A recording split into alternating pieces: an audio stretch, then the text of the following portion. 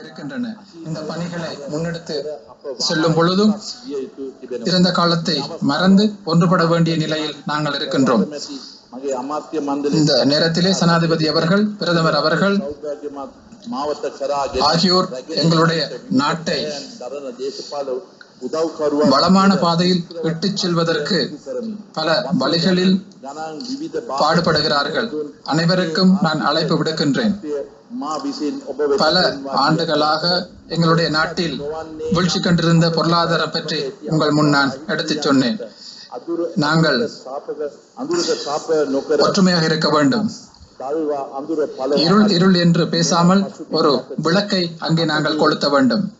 இந்த பின்னணியில் எங்களுடைய அரசாங்கத்தின் முதலாவது வரவு செலவு திட்டத்தின் முன்மொழிவுகள் பற்றி நான் கருத்து கூற விரும்புகின்றேன். இன மத பேதங்கள், வேறு வகையிலான பாரபட்சங்கள் ஆகியவற்றை ஆதாரமாக கொண்டு இலங்கை ஜனநாயக சோசலிச குடியரசு அனைத்து மக்களின் நலனுக்காக பாடுபட வேண்டும். சிறிய நடுத்தர தொழில் முயற்சிகள் சபாநாயகர் அவர்களே,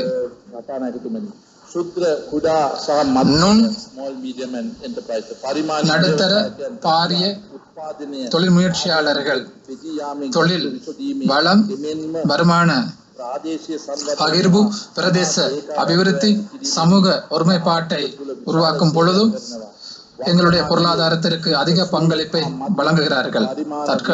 தற்காலத்தில் நுண் மத்திய பொருளாதார திட்டம் எங்களுடைய முக்கியமான திட்டமாக இருக்கின்றது. எனவே தளபாடங்கள், தகவல் தொழில்நுட்பம், பால் சார்ந்த உற்பத்திகள், வீட்டு தோட்டம், பூ கன்றுகள் வளர்ப்பு, நன்னீர் மீன்பிடித்துறை, அதே போல வீட்டு தோட்ட செய்கை போன்றவற்றை குறிப்பிடலாம். நுண் நடுத்தர தொழில் முயற்சியாளர்கள் பொருளாதாரத்திற்கு முக்கியமான பங்களிப்பை வழங்கி வருகின்றனர். எனவே கடன், மூலதன வசதிகளை பெற்றுக்கொள்வதில் இருக்கின்ற பிரச்சனைகள் இருந்து கொண்டுதான் இருக்கின்றன. எனவே இந்த தொழில் முயற்சியாளர்களின் முன்னேற்றத்தில் ஒரு பங்காளியாக மாறுவதற்கு அரசாங்கம் விரும்புகிறது. ஏற்கனவே தயாரிக்கப்பட்டுள்ள நுண் நடுத்தர பாரிய முயற்சியாளர்களுக்கான கொள்கைகள் அனைத்து பிரச்சனைகளையும் உள்ளடக்குவதாக இருக்கின்றது. எனவே நுண்நிதி கட்டுப்பாடு தொடர்பான சட்டம் ஒன்றை இந்த சபையில் கொண்டு வந்து அந்த துறையை நெறிப்படுத்துவதற்கான குழு ஒன்றை அமைக்க எதிர்பார்க்கின்றோம். அனைத்து நுண் நிதி நிறுவனங்கள் அந்த அதிகார அலகின் கீழ் வருடாந்த கட்டண அடிப்படையில் பதிவு பெற வேண்டும் என்பதை தெரிவித்துக் கொள்கின்றேன். நவம்பர் மாதம் 5ஆம் தேதி பிரதமர் முன்வைத்த கொள்கை பிரகடனத்தின்படி நுண் நடுத்தர தொழில் முயற்சியாளர்கள் எதிர்கொள்ளும் பிரச்சனைகளை ஆராய்வதற்கு ஆலோசனை குழு ஒன்றும் அமைக்கப்பட்டிருக்கின்றது.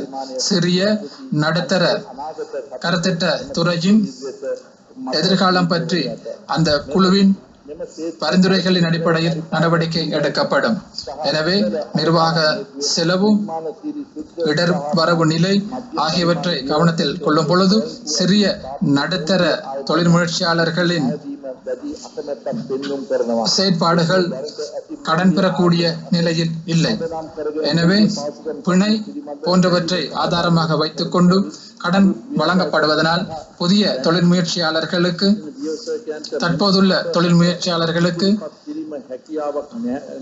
பிணை அல்லது பிணை முறைகளை வைப்பதற்கான வாய்ப்பு இல்லை என்பதை தெரிவிக்க வேண்டும். சிறிய நடுத்தர தொழில் முயற்சியாளர்களுக்கான கடன் திட்டத்தை பாதுகாக்கும் ஒரு வேலை திட்டத்தை கொண்டு வருவதற்கு 2016ஆம் ஆண்டில் 500 மில்லியன் செலவில் நிதியம் ஒன்றை உருவாக்க இருக்கின்றோம். கடன் செலுத்த முடியாத சந்தர்ப்பங்களில் 175% பிணை ஒன்று வழங்கப்படும். எனவே தொழில் முயற்சியாளர்களுக்கு நிகரான லாபமீட்ட நீண்டகால நிபந்தனைகளின் அடிப்படையில் நிதி வசதிகளை பெற்றுக்கொள்வதற்கான வாய்ப்புகள் விஸ்தரிக்கப்படும். இந்த துறையில் நிவாரண வட்டி முறையின் கீழ் நிதி பெறக்கூடிய வகையில் $100 மில்லியன் நிதியை பெற்றுக்கொள்வதற்கு எங்களால் முடிந்திருக்கின்றது. இலங்கை மத்திய வங்கி சிறிய நடுத்தர தொழில் முயற்சியாளர்களுக்கு உதவும் வகையில் நடைமுறைப்படுத்தும் சௌபாகிய கடன் திட்டம், வறுமை ஒழிப்பு திட்டம், நுண் நிதி முகாமைத்துவம் போன்ற திட்டங்கள் இணைக்கப்பட இருக்கின்றன.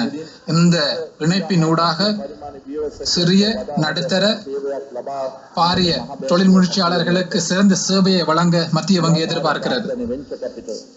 தொடக்க மூலதனம் சபாநாயகர் அவர்களே, சிறிய நடுத்தர தொழில் முயற்சியாளர்களுக்கு இன்று இருக்கின்ற பொது நிதி முறையினூடாக பிணை அவசியமாகிறது. எனவே சிறந்த எண்ணங்களை கொண்ட, சிறந்த திட்டங்களை கொண்ட தொழில் முயற்சி ஒன்றை தொடங்குவதற்கு மூலதனம் அவர்களிடத்தில் இல்லை. எனவே சிறிய நடுத்தர தொழில் முயற்சியாளர்களுக்கு தேவையான தொடக்க மூலதனத்தை வழங்குவதற்கு வங்கி காப்புறுதி, ஊழியர் சேமலாப, ஊழியர் நம்பிக்கை நிதியம் போன்றவற்றை அறிமுகம் செய்து அதற்கான ஆரம்பத்தை பெற்றுக் கொடுக்க எதிர்பார்க்கின்றோம். எனவே சர்வதேச நிதி நிறுவனங்கள் அவற்றுக்கும் அழைப்பு விடுக்கப்பட்டிருக்கின்றது. தனியார் துறையின் வர்த்தக நடவடிக்கைகளில் ஈடுபடவும் ஊக்குவிப்பு வழங்கப்பட்டிருக்கின்றது. இந்த நிதியத்தினூடாக பொறுப்பு வாய்ந்த வர்த்தக மூலதனம், தொடக்க மூலதனம் உத்தரவாதம் அளிக்கப்பட்ட வட்டி விதத்திற்கு உட்பட்டதாக இருக்கும். எனவே சிறிய நடுத்தர தொழில் முயற்சியாளர்களின் தொடக்க மூலதனம் இந்த அடிப்படையில் மேற்கொள்ளப்படும். இந்த முதலீட்டின் கீழ் நீண்டகால பெறுபர்களை பெற்றுக் கொடுப்பதை உறுதி செய்யும் வகையில் இந்த கம்பெனிகள் சிறிய நடுத்தர தொழில் முயற்சியாளர்களுக்கு தேவையான ஆலோசனை சேவைகளை, நிதி திட்டங்களை, தகவல் தொழில்நுட்ப விநியோகத்தை வழங்குவதற்கு தயாராக இருக்கின்றது. கௌரவ சபாநாயகர் அவர்களே, இந்த முறையை ஊக்குவிப்பதற்காக வருமான வரி 5 வருட காலத்திற்காக 150% குறைப்பதற்கு முன்மொழிகின்றேன். 2016ஆம் ஆண்டு ஏப்ரல் மாதம் தொடக்கம் இதனை நாங்கள் நடைமுறைப்படுத்த எதிர்பார்க்கின்றோம். சிறு மற்றும் மத்திய மட்ட கைத்தொழிலாளர்களுக்கு உதவி அளிக்கும் பொருட்டு இன்குபேட்டர், கௌரவ சபாநாயகர் அவர்களே, இன்குபேட்டர்களாக செயல்படுகின்ற சிறு கைத்தொழில் பூங்காக்கள் மொனராகலை, யாழ்ப்பாணம், வன்னி, அம்பாறை ஆகிய பிரதேசங்களிலே நிறுவுவதற்கு நான் முன்மொழிகின்றேன். இந்த பணியின் பொருட்டு பங்கேற்குமாறு தனியார் துறையை நாங்கள் ஊக்குவிக்க எதிர்பார்க்கின்றோம். இந்த துறையிலே ஊக்குவிப்புகளின் பொருட்டு லாபங்களை ஈட்டுகின்ற வருடம் தொடக்கம் 3 வருட காலப்பகுதிக்கு உரிய வரி வீதத்தை 150% வரி குறைப்பதற்கு நாங்கள் முன்மொழிகின்றோம். இதற்காக 150 மில்லியன் ரூபாவை ஒதுக்குவதற்கு நான் முன்மொழிகின்றேன். அதே போன்று சிறு மற்றும் நடுத்தர மட்ட தொழில் முயற்சியாளர்களுக்கான உற்பத்திகளை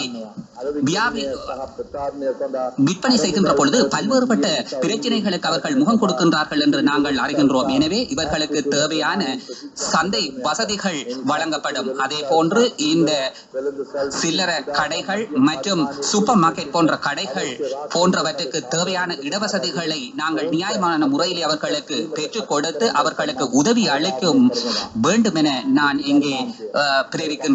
விவசாயத்துறை, கௌரவ சபாநாயகர் அவர்களே, எமது பொருளாதாரம் மற்றும் சமூக கட்டமைப்பு நமது நாட்டின் வரலாற்றினை எடுத்து பார்க்கின்ற பொழுது விவசாயத்துறையானது மிகவும் முக்கியமான துறையாக இருக்கின்றது. எமது விவசாயத்துறையானது ஏற்றுமதியை பார்க்கின்ற பொழுது $1000 மில்லியன்களாக ஏற்றுமதி இருக்கின்றது. அதே போன்று இடைத்தரகர்கள் சுரண்டல்கள் செய்தல் காரணமாக பல்வேறுபட்ட பாதிப்புகள் இந்த துறையிலே ஏற்பட்டிருக்கின்றது. விவசாயிகளுக்கு இன்னமும் சரியான விலை கிடைக்கவில்லை. எனவே எங்களுடைய நுகர்வோர் மக்களுக்கு தரத்தில் குறைவான விவசாய உற்பத்திகள் கிடைக்கின்றன. அதே போன்று அவர்கள் கூடுதலான பணத்தை அவர்களுடைய பொருட்களை கொள்வனவு செய்வதற்கு செலவிட வேண்டி இருக்கின்றது. எனவே நாங்கள் இந்த நிலைமையை நாங்கள் மாற்றி அமைக்க வேண்டும். நாங்கள் அந்த துறையை இனம் கண்டிருக்கின்றோம். எனவே நாங்கள் விரிவான கோணத்திலே இதனை நோக்க வேண்டி இருக்கின்றது. ஆகவே புதிய விவசாய கொள்கை ஒன்றை அமைத்து உருவாக்குவதற்காக எங்களுடைய புதிய அரசாங்கமானது அதற்கு தலைமைத்துவம் வகிக்கின்ற மைத்ரிபால சிறிசேன அவர்களும் கௌரவ பிரதம மந்திரி ரணில் விக்ரமசிங்க அவர்களும் இது சம்பந்தமாக கவனம் செலுத்தி இருக்கின்றார்கள். அதே போன்று பயிர்களின் பல்வகை தன்மையை நாங்கள் பார்க்கின்ற பொழுது 2016ஆம் ஆண்டு நமது நாட்டிலே சோயா, சோளன், உருளைக்கிழங்கு, வெங்காயம் போன்ற துறையை மேன்மட்டத்துக்கு கொண்டு செல்வதற்கு எங்களால் முடிந்திருக்கின்றது. 2020ஆம் ஆண்டிலே நாங்கள் ஏற்றுமதி சந்தையில் எங்களுக்கு பிரவேசிக்கக்கூடிய வாய்ப்பு எங்களுக்கு கிடைக்கக்கூடிய வகையிலே எங்களுடைய விவசாய கொள்கை தயாரிக்கப்படும். அதே போன்று இந்த துறைகளில் இருந்து அறுவடையை அதிகரிக்க செய்வதற்காக நாங்கள் நடவடிக்கை எடுக்கவிருக்கின்றோம்.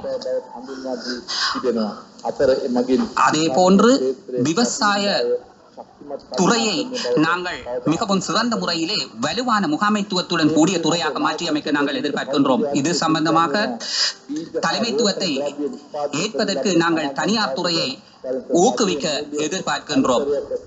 அதற்கு சிறந்த ஒரு நிதி சூழலை ஏற்படுத்துவதற்கும் நாங்கள் எதிர்பார்க்கின்றோம்.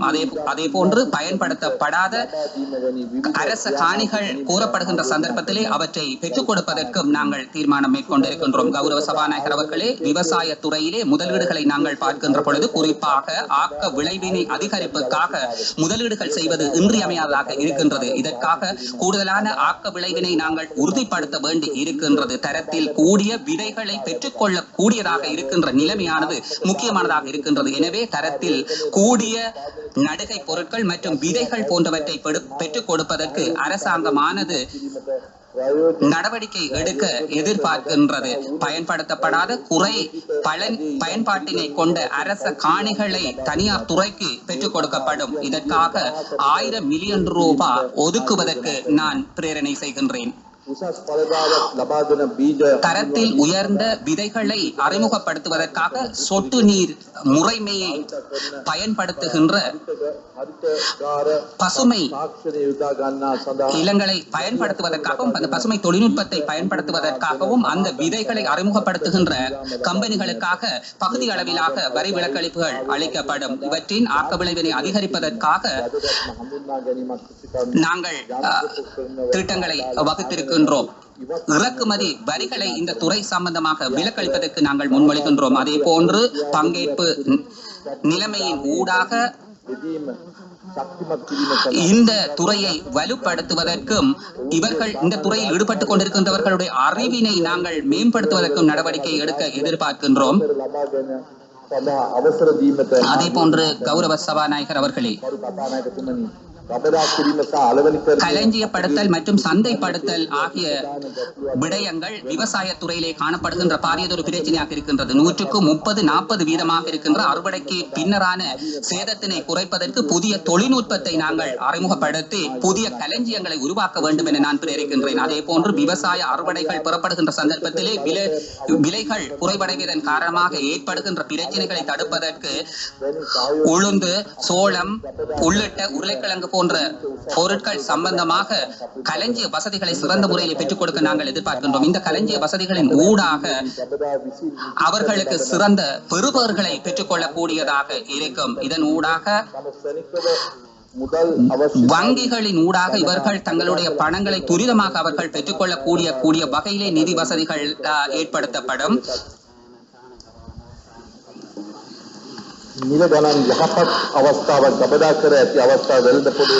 அதே போன்று சந்தையிலே சிறந்த விலைக்கு அவர்களுக்கு அவர்களுடைய பொருட்களை விற்பனை செய்வதற்கான வாய்ப்பு இந்த களஞ்சியங்களை ஏற்படுத்துவதன் மூலம் கிடைக்கும். அதே நேரத்திலே அவர்களுக்கு அவர்களுடைய விலையானது உறுதிப்படுத்தவும் படும்.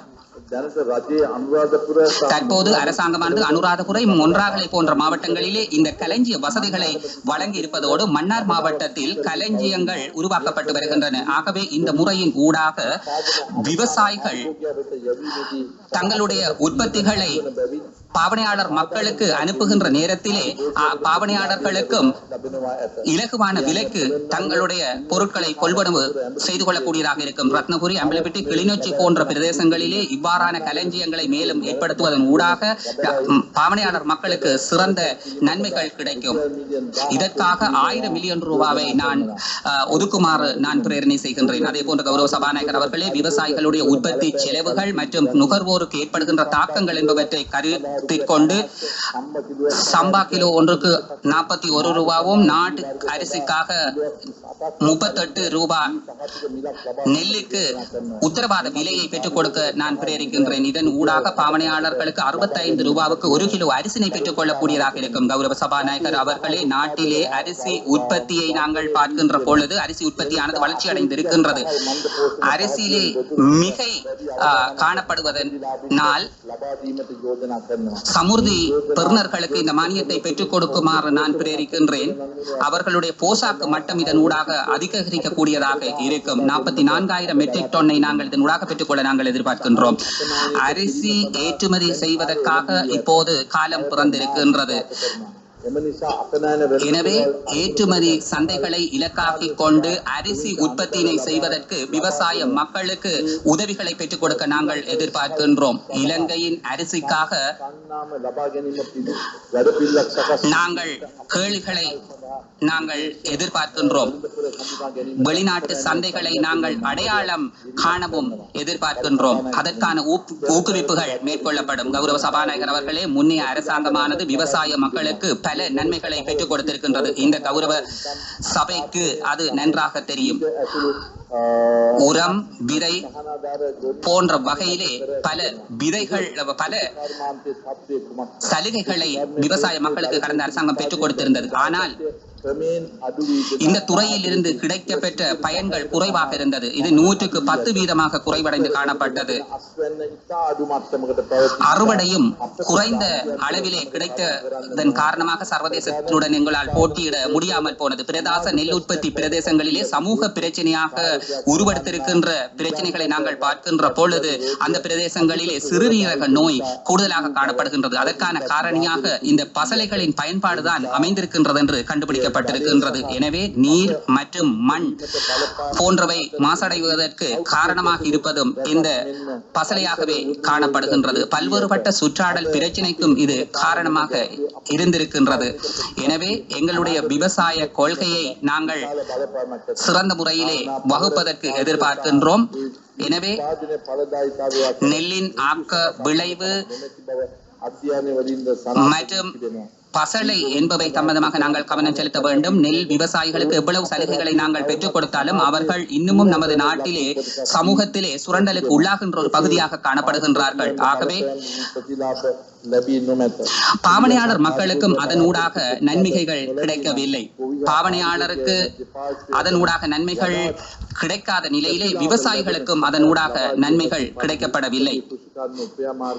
எனவே இது சம்பந்தமாக நாங்கள் எங்களுடைய விவசாய உற்பத்தி முறைகள் சம்பந்தமாகவும் அந்த உத்தி முறைகள் சம்பந்தமாகவும் நாங்கள் கவனம் செலுத்த வேண்டும். எனவே வழங்கப்படுகின்ற உர மானியமானது விவசாய அமைப்புகளின் ஊடாக ஒரு கோரிக்கை விடுக்கப்பட்டிருக்கின்றது. நெல் விவசாயிகளுக்கு மட்டும் இந்த விவசாயத்தை இந்த மானியங்களை பெற்றுக் கொடுக்க வேண்டும் என்று நான் பிரேரிக்கின்றேன். 1 ஹெக்டேர் வரை சிறு போகம் மற்றும் பெரும் போகம் ஆகிய 2 போகங்களும் அரவணைக்கப்படுகின்ற வகையிலே 25,000 ரூபாய் உச்சமட்டத்துக்கு ஏற்ற வகையிலே ஒரு மானிய தொகை வழங்கப்படும்.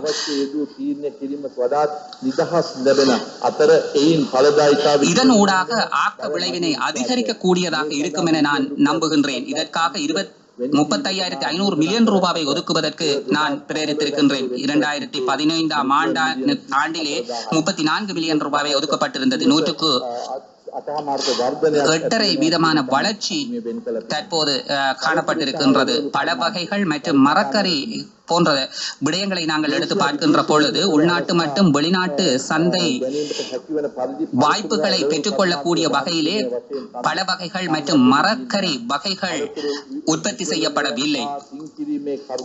பொட்டியில் அடைத்தல் துறையானது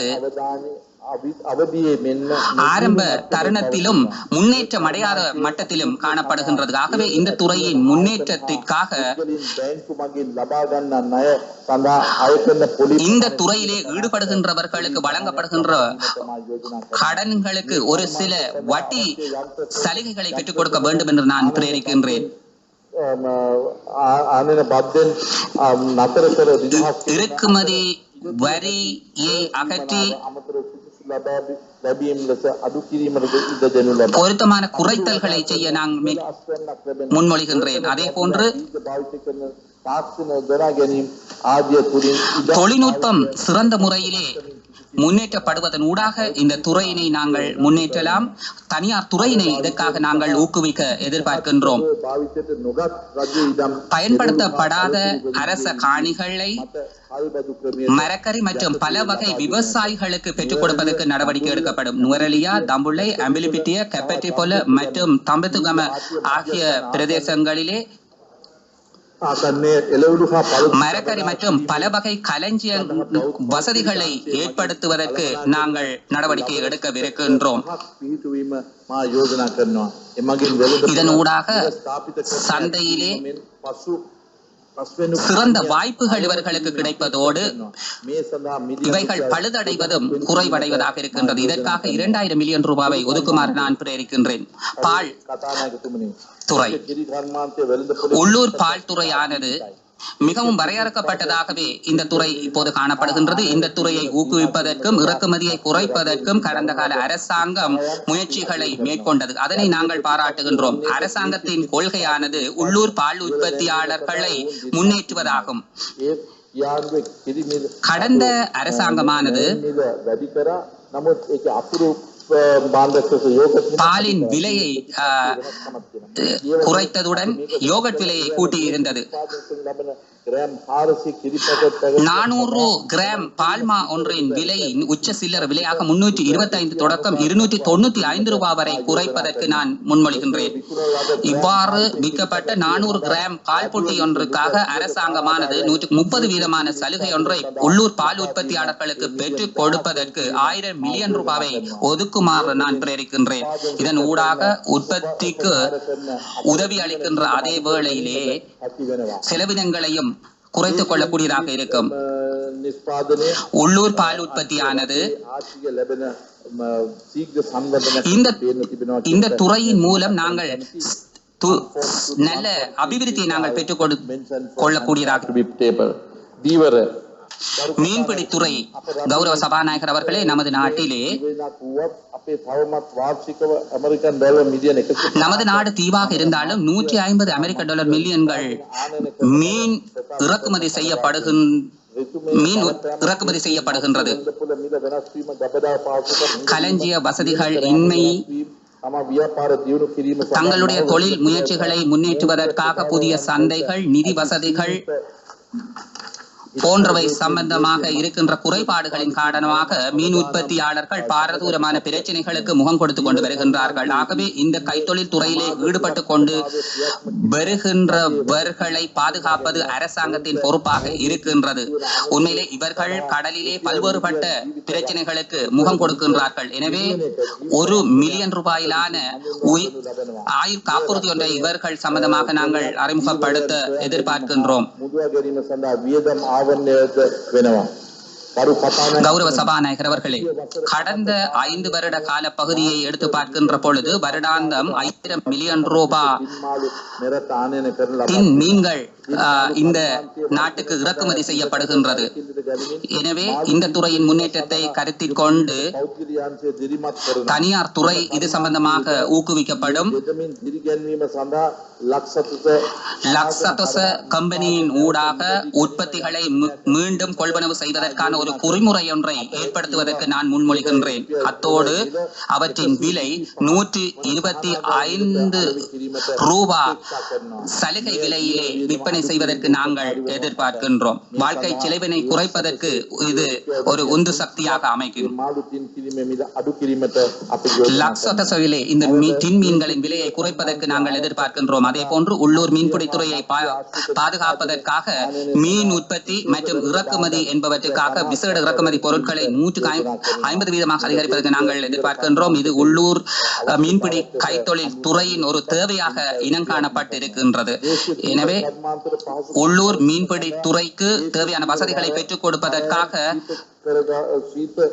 துறைமுகங்கள், குளிரூட்டி அறைகள் போன்றவற்றை கொண்ட துறைமுகங்களை அமைப்பதற்கு நாங்கள் எதிர்பார்க்கின்றோம். அதன் பிரகாரம் ஹலாவத்தை, சிலாபம், கல்முனை, வெல்வெட்டித்துறை, காரைநகர், பூர்ணவெல்ல போன்ற மீன்பிடி துறைமுகங்களை அபிவிருத்தி செய்வதற்கு 750 மில்லியன் ரூபாவை ஒதுக்குமாறு நான் பிரேரணை செய்கின்றேன்.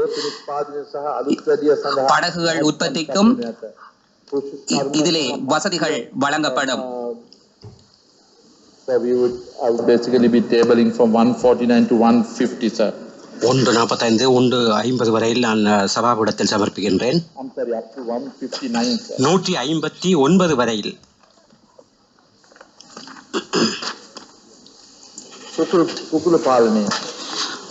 கோழி வளர்ப்பு.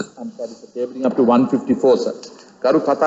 கௌரவ சபாநாயகர் அவர்களே, கோழி உற்பத்தியை நாங்கள் பார்க்கின்ற பொழுது இந்த துறையின் ஆக்க விளைவினை அதிகரிப்பதற்காக உற்பத்திக்கு தேவையான முதலீடுகளை விரிவாக்குவதற்கு நாங்கள் எதிர்பார்க்கின்றோம். இலங்கை வலயத்தினுள்ளே கோழி சம்பந்தப்பட்ட இந்த கோழிகளுக்கு ஏற்படுகின்ற நோய்களை பார்க்கின்ற பொழுது அவற்றை நிறுத்துவதற்கு நாங்கள் நடவடிக்கை எடுக்க வேண்டி இருக்கின்றது. அரசாங்கத்தினால் இது சம்பந்தமாக உச்சமட்ட சலுகைகளை பெற்றுக் கொடுக்க வேண்டி இருக்கின்றது. ஏற்றுமதி சந்தைக்கு உதவுவதற்காக சாத்தியமான எல்லாவற்றையும் இந்த அரசாங்கம் செய்து வருகின்றது. பெருந்தோட்ட கைத்தொழில் துறை கௌரவ சபாநாயகர் அவர்களே, 92ஆம் ஆண்டு ஸ்தாபிக்கப்பட்ட பிராந்திய பெருந்தோட்ட கம்பெனிகளுக்கு வழங்கப்பட்ட காலமானது ஏற்கனவே பூர்த்தி செய்துள்ளன. எனவே சகல பிராந்திய பெருந்தோட்ட கம்பெனிகளை கொழும்பு பங்கு பரிமாற்ற சந்தையில் பட்டியலிடப்பட்ட கம்பெனிகளாக மாற்றக்கூடிய வகையில், அவற்றை முகாமைத்துவம் செய்யக்கூடிய வகையில் சிறு அலகுகளாக மீட்கட்டமைப்பதன் ஊடாக புத்துணர்ச்சி ஊட்டுவதற்கான காலம் தோன்றியுள்ளது. அதே போல பிராந்திய பெருந்தோட்ட கம்பெனிகளின் காணிகளில் பல்வேறு பயிர்களை பயிரிடுவதற்காக பயன்படுத்தப்படுவதற்கான வரையறைகளை நெகிழ்வாக்குவதற்கும் நான் முன்மொழிகின்றேன். எவ்வாறாயினும் மீள் பயிற்சிகை மற்றும் நவீனமயப்படுத்தலுக்கான நீண்டகால முதலீடுகளுக்கு பிராந்திய பெருந்தோட்ட கம்பெனிகளின் அர்ப்பணிப்புகளுக்கு பிணைந்துள்ள குத்தகை காலத்தினை மீண்டும் கருத்தில் கொள்ள வேண்டிய முகாமைத்துவ கட்டணம் ஒன்றுடன் 50 வருடங்களுக்கு நீடிப்பதற்கும் பிரேரிக்கின்றேன். கட்டமைப்பு குழு நடைபெற்றுக் கொண்டிருக்கின்றது. இந்த பொருளாதார குழு இந்த சமர்ப்பின் முன்னர் அவர்கள் இது தொடர்பாக கலந்துரையாடுவார்கள். இங்கு குறிப்பிட்ட துறைகளுக்கு பணங்கள் ஒதுக்கப்படும். தேயிலை கௌரவ சபாநாயகர் அவர்களே, தேயிலையானது இலங்கையின் பிரதான ஏற்றுமதி பயிராக இன்னும் காணப்பட்டாலும் கூட அதன் பெறுமதி பெருமானம் எதிர்பார்க்கப்பட்ட மட்டத்தை அடையக்கூடிய அளவுக்கு போதுமானதாக இல்லை. இக்கைத்தொழிலானது தற்போது சர்வதேச சந்தையில் அதிக அளவிலான பின்னடைவு ஒன்றுக்கு முகம் கொடுத்துள்ளது. இது சிறிய மற்றும் நடுத்தர அளவிலான தேயிலை பயிரிடுவோரின் மீது தாக்கத்தை ஏற்படுத்தியுள்ளது. எனவே இப்பிரச்சனைகளை தீர்ப்பதற்கு அரச மற்றும் தனியார் துறையை உள்ளடக்கிய செயற்குழு ஒன்றை நியமிப்பதற்கு நான் முன்மொழிகின்றேன். தேயிலை தூளாக்கல் இலங்கை உலகின் பிரதான தேயிலை உற்பத்தியாளராக உள்ள போதிலும் பெறுமதி சேர்க்கையை பொறுத்தவரை துபாய் போன்ற சந்தைகளை இழந்துள்ளது. கடந்த சில மாதங்களுள் தேயிலை கைத்தொழில் நிறுவனங்களினால் இலங்கைக்கு தேயிலை இறக்குமதிகளை நெகிழ்வாக்குவதற்கான உறுதியான ஒரு வேண்டுகோள் சமர்ப்பிக்கப்பட்டுள்ளது. எனவே இலங்கை தேயிலைக்கான கேந்திரஸ்தலமாக தேயிலை கலப்பினை மேற்கொள்ளுதல் போன்ற நடவடிக்கைகளின் ஊடாக சேர்க்கப்படும் பெறுமதியினை அதிகரிக்கும் நோக்குடனும் விருத்தி செய்வதற்கான நோக்குடனும் இலங்கை தேயிலைக்கு இறக்குமதி செய்வதற்கான ஒழுங்குமுறை சட்டத்துக்குள் இறுக்கமாக்க முன்மொழிகின்றேன். இதன் மூலம் சிலோன் டீ எனும் இலச்சினை பெயர் மாறாது வைத்திருப்பதற்காக பெயரிடுவதனை கட்டாயப்படுத்துகின்றேன். கௌரவ சபாநாயகர் அவர்களே, இரப்பர் கைத்தொழில்துறை கௌரவ சபாநாயகர் அவர்களே, இரப்பர் துறை தொடர்பான சாத்தியவள ஆய்வுகளை மேற்கொள்வதற்காக இரப்பர் துறையுடன் தொடர்புடைய பங்குதாரர்கள் மற்றும் பெருந்தோட்ட கைத்தொழில்கள் அமைச்சு ஒன்றிணைந்து பிரதான திட்டம் ஒன்று தயாரிக்கப்பட்டுள்ளது. இந்நோக்கத்திற்காக அரசாங்கத்தினால் தொழில்நுட்ப உதவியும் பெற்றுக் கொள்ளப்பட்டுள்ளது. இத்திட்டத்தின் ஊடாக இத்துறையினால் முகம் கொடுக்கப்படும் பல்வேறுபட்ட பிரச்சனைகளுக்கு தீர்வு வழங்கப்படுவதோடு எதிர்காலத்தில் மேற்கொள்ளப்பட வேண்டிய செயற்பாடுகளையும் இனங்கண்டுள்ளது.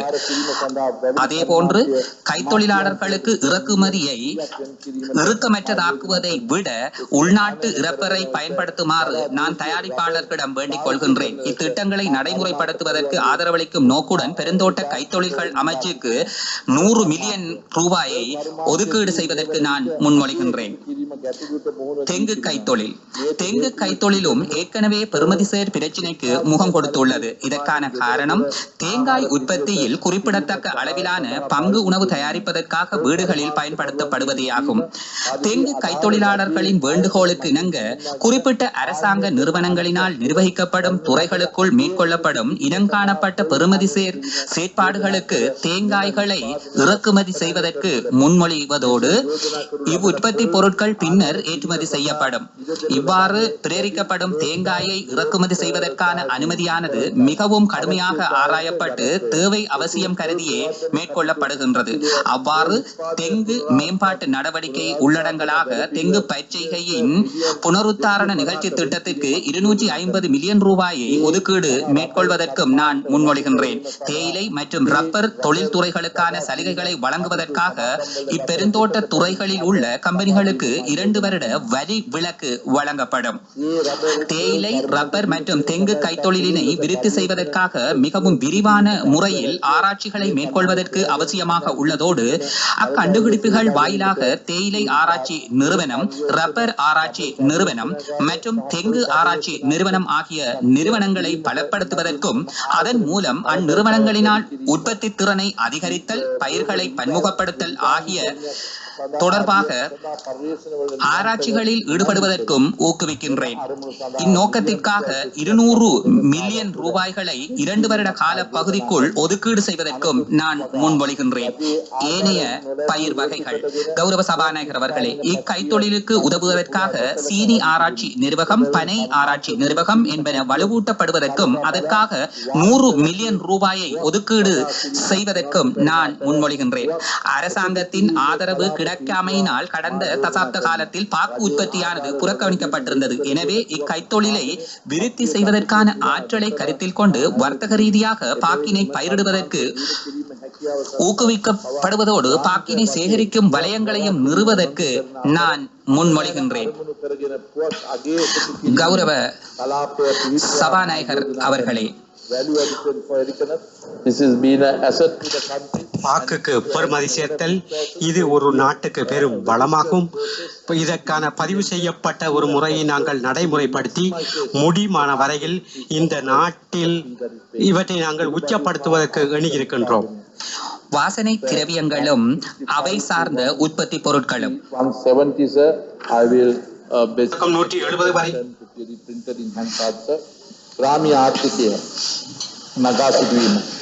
கிராமிய பொருளாதாரத்தை முன்னேற்றுதல். கௌரவ சபாநாயகர் அவர்களே, எங்களுடைய தேசிய பொருளாதாரத்தின் முக்கியமான விடயம் பொருளாதாரத்தை கட்டியெழுப்புவதாகும். இதற்காக கிராமிய பொருளாதார நிலையங்களாக செயற்படுகின்ற கொத்தனி கிராமங்கள் அபிவிருத்தி செய்யப்பட்டிருக்கின்றது. இதன் பிரகாரம் கிராமிய மக்களுடைய வாழ்வாதாரத்தை முன்னேற்றுவதற்கு தேவையான வசதிகளை வழங்குகின்ற நோக்குடன் இந்த கிராமங்களிலே பொது வசதிகளை அபிவிருத்தி செய்வதற்கும் வாழ்வாதார அபிவிருத்திக்குமான கருத்திட்டங்கள் உருவாக்கப்படும். விவசாயிகளுக்கு அங்கத்துவம் பெறக்கூடிய வகையிலே பாரிய அளவிலான விவசாய மற்றும் கிராமிய பொருளாதார துறையை அபிவிருத்தி செய்வதற்கான திட்டங்கள் வகுக்கப்பட்டிருக்கின்றன. இந்த கிராமிய பொருளாதாரத்தை கட்டியெழுப்புவதற்கான நிகழ்ச்சி திட்டத்தின் பொருட்டு ஒரு கிராமத்திற்கு 1500 மில்லியன் ரூபாய் வீதம் ஒதுக்குவதற்கு நான் முன்மொழிகின்றேன். இதற்காக செலவாகும் மொத்த தொகையானது 21,000 மில்லியன் ரூபாய்களாகும். அதாவது சகர கிராம சேவர் பிரிவுகளுக்கும் 1500 மில்லியன் ரூபாய் வீதம் இதன் மூலம் கிடைக்கும் என்பதை இச்சந்தர்ப்பத்திலே நான் நினைவு கூற விரும்புகின்றேன். அதே போல வவுனியாவிலே புதிய பொருளாதார வலயம் ஒன்றினையும் ஸ்தாபிப்பதற்கு முன்மொழிவதோடு அதற்காக கிராமிய பொருளாதார அலுவல்கள் அமைச்சுக்கு 200 மில்லியன்களை ஒதுக்குவதற்கும் நான் முன்மொழிகின்றேன். கௌரவ சபாநாயகர் அவர்களே, எமது பொருளாதாரத்தில் வாழ்வாதாரத்தை வழங்குவதில் கிராமிய விவசாயம் வலிமையான பங்கினை வகிக்கின்றது. அவர்களுடைய நீர்ப்பாசன தேவைகளை பூர்த்தி செய்பவையான சிறிய குளங்கள் மற்றும் நீர்ப்பாசன கால்வாய்களை புனரமைப்பதற்கான உடனடி தேவை எழுந்துள்ளது. எனவே சிறிய குளங்கள் மற்றும் கால்வாய்களை புனரமைப்பு செய்து கிராமிய பொருளாதாரத்திற்கு ஆதரவளிப்பதற்காக 2000 மில்லியனை ஒதுக்குவதற்கு நான் முன்மொழிகின்றேன். தேசிய சுற்றாடல் பாதுகாப்பு நிகழ்ச்சி திட்டம். கௌரவ சபாநாயகர் அவர்களே, அனைத்து உயிர்கள் மீதும் மேற்கொள்ளப்படும் தாக்கத்தினை கருத்தில் கொண்டு அதிமேதகு ஜனாதிபதி அவர்களினால் 3 ஆண்டுகளுக்கான தேசிய சுற்றாடல் பாதுகாப்பு நிகழ்ச்சி திட்டம் ஒன்று ஆரம்பிக்கப்பட்டுள்ளது. இந்நிகழ்ச்சி திட்டத்தின் மூலம் எதிர்பார்க்கப்படும் பிரதான செயற்பாடுகளுக்குள் வன வளங்களை பாதுகாத்தலும் அபிவிருத்தி செய்தலும் சுற்றாடல் மாசுபாடுகளை கட்டுப்படுத்தலும் நிலையான நில முகாமைத்துவம் உயிர் வளங்களின் பாதுகாப்பு போன்றனவும் உள்ளடங்குகின்றன. இந்நடவடிக்கைகளுக்காக 2000 மில்லியன்களை ஒதுக்கீடு செய்வதற்கு நான் முன்மொழிகின்றேன். கௌரவ சபாநாயகர் அவர்களே, இலங்கையில் நூற்றுக்கணக்கான தாவர இனங்களும் விலங்குகளும் உள்ளதோடு அவற்றை இலங்கையுடன் சமமான பரப்புள்ள நாடுகளுடன் ஒப்பிடுகையில் அவை ஏனைய நாடுகளிடம் இல்லாத அளவிற்கு விசேடத்துவம் நிறைந்தவைகளாக விளங்குகின்றன. ஆயினும் மனித நடவடிக்கைகளும் திறனற்ற முகாமைத்துவ நடைமுறைகளும் இவ்வுயிர்களுக்கு அச்சுறுத்தல்களை ஏற்படுத்தக்கூடியதாக அமைந்துள்ளன. எனவே வன விலங்குகளை பாதுகாப்பதனையும் மனித யானை மோதலுக்கு தீர்வு காண்பதனையும் குறிக்கோளாக கொண்ட நிகழ்ச்சி திட்டத்திற்கு 3 வருட கால பகுதிக்குள் பயன்படுத்தக்கூடிய வகையில் 4000 மில்லியன்களை ஒதுக்கீடு செய்வதற்கு நான் முன்மொழிகின்றேன். அலங்கார மீன் வளர்ப்பு கைத்தொழில். கௌரவ சபாநாயகர் அவர்களே, நாம் முன்னோடிகளாக விளங்கும் அலங்கார மீன் வளர்ப்பு கைத்தொழிலை பாரிய அளவில் அபிவிருத்தி செய்வதற்கான சாத்தியக்கூறுகள் காணப்படுகின்றன.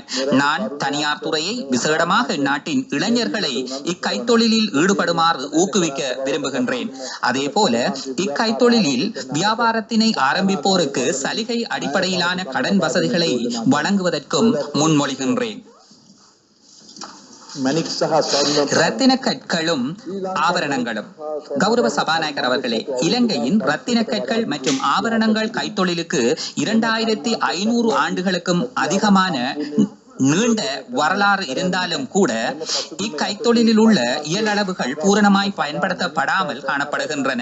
இப்பின்னணியின் கீழ் இக்கைத்தொழிலை விருத்தி செய்வதற்காக அரச இரத்தின கற்கள் மற்றும் ஆபரணங்கள் பயிற்சி நிறுவனத்தினால் பயிலுனர்களும் பயிற்றுவிப்பாளர்களுக்குமான பயிற்சி பாடநெறிகளை தற்போதைய கேள்விகளுக்கு பொருந்தக்கூடிய வகையில் தரம் உயர்த்துவதற்கு நான் முன்மொழிகின்றேன். இந்நிறுவனங்களில் இணைந்துள்ள பயிற்றுவிப்பாளர்களுக்கு இரத்தின கற்கள் மற்றும் ஆபரணங்களுடன் தொடர்புடைய நடவடிக்கைகளிலான வெளிநாட்டு அனுபவங்கள் வழங்கப்படும். அதே வேளை இப்பாடநெறிகளை தொடரும் மாணவர்களுக்கு இப்பாடநெறிகளை வெற்றிகரமாக தொடர்வதற்காக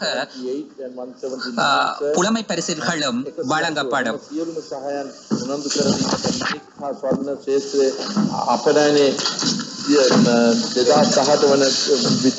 மானியக்கால் ஏற்றுமதியை 2018ஆம் ஆண்டு அளவில் ரத்தின கற்கள் மற்றும் ஆபரணங்கள் ஏற்றுமதி துறையை $2 பில்லியன் அமெரிக்க அடைவதற்கு நாம் எதிர்பார்க்கின்றோம்.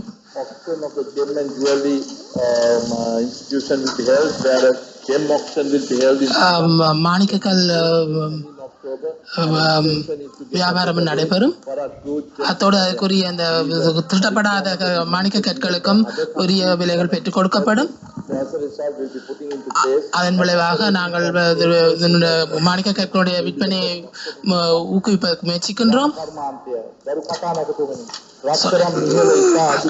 கௌரவ சபாநாயகர் அவர்களே, தங்க ஆபரண கைத்தொழில் துறை விரைவான நடவடிக்கையை முக்கியமாக தங்கத்தின் விலை தொடர்பாக எதிர்பார்க்கின்றது. இதனால் நாம் அதன் மீது வரி விதிப்பது பொருத்தமல்ல. இறக்குமதி வரி விதிக்காது. தங்கம் ஏற்றுமதிக்காக 50 இறக்குமதி வரி சலுகையுடன் அனுமதி பத்திரங்கள் வழங்கும் திட்டம் ஒன்று முன்னெடுக்க பரிந்துரைக்கின்றேன். இந்த அனுமதி பத்திரத்தின் மூலம் இறக்குமதி செய்வதற்கு நடவடிக்கை எடுக்கலாம். இவ்வாறான அனுமதி பத்திரங்கள் இன்றி எந்த ஒருவரும் தங்கம் சம்பந்தமான வியாபாரங்களில் ஈடுபட இடமளிக்கப்பட மாட்டாது. கௌரவ சபாநாயகர் அவர்களே, ஆரம்ப கைத்தொழில்கள் இதிலும் பல்வேறு பிரச்சனைகள் இருக்கின்றன. இதனால் விலை ஏற்றத்தாழ்வுகள் ஏற்படுகின்றன. எனவே இந்த சவால்களை எதிர்கொள்வதற்கான உபாய முறைகளை கண்டறிவதற்காக அதற்கான ஒரு முதன்மை கைத்தொழில் சபை ஒன்றினை நிறுவுவதற்கு நான் முன்மொழிகின்றேன். கௌரவ பிரதமரின் பிரேரணையில் குறிப்பிடப்பட்டுள்ளவாறு விசேடமான மீன்பிடி ஏற்றுமதி வலயங்கள் உருவாக்கப்படும். இவ்வாறான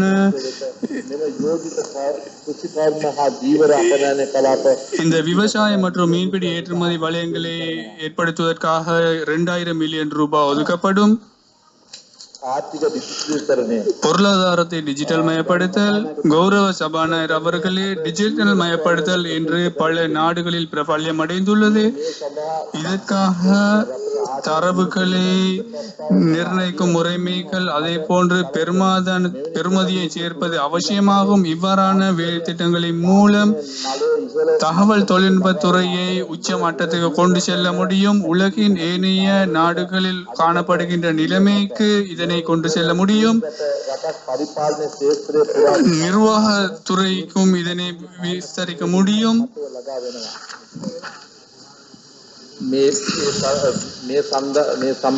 இது சம்பந்தமாக 184, 185, 186 வரை நான் சபாபீடத்தில் முன்வைப்பதற்காக உங்களின் அங்கீகாரத்தை கோருகின்றேன். அதற்கமைய 2018ஆம் ஆண்டின் இறுதியில் பிரதேச செயலகங்கள், மாகாண சபைகள், பிரதேச சபைகள், தபால் நிலையங்கள், போலீஸ் நிலையங்கள் உள்ளடங்கலாக அனைத்து அரசு கட்டடங்களையும் இலத்திரனியல் ரீதியாக இணைக்கப்படும். இதன் மூலம் அவர்களின் வேலைகளில் 70% இணையதளத்தின் ஊடாக மேற்கொள்ள வாய்ப்பு கிடைக்கும். கௌரவ சபாநாயகர் அவர்களே, டிஜிட்டல் அடிப்படையிலான ஒரு அடையாள அட்டையை வழங்கவும் நான் முன்மொழிகின்றேன். அதற்கான ஆரம்ப நடவடிக்கைகள் மேற்கொள்ளப்படும். இது தேசிய எண்ணியல் அடையாள அட்டை என குறிப்பிடப்படும். இந்த வரசத்தின் முக்கியமான நோக்கமாக இந்த விடயம் அமைகின்றது. தேசிய டிஜிட்டல் முறையும் அடையாள அட்டையில அறிமுகப்படுத்தப்படும். புதிய முறைமையானது நேரம் பெறும் பொழுது அது அறிமுகப்படுத்தப்படும். மேலதிக செலவுகள் தொடர்பாகவும் நாங்கள் சமாளிப்ப ஆயத்தமாக இருக்கின்றோம். தேவையில்லாத விடயங்களை நாங்கள் தவிர்த்துக் கொண்டு இதுக்குரிய செலவினங்களை நாங்கள் எதிர்கொள்வோம். எமது டிஜிட்டல் உபாய முறையானது தேசிய கொடுப்பனவு தளம் ஒன்றினை அறிமுகப்படுத்துவதை உள்ளடக்குவதோடு இதன் மூலம் தேசிய டிஜிட்டல் அடையாள அட்டையினை பயன்படுத்துவதன் மூலம் அனைத்து விடயங்களுக்கும் இதனை தான் பயன்படுத்த முடியும். இந்த பிளாட்ஃபார்மின் ஊடாக அனைத்து வங்கிகள் சம்பந்தமான துறைகளையும் அடிப்படையாக கொண்டு நடவடிக்கை மேற்கொள்ளப்படும். இது நாட்டினுடைய ஒவ்வொரு பகுதியிலும் இந்த வங்கி வேலைமைப்பான சேர்த்துள்ளதாக அமையும். இது இந்தியாவில் மிகவும் வெற்றிகரமாக நடைமுறைப்படுத்தப்பட்டுள்ளது. ஆகவே அதனுடைய உதவியுடன் ஐக்கானுடைய நிறுவனத்துடன் நாங்கள் இந்த வேலையமைப்பை ஏற்படுத்த உள்ளோம். உண்மையிலே மிகவும் ஒரு சிறந்த விடயமாகும்.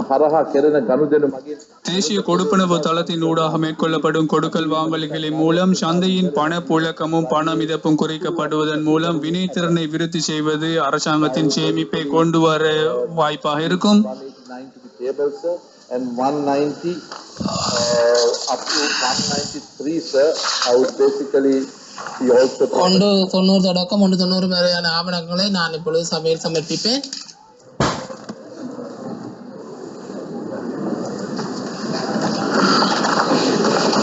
investment promotions.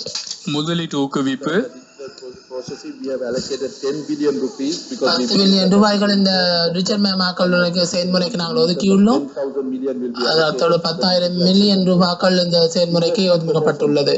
Honorable Speaker, கௌரவசமானவர்களே, 2014 was only $1.7 billion, which is certainly below. கௌரவசமானவர்களே, 2014ஆம் ஆண்டில் உள்நாட்டு நிதிமோடு ஐக்கிய அமெரிக்க டாலர் 1.7 பில்லியனாக இருப்பதோடு சந்தேகத்துக்கிடமின்றி விலையத்தின் சமமான நாடுகளுடன் ஒப்பிடுகையில் குறைந்த பெறுமதியை கொண்டுள்ளது. கடந்த சில மாதங்களாக நமது நாட்டு முதலீடு போக்கானது ஆரம்பத்தில் உள்ளது. தற்போது நமது முதலீட்டு கட்டமைப்பை அபிவிருத்தி செய்வதற்கும் அரசின் பரப்புக்கும் வாய் ரீதியான வரைபடத்தை தயாரிக்கும் நடவடிக்கையில் ஈடுபட்டிருக்கின்றோம். And to view to improve the operation efficiency and இம்முயற்சியில் நமது அரசாங்கம் செயற்பட்டு வினைத்திறனை விருத்தி செய்தல் மற்றும் முதலீடுகள் வசூலித்தல் போன்ற இன்னொரு நோக்கங்களுடன் முதலீட்டு சபை, ஏற்றுமதி அபிவிருத்தி சபை மற்றும் இலங்கை சுற்றுலா அபிவிருத்தி சபை ஆகியவற்றை மீள்கட்டமைக்க உள்ளது. மீள்கட்டமைப்பு செய்முறையானது முடிவுறும் வரை அபிவிருத்திக்கான நிறுவனம் என்ற பெயரில் கீழ் ஒரு நிறுவனம் ஸ்தாபிக்கப்படும். global value chain manages different raw material and competencies of different countries successfully. புதிய ஒரு வர்த்தக போட்டி தலைமைகள் இலங்கையின் உள்நாட்டு மற்றும் உலகளாவிய முதலீட்டாளர்களுடன் இணைக்க வேண்டிய தேவை ஏற்பட்டுள்ளது. இன்று உலகளாவிய மற்ற உற்பத்தி பொருட்களுக்கு பெருமை சேர்க்கப்படுகின்றது. உலகளாவிய பெருமை மூலம் பல்வேறு நலன் மூலம் Statement made by Honorable Prime Minister. கௌரவ சபாநாயகர்களே, நான் ஏற்கனவே எமது கௌரவ பிரதமர் அவர்கள் நான் பாராளுமன்றத்தில் முன்வைக்கப்பட்ட கூட்டின் பிரகாரம் நாட்டு முதலீட்டு சூழ்நிலையை விருத்தி செய்வதற்கும் அவசியமான சட்டங்கள் ஏற்கனவே வரையப்பட்டு வருகின்றன. நல்லாட்சிக்கு நமது அர்ப்பணிப்புகள் காரணமாக பிரதான மூட்டாளர் நாட்டின் முதலீடு செய்வதற்கு மிகுந்த ஆர்வத்தை காட்டுகின்றனர். Which has potential for investments over 2 billion. 2 பில்லியன்களுக்கு அதிகமான முதலீடு இருக்கக்கூடிய விசேட துறைகளை பின்னந்துறைகளை நாங்கள் எண்ணெய் சுத்திகரிப்பு, புத்தாக்க சக்தி, ஒன்றிணைக்கப்பட்ட மோட்டார் வாகனங்கள் தயாரிப்பு, பிராந்தியத்துக்கான உருக்கு பாலங்கள் தயாரிப்பு, உரம், ட்ரிபிள் சூப்பர் பாஸ்பேட் தயாரிப்பு, செயற்கைக்கோள் தொழில்நுட்பம், விமானங்களின் திருத்தங்கள் மற்றும் தொடர்பு ஒன்றிணைந்த சீனிக்கத்திறன் போன்றவை இன்னொரு என்ன விடயங்கள். இந்நிலைமையில் முதலீடுகள் கவர்வதற்குள்ள சில தடைகள் பின் வருமாறு வெளிநாட்டவர்களுக்கு காணிய குத்தம் legislation that approvals to this country would be obtained in 50 days and less. You can come and either get yes or no application in 50 days. Even now the minister is already enhancing and getting things quicker, but I think the legislation will help to ensure that it will be one of the quickest places to get investments in the world, and that is what we will pursue. I propose to remove the tax imposed on leasing of land to foreigners and also to consider removal of all restrictions on ownership of identified investments imposed through the Land Restrictions on Alienation Act, which has been an impediment for attracting investment to the country. Exchange controls have been a key point of contention in this attracting investment. As such, I propose to repeal the present archaic and draconian Exchange Control Act and introduce an investor-friendly foreign exchange management bill which would help to attract foreign flows from the SAARC countries and world at large. In order to promote foreign investment inflows, the income from dividends on investments made by non-citizens and foreign company listed shares through inward remittances will be exempted from income tax. The Agency for Development, which will replace the BOI, will ensure that applications for foreign investment completed, as I said, in 50 days. This will certainly be a game changer in promoting investment. I know the Minister of Strategic Investments is already having abundance of applications that have come in, and I guess a statement from this House on the budget process would certainly expedite more investments coming into his ministry. Honourable Speaker, the existing export processing zones, EPS, are badly in need of facelift. We are to retain and attract more investment. I therefore propose to entrust the management of these zones to private sector management companies with the necessary skills. The BUI will only actively engage in setting up new export processing zones, and once they are in operation, the management of the new zones will also be vested with the private sector management. The guidance supervisory by the Board of Investments, and thereafter the company that are operating will be running it for their own goodness. Highly environmentally sensitive industries will be facilitated operate in specially designated areas such as Putlam, Hambantota and Kilinochi. Government lands and investment related tax concessions will be provided to investors who invest in lagging regions of the country.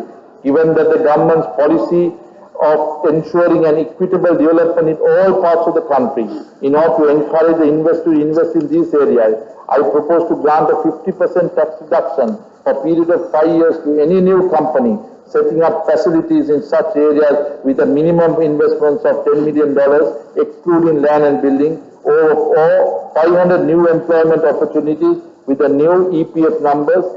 This period will extend to 8 years if the number of employees exceeds 800. Various other concessionary provisions which are in existence will become redundant with this new concession. Lubricant. Presently, the lubricant market is managed only by few companies. Hence, I propose to liberalize the lubricant market and encourage the companies to venture into more value-added products with high investment. Further, I propose to remove the lubricants from the BOI negative list. Bitumen. I also propose to liberalize the bitumen market so as to enable expeditious rehabilitation, reconstruction roads and expressways. I encourage the expansions of modernization of existing business by investing in machinery and based on creations of new employment. The profits from such expansions will be subject to a half tax rate for 3 years. I also encourage the existing companies, the existing companies that are there who wants to expand. We give them a window of opportunity for 1 year. They can expand themselves in capital nature so that they will be able to increase employment, make it more competitive, especially for companies that are small and medium who want to venture bigger, that they will also be given a 1 year window of opportunity to bring their investments in, specify to the BOI, and they will get the benefits that are there, sir. I encourage the modernization of existing business entities as mentioned. Honorable Speaker, we wish to review make necessary the revision to revival of underperforming enterprises and underutilized assets Act 43 of 2011, which were introduced by the previous government where many investors were harassed. I would like to emphasize that this government will not undertake such undesirable, politically biased activities. Instead, we will bring in new laws to protect local and global investors. The Strategic Development Project Act will be continued to be effective for existing companies that will avail the concessions under the last government. For new investments instead of Strategic Development Project Act, the new Investment Act will be enacted. Honorable Sir, I propose to extend the tax incentive to these private sector companies who wish to invest in a mixed development project that will have significant impact on the landscape of this country. However, those companies that have already applied for the concession will be made privy to the same in the interim period pending new legislation. However, Speaker, we impose super gain taxes and many companies complied. This was imposed as a one-off tax. Therefore, I wish to inform this House that there will be no such super gains tax in future, but I thank those companies for coming forward at the hour of need within 28 days that we had to ensure to give us certain political things that we promised, and those things had to be given. The monies were paid. So we thank those companies for coming forward on a one-off and able to help the government in executing certain government policies. Inward remittances and investment flows. Honorable Speaker, our laws are archaic. We are being left out owing to our own inward policies. The environment that prevailed in the last decade with lawlessness, corruption, lack of good governance was an anathema for the operation of business in this country. With the change of regime, the environment has become conducive for business. Now there is a political stability and good governance. And many have indicated the interest to bring in funds to the country. To give them additional comfort, I propose to engage the international agencies that can provide insurance to ensure security of the investment and inward remittances. Also, I urge Sri Lankans who have kept their money outside the country due to various reasons to bring such monies to the motherland, contribute to the development of the economy. Further, in line with the liberalization of exchange control, I propose to abolish the Securities Investment Account SIA, through for which the foreign investments have been requested to channel their investments to the country.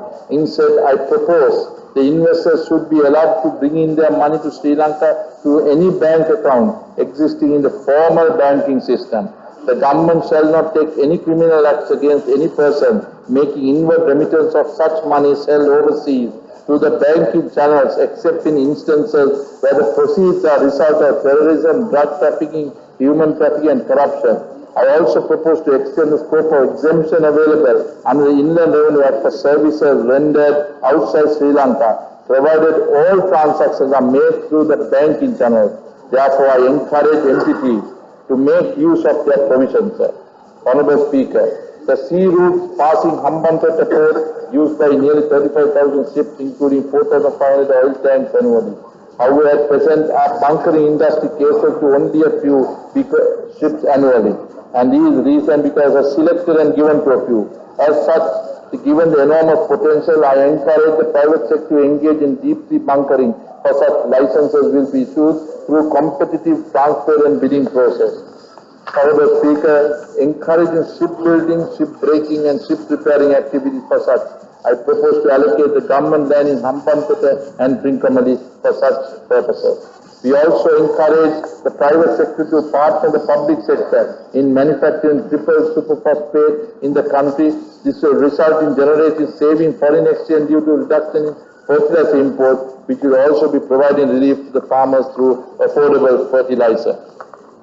This is also there for any company wanting to come in with their technology. It is an opportunity so that it can be a thriving business here owing to the magnitude of fertilizers that is bought in the country. Export promotion. Honorable Speaker, in spite of the rhetoric to improve export, the last decade was the lost decade of export for the country. The government's short-sighted policies result in loss of markets, whereby the country saw substantially high trade deficits. Sri Lanka's merchandise export to share of GDP has declined from 33.3% in 2000 to 14% in 2014, while Sri Lanka's share in the global export market also has shrunk from 0.09% to 0.06% during the same period, reflecting requirements for further measures to exploit its potential and to improve its relative position through export diversification and bilateral regional trading agreements. Given that sustained export growth is crucial for external sector stability, overall economic growth and development of Sri Lanka, we propose to take several key measures to be as follows. A high-level body would take who can take policy decisions and clear bottlenecks will be formed to ensure successful implementation of effective monitoring of export strategy of the country. Therefore, an Export Development Council of Ministers as statuted at the moment, chaired by His Excellency the President as mandated by statute, comprising of the Prime Minister and other relevant ministers will be appointed. This will synergize the strength of all stakeholders involved in the export promotion, development facilitation by removing the duplication of work among institutions, ensuring that regular monitoring progress, taking corrective action effectively, moving towards the achievement of medium long-term exports. It should be mentioned that the Export Development of Councils had not met for 11 years in the last administration. That was the breach of acts that have been taking place, where he mandated by the Export Development Council that the head of state must chair at least one meeting. For 11 years it has not been held. So it will be put into place from the next year 2016 itself, sir. Honorable Speaker, Sri Lanka must now graduate from an inward-looking strategy to an outward-looking strategy. Our local industries from banking, construction to education, etc. have capacity to reach out into new markets beyond the boundaries of our country. Therefore, I propose to set up an export-import bank to facilitate the tapping of such opportunities. With the initial capital of 25 billion subscribed jointly by government and the industry. And as such, I propose to allocate 50 million as seed capital, being the contribution for government. Exim Bank will be operational from 1st of April 2016. It will also be envisaged to list the company in the Colombo Stock Exchange. I am glad to note that the local private sector companies have expanded overseas, especially in areas related to electricity generation, as such as Ceylon Electric Board 2 is engaged in seeking opportunity overseas for generation, transmission and distribution. Already many local companies have expanded their opportunities and operations into areas like Bangladesh, Uganda, Tanzania for electricity related projects. We all know that Sri Lankan embassies can play a pivotal role in export promotion. Therefore, I propose to strengthen the commercial section of our diplomatic missions abroad. I also propose to mandatory for commercial sections of Sri Lankan diplomatic missions to provide a market guide and provide services of interest to local business periodically which will be made available on websites of the Department of Commerce of Export Development Board. Further, sir, the Export Development Board will be strengthened to enhance export promotion activities, and I also propose the EDB should actively be engaged in exploring new markets for Sri Lankan export, carried out for extensive brand promotion, particularly for IT, spices, gem and jewelry, to find new markets. I also propose that Sri Lanka Export Credit Insurance Company must expand and enhance the export insurance coverage scheme, enabling our exporters to access new markets. In particular, they should work towards providing necessary support to small and medium exporting and have the immense potential to enter into the international markets. Official research. Honorable Speaker, when our administration took over in 2015 January, we had an inherited overvalued rupee, largely due to the mismanagement of the previous government, which eroded the competitiveness of our exports, who suffered the most. During this same period, large economies were devaluing their currencies, including China, India, Singapore, to meet the challenges of the global economy. Our government, which faced the identical situation in 2001, was successful in realigning the rupee. Our administration is running by professionals, and such we will ensure that the exchange rate will not be mismanaged, but we are allowed to decide on fundamentals. Honorable Speaker, it is found that exporters are keeping around 30% or $3 billion of their export earnings outside Sri Lanka. Our government, through the budget, has given many incentives to exporters, and our commitment to ensuring a fair and transparent business environment in itself should make our business happy. It is time that they reciprocated. They must deliver now. Given that we have now entered into flexible exchange rate policy, I see no reason why they should be having any excuse for exporters not to bring in their foreign funds back to Sri Lanka. Therefore, I urge all Sri Lankan exporters to remit their export proceeds in full with immediate effect.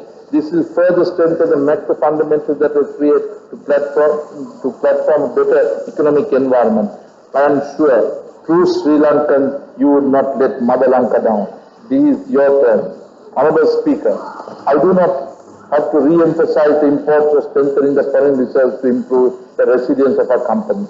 With the enhanced inflows generated from exports of goods and services, investment inflows, I expect the official reserves of the country will increase to $10 billion by end of June 2016. International trade. Honorable Speaker, for existing imports and export control acts has created license regime has no teeth to control us being dumping ground for substandard goods. As such, I propose to introduce a new legislation replacing the existing act that will create an improved level playing field for domestic industry, ensuring a more efficient export control system in the country.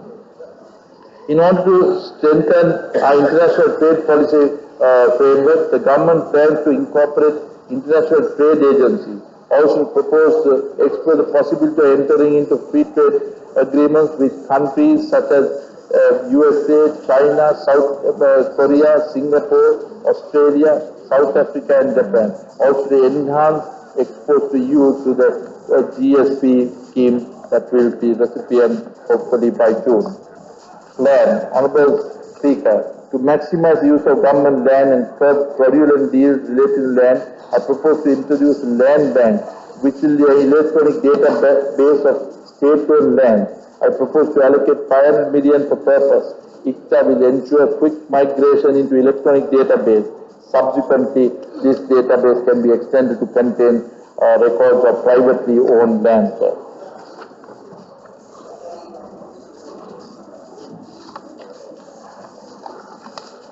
නිවාස දරු කතානායකතුමනි සම්මත සෙවණක් ලබා දීම මෙම රජයේ බැදී සිටින බව මා මෙහිදී සඳහන් කළ යුතුය. ඒ සෙවණක් නොගත් සහ உபயோக இந்த அரசாங்கம் கொண்டிருக்கின்றது.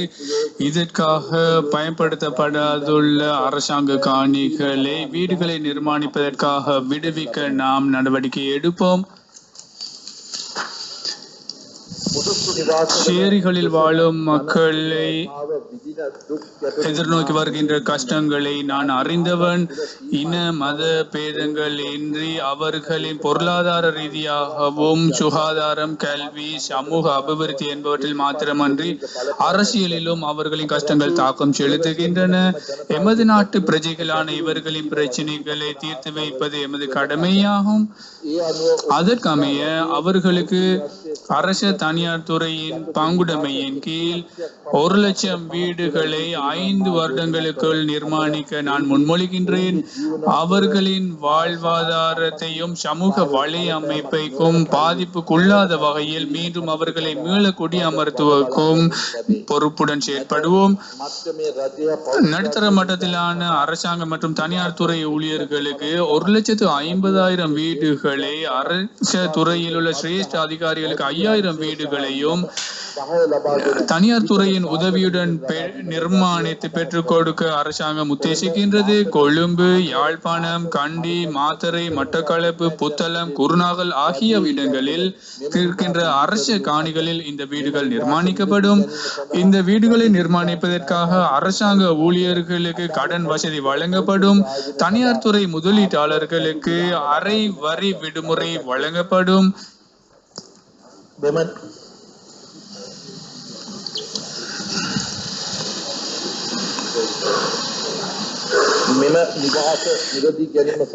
இந்த வீடுகளை கொள்வனவு செய்வதற்காக அரசாங்க ஊழியர்களுக்கு கடன் வசதி செய்து கொடுக்கப்படும். கிராமிய மக்களின் வாழ்க்கை தரத்தை கட்டி எழுப்புவதற்காக புதிய கிராமிய வீடமைப்பு திட்டங்கள் ஆரம்பிப்பதற்கும் அரசாங்கம் நடவடிக்கை எடுக்கும். அரசாங்கத்தில் உள்ள அந்த வீடுகள் பங்கு அடிப்படையில் இருக்கும். இதற்கு அரசாங்கத்தின் பங்களிப்பு ஒரு வீட்டுக்கு 3 லட்சம் ரூபாய் என்ற வரையில் செலுத்துவதற்காகவும் ஆக குறைந்தது 5000 சதுர அடிகளை கொண்டதாக இந்த வீடுகள் இருக்கும். ஒரு தேர்தல் தொகுதிக்கு ஆக குறைந்தது 1000 வீடுகளை நிர்மாணிக்க உத்தேசிக்கப்படுகின்றது. இதற்காக 4,500 பில்லியன் ரூபாய் வழங்க வேண்டும் என்று பிரேரிக்கின்றேன். இது அரச தனியார் பங்குடைமை அடிப்படையில் இந்த காணிகள் மற்றும் நிர்மாணிப்புகளை மேற்கொள்வதற்கான அடிப்படையை உருவாக்கப்படும். காணிகள் அபிவிருத்தி சம்பந்தமான கட்டளை சட்டத்தின் கீழ் ஸ்வர்ணபூமி மற்றும் ஜெயபூமி பத்திரங்கள் உள்ளடங்கலாக அனுமதி பத்திரத்துடனான வீடுகளில் 10 வருடங்களுக்கு மேல் வசிப்பவர்களுக்கு அந்த காணிகளின் உரிமையை பெற்றுக் கொடுப்பதற்கான சட்ட திருத்தங்கள் மேற்கொள்ளப்படும். அதே போன்று பெருந்தோட்டத்துறை மற்றும் அரசாங்க வீடுகளில் 10 வருடங்களுக்கு மேலாக வாழ்பவர்களுக்கும் இது ஏற்புடையதாக இருக்கும். கௌரவ சபாநாயகர் அவர்களே, பல்வேறு உள்ளூராட்சி மன்றங்கள் மீது அதிக வரி விதிக்கப்படுவதுடன் வரி செலுத்துபவர்களை சுரண்டுவதாக இது இருக்கின்றது. உள்ளூராட்சி மன்றங்கள் அறவிடுகின்ற வரி வீதங்கள் வர்த்தக பெறுமதியின் 15% விஞ்சக்கூடாது என நான் முன்மொழிகின்றேன். அதே போன்று தற்போதைய வருடாந்த பெறுமதி 500 ரூபாய் அல்லது அதற்கு குறைவாக இருந்தால் அவ்வாறான சொத்துக்களுக்கு வரி விலக்கு அளிக்க வேண்டும் என்றும் நான் பிரேரிக்கின்றேன். மின்சக்தி சேமிப்பினை ஊக்கப்படுத்துவதற்காக வீட்டு உரிமையாளர்களுக்கு சூரிய சக்தியை பயன்படுத்த வேண்டும் என்று நான் கோருகின்றேன். அதற்கான செலவினங்களில் வரி சலுகைகளை கொடுப்பதற்கும் நாம் உத்தேசிக்கின்றோம். தற்போது காணப்படுகின்ற வீடுகள் மற்றும் சொத்துக்களை மட்டுப்படுத்துவதற்கான சட்டங்கள் சம்பந்தமாக தற்காலத்துக்கு ஏற்றவாறு அதனை திருத்தி அமைப்பதற்கு மீளாய்வு செய்யப்படும். அதே போன்று கூட்டு ஆதனங்கள் சம்பந்தமாகவும் அதற்கான 40% பெருமானமுள்ள கடன்களை பெற்றுக்கொள்வதற்கும் இடமளிக்க வேண்டும் என்று பிரேரிக்கின்றேன். வெளிநாட்டவர்களுக்கும் பங்குல 40% நாங்கள் பெற்றுக்கொண்டு demand. So we are open as per their request to ensure that this is a second home concept that they develop and invest their monies over here. Idikirin ஒரு கட்டாயத்துமணி பசுகிய இந்த வீடமைப்பு தொடர்பான முயற்சியிலே ஒரு கட்டமாக அமையும். கடந்த தசாப்தத்தில் உள்நாட்டு நிர்மாணிப்பு துறையின் செயலாற்றுகையான சம்பந்தமாக நான் பாராட்டுகின்றேன். இந்த துறையானது வெளிநாட்டவர்கள் மேற்கொள்ளக்கூடிய வகையில் இது உண்மையில் முதிர்ச்சி அடைந்திருக்கின்றது. இந்த துறையுடன் இணைந்து கொள்வதற்கு எமது அரசாங்கம் அர்ப்பணிப்புடன் செயற்படுகின்றது. வெளிநாட்டு சந்தைகளுக்கு பிரவேசிக்கின்ற இலங்கை கம்பெனிகளுக்கு அதற்கான தற்போது வழங்கப்படுகின்ற வரி சலுகையை தொடர்ந்து வழங்க வேண்டும் என்று நான் பிரேரிக்கின்றேன். மேலும் நிர்மாணிப்பு துறைக்கு இலங்கைக்கு வருகின்ற எந்த ஒரு வெளிநாட்டு கம்பெனிக்கும் உள்நாட்டு ஒப்பந்ததாரர்களுடன் பங்குடைமைகளை செய்து கொள்ள முடியும். உள்ளூர் ஒப்பந்தக்காரருடன் அவர்கள் கட்டட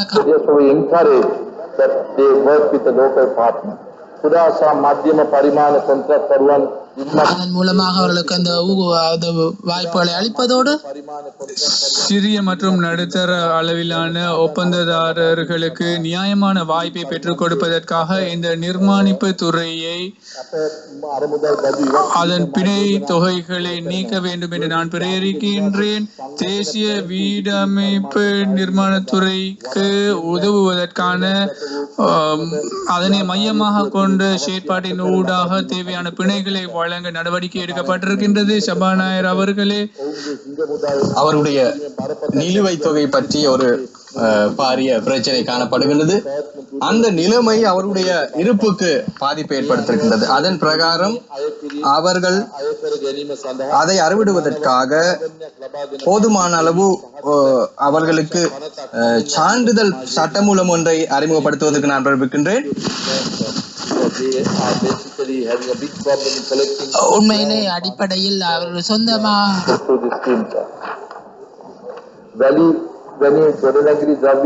நடைமுறைகளை நாங்கள் ஊக்குவிப்பு செய்து அந்த பணங்களை பெற்றுக்கொள்ள முயற்சிக்கின்றோம். மணல் போன்ற கட்டட பொருட்கள் தட்டுப்பாடு காரணமாக நிர்மாணத்துறையிலே அதை பயன்படுத்தும் வகையிலே ஆழமான கடலில் இருக்கின்ற அந்த மணலை சுத்திகரிப்பதற்கு தேவையான யந்திரங்களை இறக்குமதி செய்வதற்கு தனியார் துறை ஊக்குவிப்பதற்கு அவ்வாறான இறக்குமதி செலவை அதை முக்கியத்துவமாக கருதுவதற்கு நான் பிரேரிக்கின்றேன். மணல் தொடர்பான இந்த உபகரணங்களை நாங்கள் கொண்டு விவரங்களை நாங்கள் அனுமதிப்போம். துப்புரவு ஏற்பாட்டு போன்ற பொருட்களை அது பற்றிய விலைகள் காணப்படுகின்றது. அதற்கு தீர்வாக அதன் இறக்குமதி சார்ந்த தீர்வை குறைப்பதற்கு நாங்கள் தீர்மானித்திருக்கின்றோம். துப்புரவு ஏற்பாட்டு அந்த பொருட்களுக்கு சாதகமான விடயங்கள் தொடர்பாகவும் அது பற்றியும் நாங்கள் பிரேரிக்கின்றோம். பாரந்தூக்கி மற்றும் கான்கிரீட் கலப்பு இயந்திரங்கள் அதற்கான வரி நீக்கப்படுகின்றது. அந்த இயந்திர பொறி தொகுதி மற்றும் அதன் இறக்குமதி செய்யும் போது ஏற்புடைய 7 ஆண்டுக்கான அந்த 7 வருடங்கள் 10 வருடங்களாக அதிகரிக்கப்படுகின்றது. பெறுமதி சிறிய மற்றும் மத்திய அளவிலான ஒப்பந்தக்காரர்களுக்கு நிதி அதை முன்னேற்றுவதற்கு தேவையான அவர்கள் செலுத்துவதற்கு தேவையான அந்த முற்பண தொகையை 30% அதிகரிப்பதற்கு நான் பிரேரிக்கின்றேன். சபாநாயகர் அவர்களே, கட்டட மற்றும் நிர்மாண துறையில் பயிற்றுவிக்கப்பட்ட வேலையாட்களுக்கு பெருமளவு கிராக்கி இருக்கின்றது. ஆகவே தனியார் துறையுடன் இணைந்து நடைமுறை சாத்தியமான பயிற்சி வேலை திட்டங்களை ஊக்குவிப்பதற்கு அதை அறிமுகப்படுத்துவதற்கு நான் 2 மாத கால பயிற்சி நெறி வரை வழங்குவதற்கும் அதுவரை 10,000 ரூபாய் கொடுப்பனவை கொடுப்பதற்கும் நான் பிரேரிக்கின்றேன். பேசன், தளபாடங்கள் மற்றும் அந்த குழாய் நீர், மின்சாரம், அலுமினியம், வெல்டிங், அதற்காக 3 மாதங்களுக்கு 7,500 இளைஞர்களை பயிற்றுவிக்க முடியும் என்று நாங்கள் எதிர்பார்க்கின்றோம். இதற்காக 500 மில்லியன் ரூபாயை ஒதுக்குவதற்கு நான் பெற்றிருக்கின்றேன். சுற்றுலாத்துறை, கௌரவ சபாநாயகர் அவர்களே, சுற்றுலாத்துறையானது நாட்டின் பொருளாதாரத்தின் மிகவும் உறுதியான ஒரு துறையாக தொடர்ந்து காணப்படுகின்றது. இது 2000 ஆண்டின் முதல் 10 மாத 1.5 மில்லியன் சுற்றுலா பயணிகள் வருகை பதிவு செய்யப்பட்டுள்ளது. 2014ஆம் ஆண்டின் அதே கால பகுதியின் ஒப்பிடுகையில் இது 18% அதிகரிப்பாகும். எவ்வாறாயினும் இதை நாங்கள் போதுமான அளவு அந்த சுற்றுலாத்துறையில் இலங்கையின் பெயரை நட்பெயரை ஊக்குவிப்பதற்கு நாங்கள் உரிய நடவடிக்கை எடுக்கவில்லை என்பதை கவலையுடன் தெரிவித்துக் கொள்ள விரும்புகின்றோம். இது தொடர்பாக கடந்த சில வருடங்களாக பல்வேறு முயற்சிகள்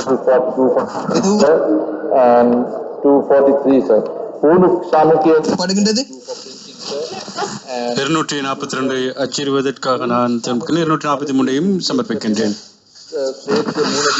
இந்த துறையிலே பயிற்சிப்பவர்களுடைய ஒரு தட்டுப்பாடு காணப்படுகின்றது. ஆகவே இது பற்றி ஆர்வம் கொண்டுள்ளவர்களுக்கு, இளைஞர் யுவதிகளுக்கு தேவையான பயிற்சிகளை வழங்குவதற்கு தனியார் துறையுடன் ஒத்துழைப்புடன் செயற்படுவோம். அதே நேரம் பயிற்சி காலத்திலே 3 மாத பயிற்சி காலத்திலே அதிகபட்சமாக 15,000 ரூபாய் கொடுப்பதோடு அது பற்றி ஒரு தொகையை அரசாங்கம் செலுத்துவதற்கும் தீர்மானித்திருக்கின்றது. எல்லா காலாண்டிலும் குறைந்தபட்சமாக 3000 சுற்றுலா துறையிலே 3000 பேர் பயிற்சி வழங்கப்படுவார்கள். பெறும் இதன் ஆரம்ப கட்ட உதவிகளை வழங்கும் மூலமாக 100 மில்லியன் ரூபாய் இருக்கப்படும். இவர்களுக்கு ஆரம்ப கட்ட பயிற்சிகளும் வழங்கப்படும். அது பயிற்சி பாடசாலை ஆரம்பிப்பதற்கு விருப்பம் கொண்டுள்ளவர்களை ஊக்குவிப்பதற்காக, நிபுணத்துவ அபிவிருத்திக்காக, வரி குறைப்பை மேற்கொள்வதற்கு நாங்கள் பிரேரிக்கின்றோம்.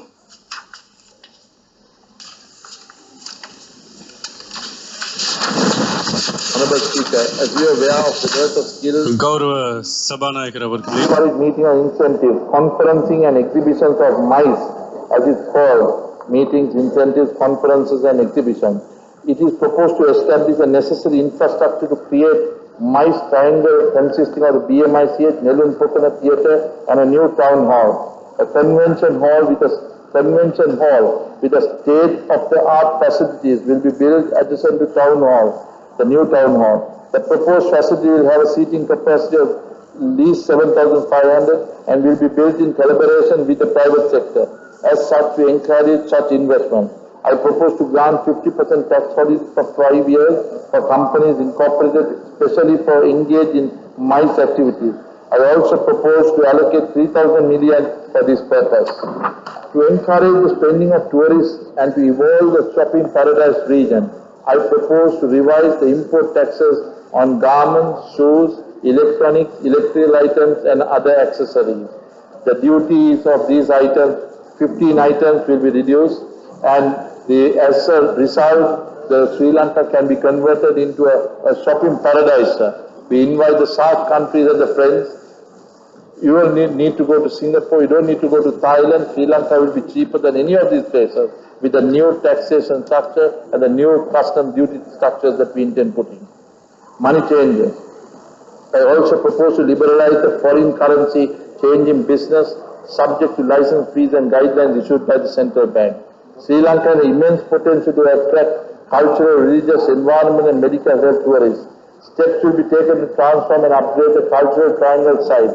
Eastern province beaches, Nuwara, Badulla and upcountry sites sought after tourist attractions. Special emphasis will be placed on developing Benpeta, Teduva, Mirissa, Colombo Fort locality as tourist zones with participation of the private sector. Further, Galle will be developed as a heritage city while preserving the Galle Fort in its age of old splendor. It is proposed to allocate 500 million for these endeavors. And I'm sure even the Fort of Galle, Fort of Jaffna can be the same way, and I'm sure ideas can be brought in to develop in the same manner. Honourable Speaker, medical and healthcare tourism especially, our traditional medicinal practice has capacity to gain traction internationally. However, it's important that we maintain the highest standards in medical health tourism and do not allow unacceptable practices to tarnish the image of Sri Lanka. As such, I propose to introduce appropriate legislation to legislate this industry immediately. Considering the dilapidated condition due to poor maintenance and management of government-owned rest houses and circuit bungalows, I propose to allocate these units under management company, where all stakeholders will be partners. These institutions will be operated by professionals in order to upgrade these such facilities, enabling affordable service coupled with comfort. I'd like to see that this particular concept is put to place by 1st of March 2016. We will also construct an exhibition center near Parliament through public-private partnership. An exhibition center, immense one which can house almost about 200,000 square feet, so that you'll be able to have international-led exhibition centers that are here, sir. I also encourage theme parks to be established in the lagging regions, for which I propose to provide state land and half-tax holidays for 10 years. This will have the benefits of expanding the economic activities such as regions through expansion of leisure activities and tourism. I am aware that almost 60% of the hotels operating in the country are not registered. This has caused many issues in other maintaining proper standards in hospitality industry in the country. As such, I propose that all hotels are mandatorily registered under Tourist Development Authority by 1st June 2016. Strict actions will be initiated by the Tourist Development Authority against hotels that are not registered. Given the above requirements, I encourage the hotel industry to adopt a star classification administered by the trade chambers of the hotel registered and with the Federation of Chambers. It is a call even by the tourist industry itself, owing to the fact that there is a lot of unofficial hotels that have come up, that all of them get registered for the sake of safety in the future. I also propose to remove import duties on caravan carriages, yachts, surfing equipment, speedboats and mini cruise boats in order to encourage tourism in Sri Lanka. Banking and finance, Colombo International Financial Center. Honorable Speaker, we have been waxing eloquently for many years of a financial center in Sri Lanka to no avail. Our geographical location in SAARC region, which is almost 25% of the world population, which is home to almost 1/4 of the world population, certainly provide us with the scope and scale such ventures require. Financial centers have the capacity to provide the impetus to enhance growth in economy.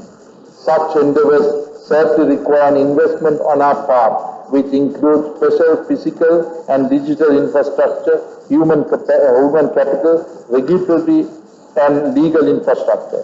This government believes in investing funds where feasible.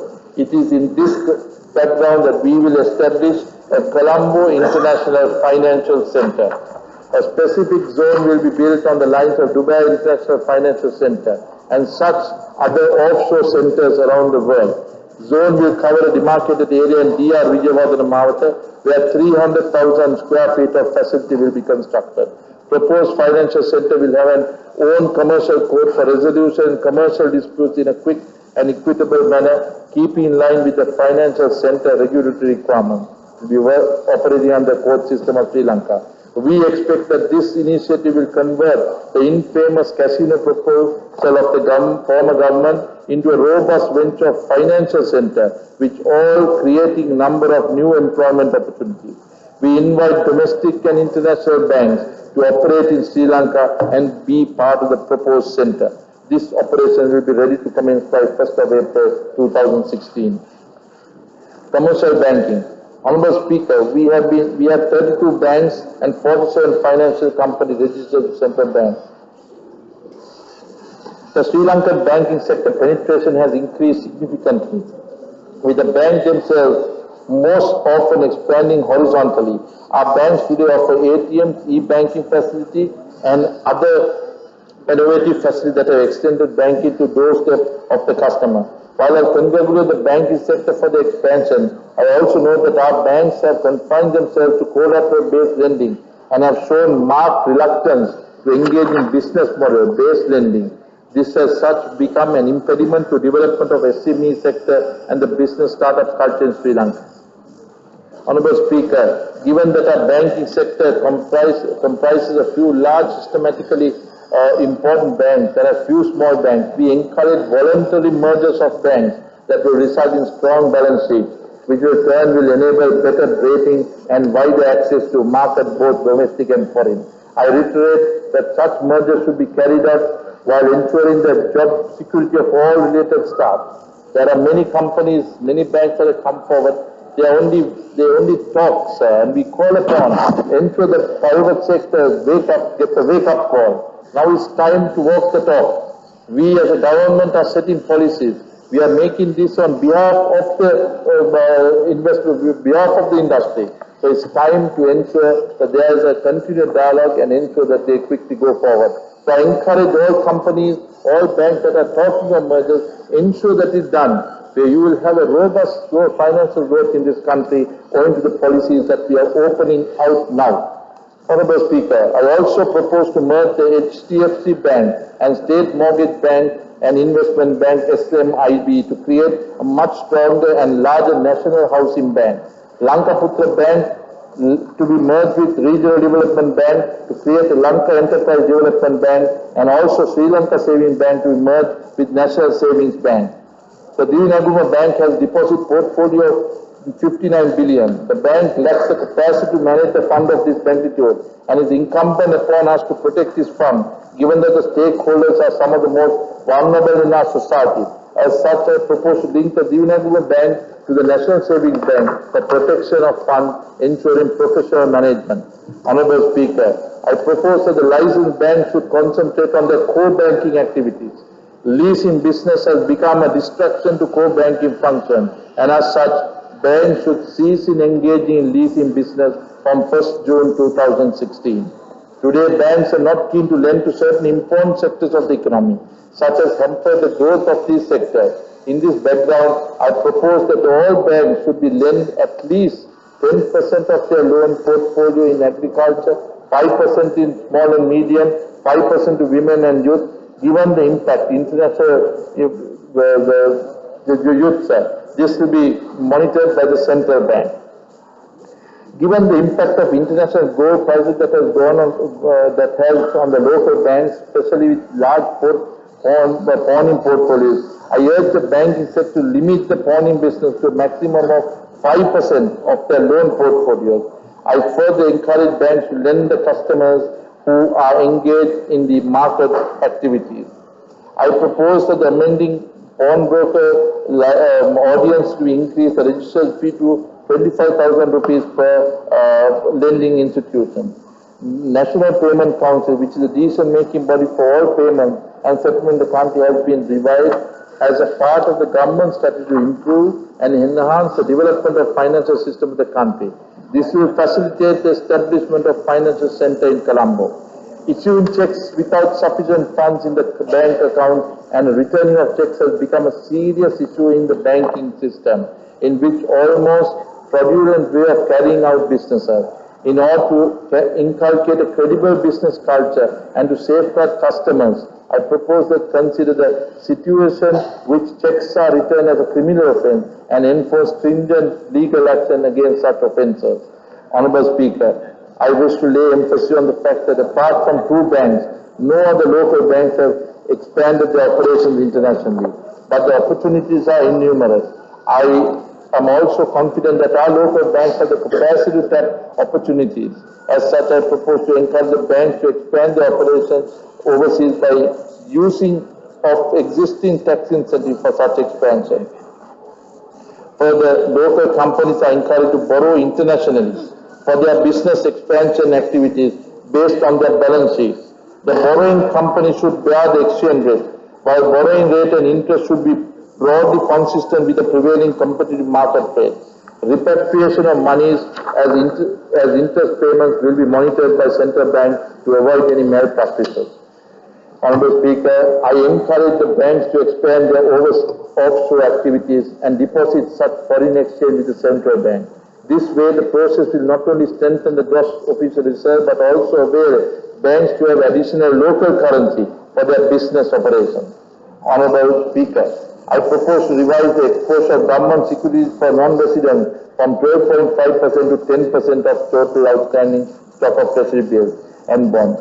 This will provide a more space for local investors to invest in government securities and also to mitigate fluctuations in exchange rate due to sudden withdrawal of funds by non-residents, as witnessed in the recent past, creating an undue strain on reserves. We are moving into a sophisticated cash management system to So to discourage cash transportation in likely security conditions, I propose to impose. We want a healthy dialogue, sir. අපට අවශ්‍ය වන්නේ මුදල් ප්‍රවේශම ආරක්ෂා භාවයෙන් කටයුතු කරන්න. So we will be imposing a new system after digitalization process. I propose to impose the following charges on cash withdrawal. Less than 1 million, there won't be any charge. Between 1 million to 10 million, 2%. 10 million to and above, 3%. These only for cash withdrawal. But bank drafts, we are reducing for 250 rupees to 150, encouraging people to carry bank drafts instead of moving around with cash. We are going to a more sophisticated system, sir. That is the intention. This is the requirement of the banking society. We have there been saying that it's too primitive, and we need to ensure that we get into the modern world as if we are going to be Colombo International Financial Center. We are reducing the bank draft, we are reducing the cost that is there. Banks must operate without any cost, but cash transactions ensure that you basically restrict it so that it becomes a formalized system. So it's within the taxable listing.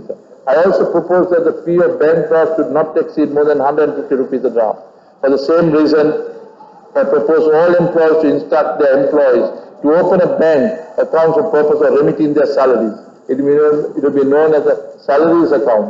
Every employee will be having a bank account opened by the employer for and on his behalf. So any monies will have to be repatriated through this one.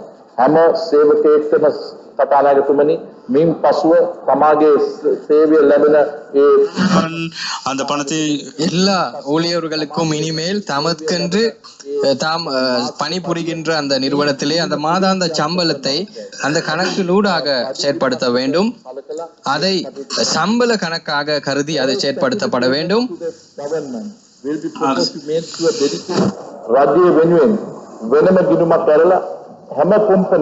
இனிவரும் காலங்களில் அரசாங்கம் தொடர்பாக நடவடிக்கின்ற எல்லா செயல்களிலும் போது அரசாங்கம் சார்பாக பிரத்யேகமான கணக்குகள் ஆரம்பிக்கப்பட்டு அது வங்கி கணக்கிலூடாக டெபிட் சிஸ்டம் ஊடாக அது செயல்பட வேண்டும்.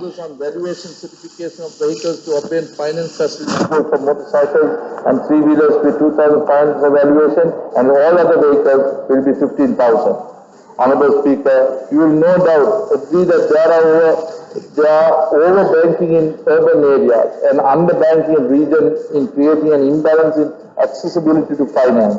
As such, I address this imbalance. While enhancing economic activity, it is proposed to require all banks to expand their branch network by 15% by opening branches in lagging regions. Each of these branches will have to employ at least 6 employees.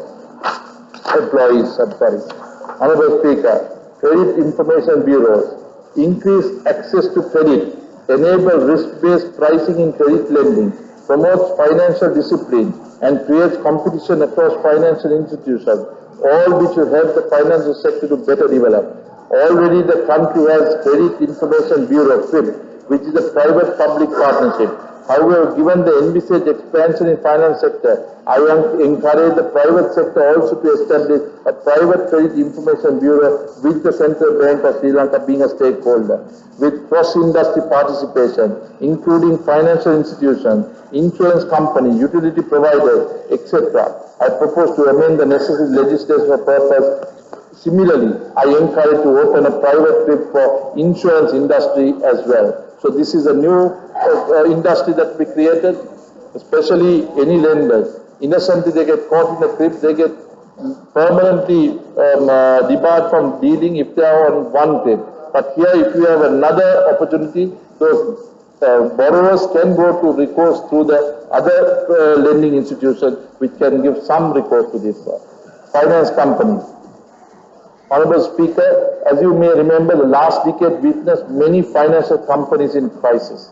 The impact of this crisis was felt in every corner of society and our financial sector stability was strained. Depositories were badly let down.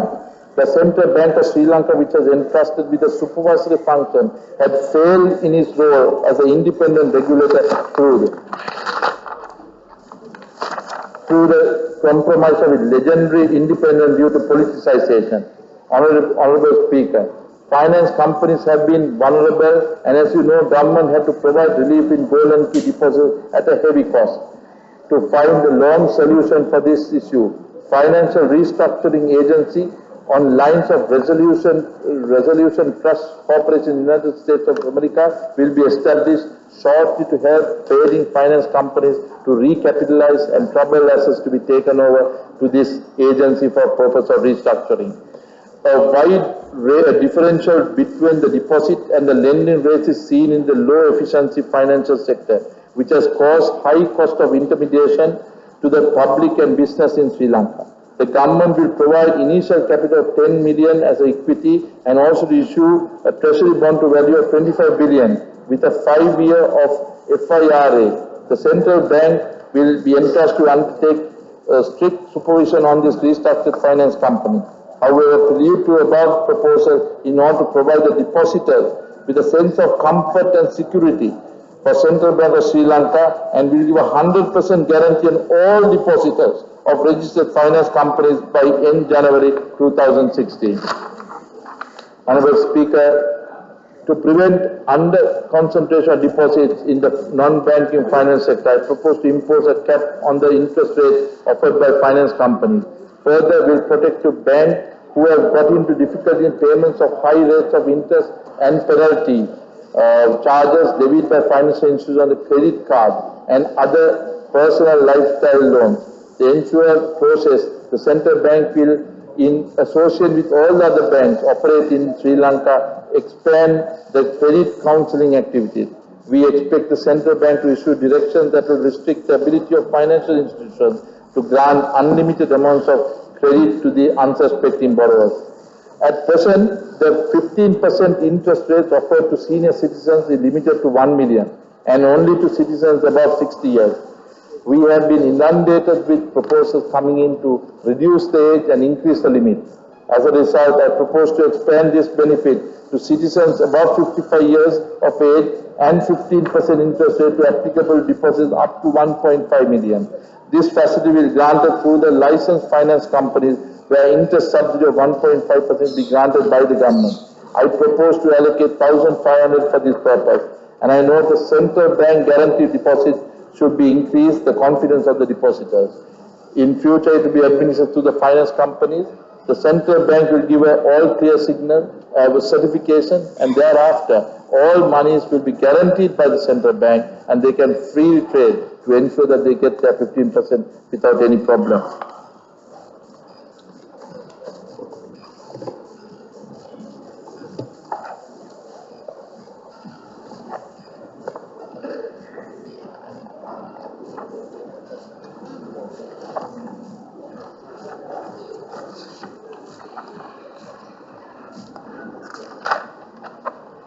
ඉතුරු කිරීම සංස්කෘතියක් නිර්මාණය කිරීම කරු කතානායකතුමනි රටේ ජාතික ඉතුරු කිරීම සංස්කෘතියක් නිර්මාණය කිරීම சேமிப்பு கலாச்சாரத்தை உருவாக்குதல். கௌரவ சபாநாயகர் அவர்களே, நாட்டின் தேசிய சேமிப்பை மேம்படுத்தலை கருத்தில் கொண்டு ஒரு சேமிப்பு கலாச்சாரத்தை உருவாக்குவது மிகவும் முக்கியமானதாகும்.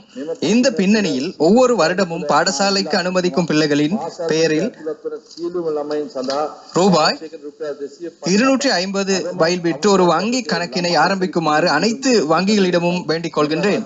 வங்கிகளின் சம்மேளனமானது அரசாங்கத்தின் கொள்கைக்கு ஆதரவளிப்பதற்காக முன்வருவதோடு அரசாங்கத்தின் இந்த சிறப்பான முயற்சிக்கு ஆதரவளிப்பதற்காக வங்கி சமூகத்திற்கு நான் ஊக்குவிக்கின்றேன்.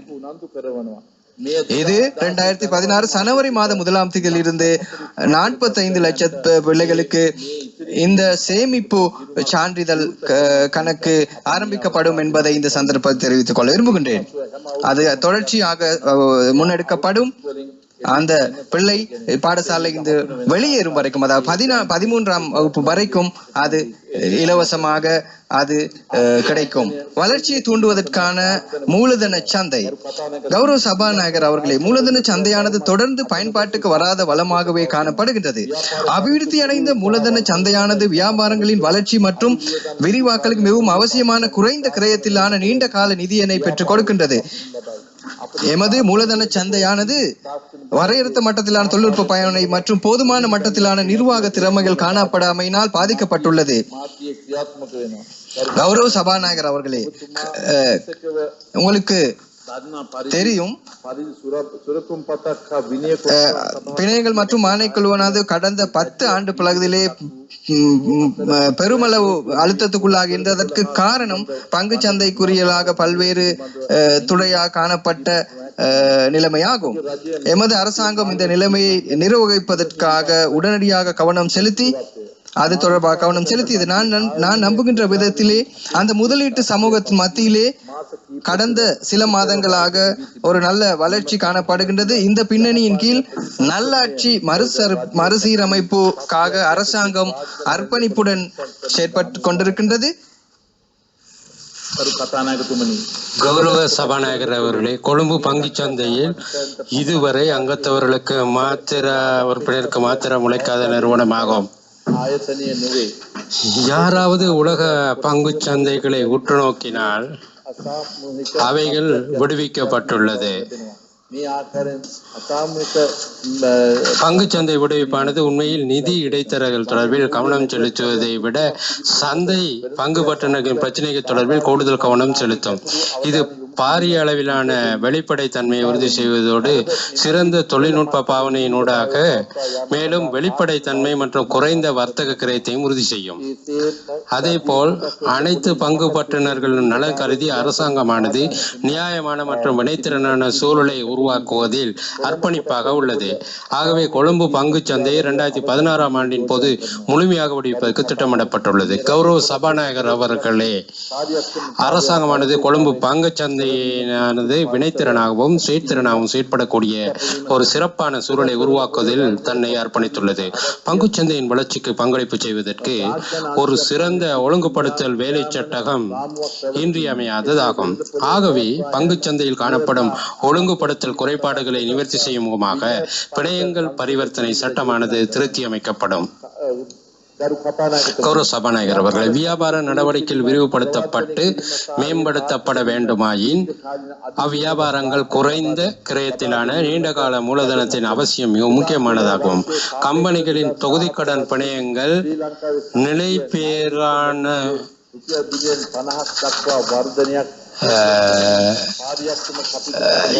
இது இலங்கை பொறுத்தவரை சுறுசுறுப்பான இது 2014ஆம் ஆண்டில் 50 பில்லியன்களை பெற்றுக் கொள்வதோடு அது 2012ஆம் ஆண்டுடன் ஒப்பிடுகையில் 4 மடங்கு அதிகமாகும்.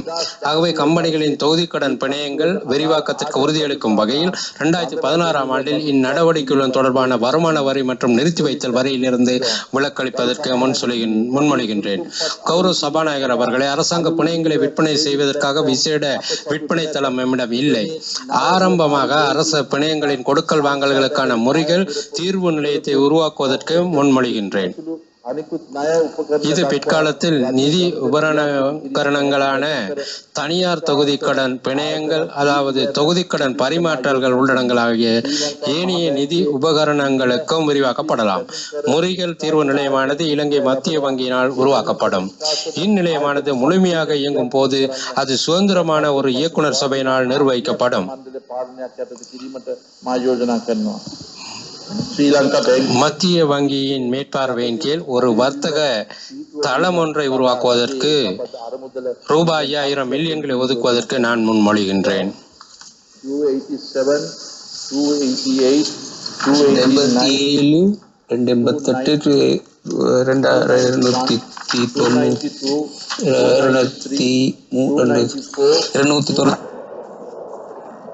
296 as well, sir.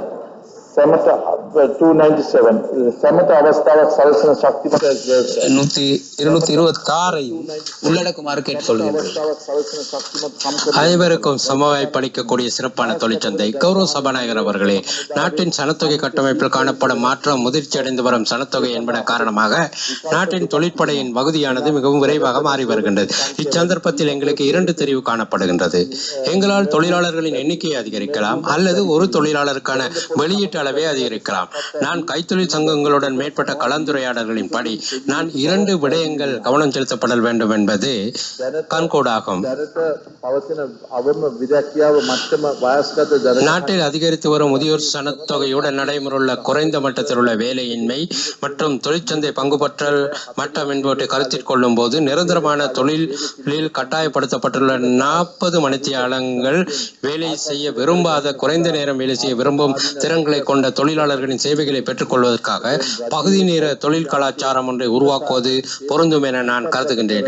ஆகவே நாட்டில் பகுதி நேர தொழில் கலாச்சாரம் ஒன்றை உருவாக்குவதற்கு சாதகமான சூழல் ஒன்றை உருவாக்க நான் முன்மொழிகின்றேன்.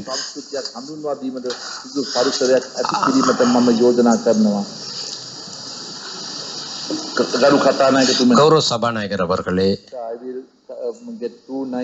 299, 300, 301, 302, 303 மற்றும் 304 ஆகியவை சபாபடத்தில் வைக்கப்படுகின்றன. என்சாட் அறிக்கையில் சேர்த்துக் கொள்ளப்படுவதற்காக 302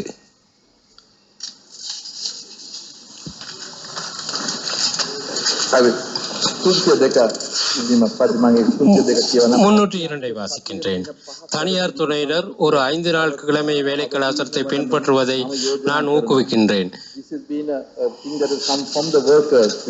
இது தொழிலாளர்களிடமிருந்து வருகின்றார்கள். எனவே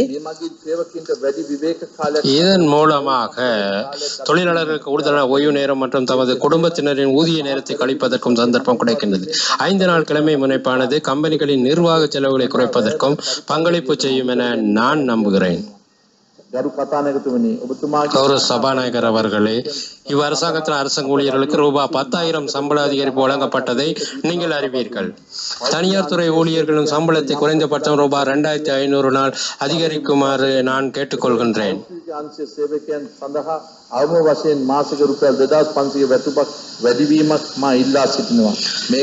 அதில் கடந்த தடவை நாங்கள் கொடுத்திருந்தால் கொடுக்காதவர்களுக்கு, ஏனென்றால் ஒரு சிலர் தங்களுக்கு கொடுக்கவில்லை என கூறியிருக்கின்றார்கள். எனவே அதனை சட்டமயமாக்குவதற்காகத்தான் இந்த ஏற்பாடு. அதில் ரூபாய் 1,500 2000 ஆண்டில் வழங்குவதோடு ரூபாய் 1000 2016 ஆண்டில் பெற்றுக் கொடுக்க முடியும். இதற்கு தொழில் கொள்வோர் சம்மேளனம் இணங்கியுள்ளதோடு தேவையான சட்டவாக்கங்கள் மேற்கொள்ளப்படும். தொழிலாளர் குறைந்தபட்ச சம்பளத்தை உறுதி செய்யும் தொழில் பேரவை உருவாக்கப்படும். இப்பேரவையானது சிவில் முகாம் மற்றும் வர்த்தக மன்றங்களால் முகாமை செய்யப்படும். கல்வித்துறை கடந்த காலத்தின் போது கல்வியின் மீதான பொது முதலீடு போதியதாக காணப்படவில்லை.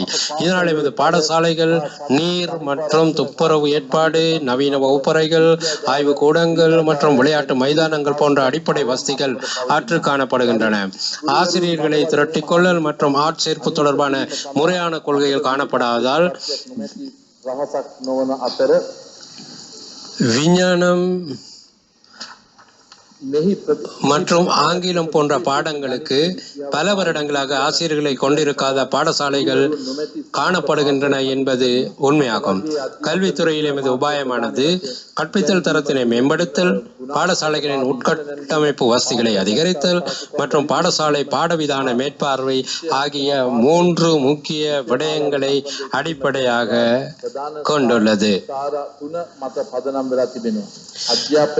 கல்வித்தரத்தினை மேம்படுத்துவதில் கற்பித்தல் தரம் முக்கிய பங்கினை வகிக்கின்றது. கஷ்டமான சூழ்நிலைகளின் கீழ் சிறந்த முறையில் செயலாற்றுகின்ற ஆசிரியர்களுக்கு எனது பாராட்டுக்களை தெரிவித்துக் கொள்கின்றேன். அனைத்து ஆசிரியர்களுக்கும் தொடர்ச்சியான பயிற்சியினை பெறும் வகையில் தேசிய கல்வி நிர்வாகத்தின் மூலம் நிகழ்ச்சி திட்டம் ஒன்றை தயாரிப்பதற்கு நான் முன்மொழிகின்றேன். அரசாங்கம் மற்றும் அரசாங்க ஒத்துழைப்பு வழங்கப்படும் பாடசாலைகளுக்கு சேர்த்துக் கொள்ளப்பட்ட அனைத்து ஆசிரியர்களும் தொழில் இணைந்த 5 வருடத்திற்குள் 2 வருட முழு நேர ஆசிரியர் பயிற்சி நெறி ஒன்றினை வெற்றிகரமாக பூர்த்தி செய்ய வேண்டும் என நான் முன்மொழிகின்றேன். இதற்காக ரூபாய் 1000 மில்லியனை ஒதுக்க நான் முன்மொழிகின்றேன். எமது அரசாங்கம் ஆசிரியர்களின் திறன் விருத்தியினை அதிகரித்துக் கொள்வதற்காக தொடர்ச்சியான பயிற்சியினை வழங்க ஆர்வமாக எங்களுடைய அரசாங்கம் இருக்கின்றது. குறிப்பாக கிராமிய மற்றும் பிராந்திய பாடசாலைகளுக்கு விசேடமாக விஞ்ஞானம், கணிதம், தகவல் தொழில்நுட்பம் மற்றும் ஆங்கில பாடங்களுக்கு ஏற்கனவே சேவையில் உள்ள ஆசிரியர்களை ஒதுக்கீடு செய்வதற்கு குறித்த காலப்பகுதிக்குள் கல்வி அமைச்சு செயற்றிட்டம் ஒன்றினை தயாரிக்கும். සලස්මක් සම්පාදනය කරනු ඇත. කුරුවරුන් இதற்காக கிராமிய மற்றும் பிராந்திய பாடசாலைகளுக்கு ஆசிரியர் விடுதிகள், ஓய்வு அறைகள் போன்ற வசதிகளை பெற்றுக் கொடுப்பதற்கு ලබා දීමට මා යෝජනා කරනවා. අතර ඒ සඳහා இதற்காக 2000 மில்லியனை ஒதுக்கீடு செய்ய நான் முன்மொழிகின்றேன். බොහෝ ප්‍රාථමික හා எமது ஆரம்ப மற்றும் இரண்டாம் பாடசாலைகள் பலவற்றில் முறையான மலசல கூட வசதிகள் இல்லை. எனவே 2015 முடிவில் அனைத்து பாடசாலைகளுக்கும் குழாய் நீர் வசதியுடன் கூடிய முறையான மலசல கூட வசதிகளை பெற்றுக் கொடுப்பதற்கும் அதற்காக ரூபாய் 4000 மில்லியன்களை ஒதுக்கீடு செய்வதற்கும் முன்மொழிகின்றேன். மின்சார வசதியுள்ள பாடசாலைக்கு தேசிய மின் கட்டமைப்பின் மூலமாகவோ அல்லது சூரிய சக்தியின் மூலமாகவோ மின்சார வசதியை பெற்றுக் கொடுப்பதற்காக ரூபாய் 2000 மில்லியனை ஒதுக்கீடு செய்வதற்கு முன்மொழிகின்றேன். நடுத்தர கால நடவடிக்கை திட்டத்தின் கீழ் நாட்டில் காணப்படும் 3577 ஆரம்ப பாடசாலைகளில் அனைத்து வசதிகளுடனும் அபிவிருத்தி செய்வதற்கு ரூபாய் 10,000 மில்லியன்களை ஒதுக்க முன்மொழிகின்றேன். அதேவேளை நாட்டில் காணப்படும் 1000 இரண்டாம் நிலை பாடசாலைகள் அவசியமான செயற்பாட்டு அறைகள், ஆய்வு கூடங்கள், மல்டிமீடியா அறைகள், இலத்திரனியல் நூலக வசதிகளுடன் அபிவிருத்தி செய்யப்படும். இதற்காக ரூபாய் 15,000 மில்லியனை ஒதுக்கீடு செய்ய நான் முன்மொழிகின்றேன். கௌரவ சபாநாயகர் அவர்களே, கடந்த காலங்களில் அரசாங்கத்தினால் எவ்வித உதவியும் வழங்கப்படாது புறக்கணிக்கப்பட்ட ஏறக்குறைய 1360 பாடசாலைகள் காணப்படுகின்றன. அவ்வாறு புறக்கணிக்கப்பட்ட பாடசாலைகளின் வசதிகளையும் தரத்தினையும் மேம்படுத்துவதற்கான கருத்திட்டம் ஒன்றை செயற்படுத்துவதற்கு ரூபாய் 30,000 மில்லியன்களை ஒதுக்கீடு செய்ய முன்மொழிகின்றேன். மேலும் பெருந்தோட்டத்துறையில் 25 பாடசாலைகளை சகல வசதிகளுடன் கூடிய இரண்டாம் நிலை பாடசாலைகளாக தரம் உயர்த்துவதற்கு வழங்குவதோடு அதற்காக 250 மில்லியன் ரூபாவை ஒதுக்க நான் முதலீடு செய்கின்றேன். நிரந்தரமான ஆய்வு கூட வசதிகள் இல்லாத பாடசாலைகளுக்கு விஞ்ஞான கல்வியை மேம்படுத்துவதற்காக 450 மில்லியன் ரூபாவை ஒதுக்கீடு செய்ய நான் முன்மொழிகின்றேன். பாடசாலைகளில் பல் சுகாதார வசதிகளுக்கு ஏற்பாடு செய்யும் வகையில் அதற்கான உபகரணங்களை புனரமைப்பதற்கும் மேம்படுத்துவதற்கும் நான் 250 மில்லியன் ரூபாவை ஒதுக்கீடு செய்கிறேன். அச்சிடப்பட்ட புத்தகங்கள், சஞ்சிகைகள் மற்றும் நூல்களுக்கான இறக்குமதி தீர்வைகளுக்கு விலக்களிக்கப்படும், முற்றாக விலக்களிக்கப்படும். கௌரவ சபாநாயகர் அவர்களே, பெரும்பாலான இந்த பாடசாலை காணப்படும் காணிகள் அனைத்து முழுமையாக பயன்படுத்தப்படாமல் உள்ளது.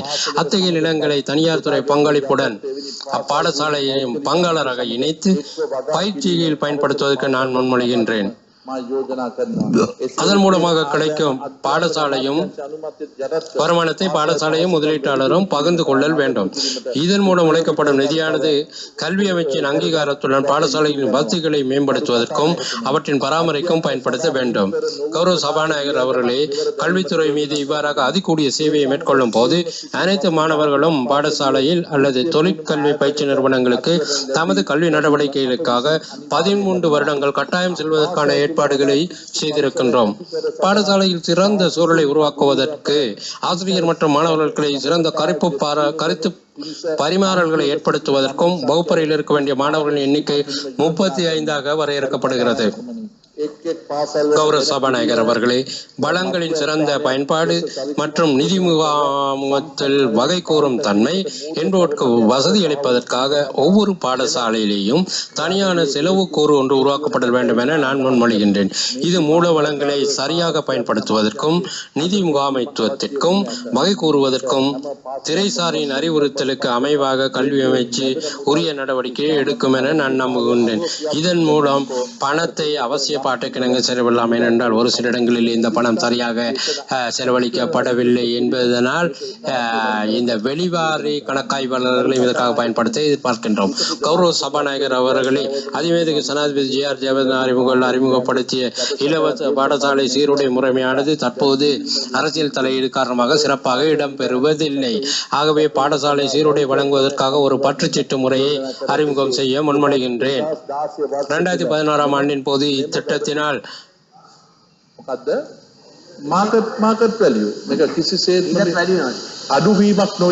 குறைவடையாது. நிர்வாகத்தை இலகுபடுத்துவதற்காக கல்வி அமைச்சு ஊடாக இதை அமலாக்குவார்கள். முதல் தடவையாக குறைபாடுகள் சில வேலை இடம்பெறலாம்.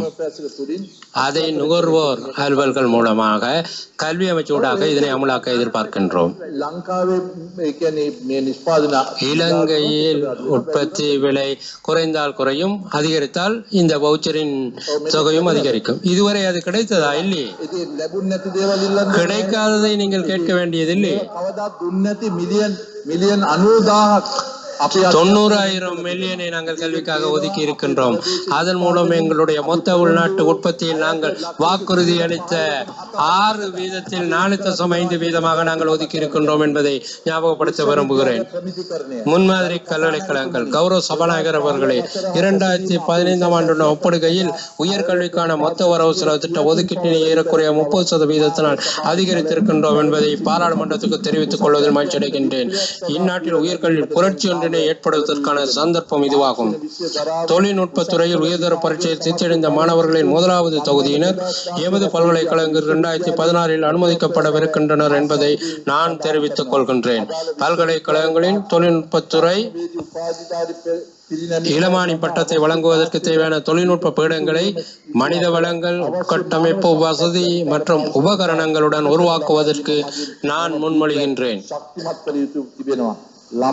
மாணவர்கள் மற்றும் விரிவுரையாளர்கள் எதிர்நோக்கும் பிரதான விடயமாக விடுதிகள் மற்றும் வீட்டு வசதிகள் காணப்படுகின்றது. எனவே 2018 அனைத்து 18 பல்கலைக்கழக மாணவர்களுக்கும் அவர்களது பல்கலைக்கழக காலம் முழுவதும் விடுதி வசதிகளை வழங்குவதற்கு நான் முன்மொழிகின்றேன். பல்கலைக்கழகம் விரிவுரையாளர்களுக்கு கவர்ச்சிகரமானதாக இருப்பதற்கும் அவர்களை பல்கலைக்கழகத்தில் தொடர்ந்து இருக்க செய்வதற்கும் அவர்களுக்கான வதிவிட வசதிகள் வழங்கப்படும். கௌரவ சபாநாயகர் அவர்களே, எமது பல்கலைக்கழகங்களுக்கு நாட்டில் உள்ள திறமைசாலிகளில் ஒரு சிலர் மாத்திரமே அனுமதிக்கப்படும். அதேவேளை உள்நாட்டு பல்கலைக்கழகங்களின் பாட விதானங்கள் தனியார் துறைக்கு எந்தளவு பங்களிப்பினை வழங்குகின்றது என்பது விவாதத்திற்குரிய விடயமாகும். இந்த பின்னணியில் தரவு விஞ்ஞானம், மெய்விஞ்ஞானம், உயிரியல், தகவல் துறை, வியாபார பகுப்பாய்வு, அளவியல் போன்ற புதிய பாடநெறிகளை அவற்றை அந்த பாட விதானங்களை அறிமுகப்படுத்துவதற்கு சில பல்கலைக்கழகங்கள் நடவடிக்கை எடுத்துள்ளது என்பதை நான் குறிப்பிட விரும்புகிறேன். அத்தகைய முன்னெடுப்புகளை ஊக்குவிப்பதற்கு பல்கலைக்கழகங்கள் தேவையான உட்கட்டமைப்பு வசதிகளை வழங்குவதற்கு நான் முன்மொழிகின்றேன். கட்டடங்கள், ஆய்வு கூடங்கள் மற்றும் உபகரணங்கள் போன்ற வசதிகள் வழங்குவதும் இதில் உள்ளடங்கும். இந்த உயர் சபையை அறிந்த வகையில் எமது பல்கலைக்கழகங்களில் சிறந்த விரிவுரையாளர்களை தொடர்ந்தும் இருக்கச் செய்வது மிக முக்கியமானது என்பதில் எவ்வித சந்தேகமும் இல்லை. பல்வேறு சர்வதேச பல்கலைக்கழகங்கள் தமது தலைமை அல்லது கௌரவ பேராசிரியர் பதவி வழங்குவதன் மூலம் இப்பிரச்சனைக்கான தீர்வினை கண்டுள்ளது. இவ்வாறான விருதுகள் நாட்டின் பொருளாதாரத்துக்கு பெருமதி சேர்க்கின்ற ஆராய்ச்சிகளில் ஈடுபடுவதற்கான சுதந்திரத்தினை விரிவுரையாளர்களுக்கு வழங்குகின்றது. எனவே நாட்டின் உயர்கல்வி புரட்சியின் பங்காளர்களாக தனியார்கள் மற்றும் கம்பெனிகளை ஊக்குவிப்பதற்காக எமது தேசிய பல்கலைக்கழகங்களுக்கும் அவ்வாறான வசதிகள் வழங்க முன்மொழிகின்றேன். வெளிநாட்டு மாணவர்களை கவர்வதற்கான ஏற்பாடாக விசேடமாக உள்நாட்டு பல்கலைக்கழகங்களினால் வழங்கப்படும் பட்ட பின்படிப்பு பயிற்சி நெறிகளுக்கு அத்தகைய நிறுவனங்கள் உயர் தொழில் தகமைகளை வழங்கும் நோக்கத்துடன் சர்வதேச உயர் தொழில் நிறுவனங்களின் சான்று படித்தலினை பெற்றுக் கொள்வதை ஊக்குவிக்கின்றன என்ற வகையில் அத்தகைய நிறுவனங்களுக்கு நிதி உதவியினை வழங்க நான் முன்மொழிகின்றேன். மகாபல பல்கலைக்கழகம் கௌரவ சபாநாயகர் அவர்களை எமது பிரதமர் கல்வி அமைச்சராக இருந்த போது வர்த்தக அமைச்சரான லலித் அதுலத் முதலி எமது வரலாற்றில் மறக்க முடியாத சேவையினை ஆற்றியுள்ளார் என்பதை நான் இங்கு சுட்டிக்காட்டுதல் வேண்டும்.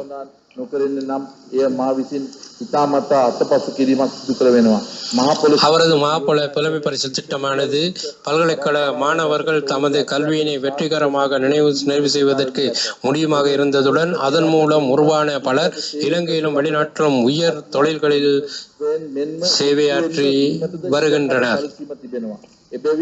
இவ்வாறான ஒரு மனிதனை கௌரவப்படுத்தும் முகமாக மாலவியில் மகாபல பல்கலைக்கழகம் என்ற பெயரில் பல்கலைக்கழகம் ஒன்றை ஸ்தாபிப்பதற்கு இப்பாராளுமன்றம் அங்கீகாரம் வழங்கும் என நான் உறுதியாக நம்புகிறேன்.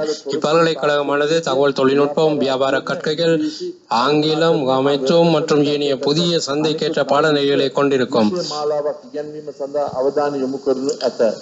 இதற்காக 3000 மில்லியன் ரூபாவை ஒதுக்கீடு செய்ய நான் முன்மொழிகின்றேன். கௌரவ சபாநாயகர் அவர்களே, எமது சமூகத்திற்கான கல்வி வாய்ப்புகளை விரிவுபடுத்துவதற்கு அரசாங்கத்தின் அர்ப்பணிப்புடனான கிளிநொச்சியில் பொறியியல் பீடத்தையும் வவுனியாவில் விவசாய பீடத்தையும் அமைக்க நான் முன்மொழிகின்றேன். பாலி மற்றும் பௌத்த கற்கைகளுக்கான பட்ட பின்படிப்பு நிறுவனத்திற்கு புதிய கட்டடம் ஒன்றுடன் தேவையான உட்கட்டமைப்பு வசதிகளும் வழங்கப்படும். இதற்காக ரூபாய் 500 மில்லியனை ஒதுக்கீடு செய்ய நான் முன்மொழிகின்றேன். பல்கலைக்கழக மாணவர்களுக்கு 3 வருட வட்டியில்லாத கடன் அடிப்படையில் மடிக்கணினிகளை வழங்குவதற்கும் அனைத்து பல்கலைக்கழகங்களிலும் இலவச வைஃபை ஜோன்ஸ் வசதிகளை ஏற்பாடு செய்வதற்கும் நான் முன்மொழிகின்றேன். இதற்காக 300 மில்லியன் ரூபாவை ஒதுக்கீடு செய்ய நான் முன்மொழிகின்றேன். இதனை உடனடியாக அமலுக்காகக்கூடிய வகையில் நான் ஏற்பாடுகளை செய்வேன். கௌரவ சபாநாயகர் அவர்களே, விளையாட்டுத் துறையில் சாதனைகளை படைத்தவர்கள், புதிய பொருள் அல்லது சேவையினை கண்டுபிடித்தவர்கள், மேட் ஒலிம்பியாட் போன்ற சர்வதேச போட்டிகளில் பங்கு பற்றியவர்களுக்கு பல்கலைக்கழக அனுமதியின் போது மேலதிக புள்ளிகள் வழங்குவதற்கான புதிய நடைமுறைகளை பின்பற்றுவதற்கு நான் முன்மொழிகின்றேன். නව ප්‍රවේශයන් නිර්මාණය කරනු ලැබූ අන්තර්ජාතික තරග එනම් மேத்ஸ் ஒலிம்பியாட் போன்ற போட்டிகளில் பங்கு பற்றி இருந்தவர்களுக்கு இதனை விரிவாக்க நான் எதிர்பார்க்கின்றேன். கௌரவ சபாநாயகர் அவர்களே, மிக நீண்ட காலமாக எமது மாணவர்களின் வெளிநாட்டு கல்விக்காக அதிக அளவான வெளிநாட்டு செலாவணி வெளிச்சென்றுள்ளது. இப்போக்கு மாற்றியமைக்கப்பட வேண்டும். இத்துறையில் எமது ஆற்றலுக்கு விசேட கவனம் செலுத்தும் வகையில் வெளிநாட்டு மாணவர்களை இலங்கையில் கற்பதற்கு தூண்ட வேண்டும் என்பதுடன் அதன் மூலம் வெளிநாட்டு செலாவணி உட்பாய்ச்சல் அதிகரிக்கின்றது. இலங்கை கல்விக்கான மையம் ஒன்றாக மாறுவதற்கான ஆற்றலினை பெற்றுள்ளது. இந்த வகையில் மருத்துவத்துறை நீங்களாக தனியார் பல்கலைக்கழகங்கள், பல்கலைக்கழக மானியங்கள் ஆணைக்குழுவினால் நிர்வகிக்கப்படும் வகையில் இலங்கையில் தொழிற்படுவதற்கு அனுமதிக்கப்படும்.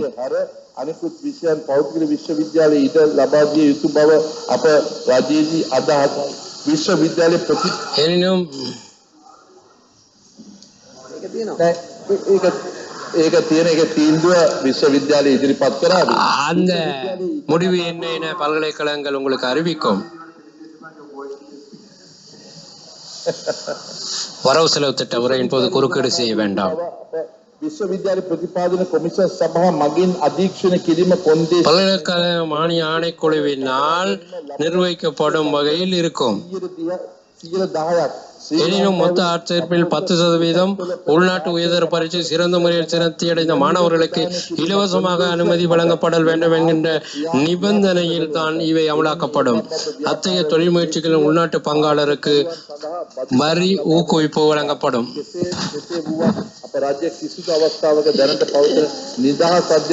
எங்களுடைய அரசாங்கம் இலவச கல்வி திட்டத்திலிருந்து வெளியே செல்ல நடவடிக்கை எடுக்காது என உறுதிப்படுத்துகிறேன். நான் அறிந்த வரையில் பல்கலைக்கழக கல்வி,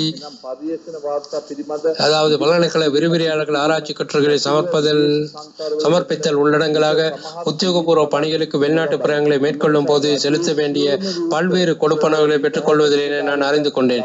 எனவே அரசாங்கத்தின் அனைத்து சேவைகளிலும் நிறைவேற்றலுவர்களுக்கு வழங்கப்பட்ட வசதிகளை பல்கலைக்கழக விரிவுரையாளர்களுக்கும் வழங்க நான் முன்மொழிகின்றேன்.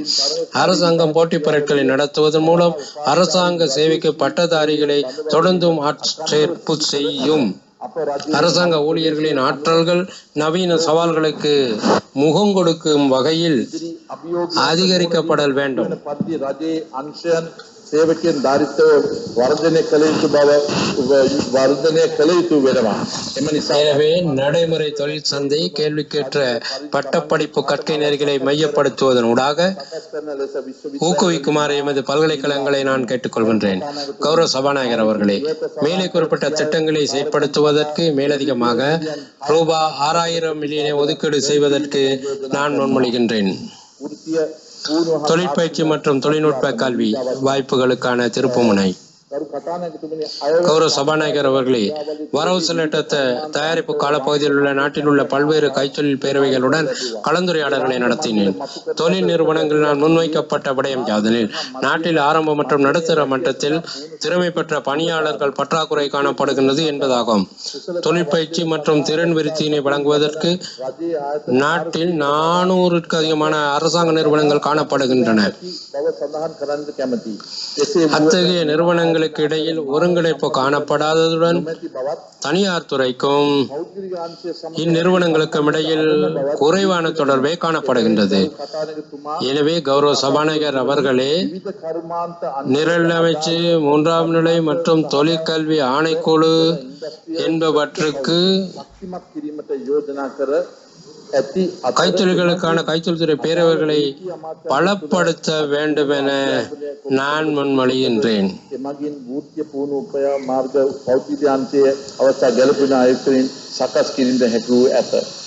Honorable Speaker, 339, 339, 340, 341.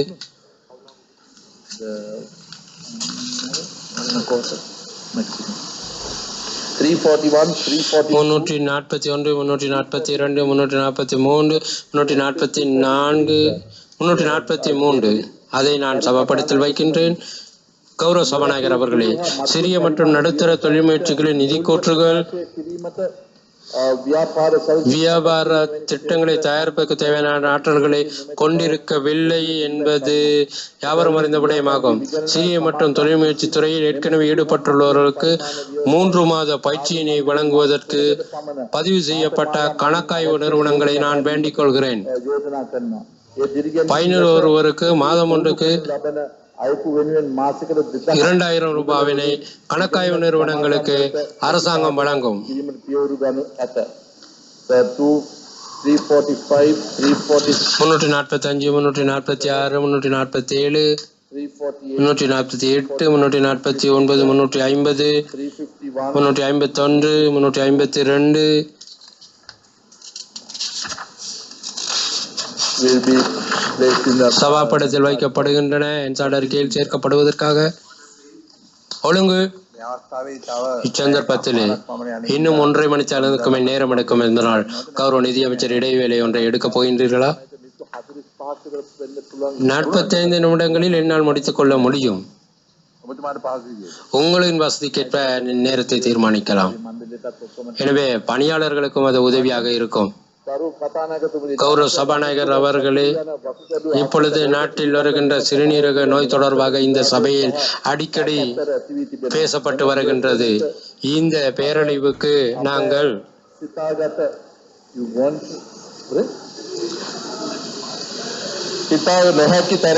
எங்களால் நினைத்துக் கொள்ள முடியாத அளவிற்கு இது பாரிய மட்டத்தை அடைந்திருக்கின்றது. எனவே நாங்கள் இது தொடர்பாக செயலாற்ற வேண்டி இருக்கின்றது. எனவே சிறுநீரக நோய் அதிகமாக இருக்கிற கிட்னி டயாலிசிஸ் சென்டர்ஸ் 1000 சிறுநீரக நிலையங்களை உடனடியாக தயாரிப்பதற்கு 6500 மில்லியனை ஒதுக்கீடு செய்ய முயற்சிக்கின்றேன். அதே போல விசேட வசதிகளை கொண்ட வைத்தியசாலை ஒன்றை மின்னேரியாவில் சிறுநீரக நோய்க்காக அமைக்க 2000 மில்லியன் ரூபாய் ஒதுக்கீடு செய்ய முன்மொழிகின்றேன். நல்லூர், கண்டி மற்றும் மாத்திரை ஆகிய பிரதேசங்களில் 3 புற்றுநோய் வைத்தியசாலையை நிர்மாணிப்பதற்காக 3000 மில்லியனை ஒதுக்கீடு செய்வதற்கு நான் முன்மொழிகின்றேன். சிறந்த சுகாதார பராமரிப்பினை மேம்படுத்துவதற்கு அனுராதபுரம், குருநாகல் மற்றும் யாழ்ப்பாணம் வைத்தியசாலைகளை உபகரணங்கள் மற்றும் ஏனைய வசதிகளுடன் தரம் உயர்த்த நான் முன்மொழிகின்றேன். இதற்காக 3000 மில்லியனை ஒதுக்கீடு செய்வதற்கு முன்மொழிகின்றேன். நாட்டில் சுகாதார வசதிகளை விரிவாக்கும் நோக்குடன் அவசர தேவைகளின் போது குறுகிய நேரத்தில் சுகாதார வசதிகளை பெற்றுக்கொள்வதனை மேம்படுத்துவதற்கும் நடமாடும் வைத்தியசாலை எண்ணக்கரு உருவாக்கப்படும். இதற்காக 200 மில்லியன் ரூபாய் ஒதுக்கப்படும். 357, 358, 350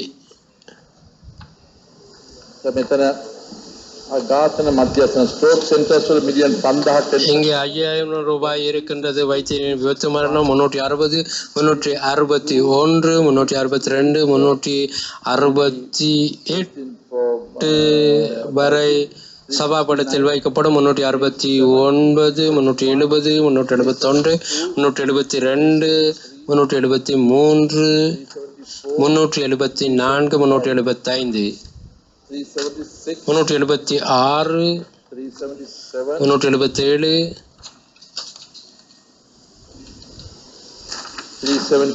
377, 378,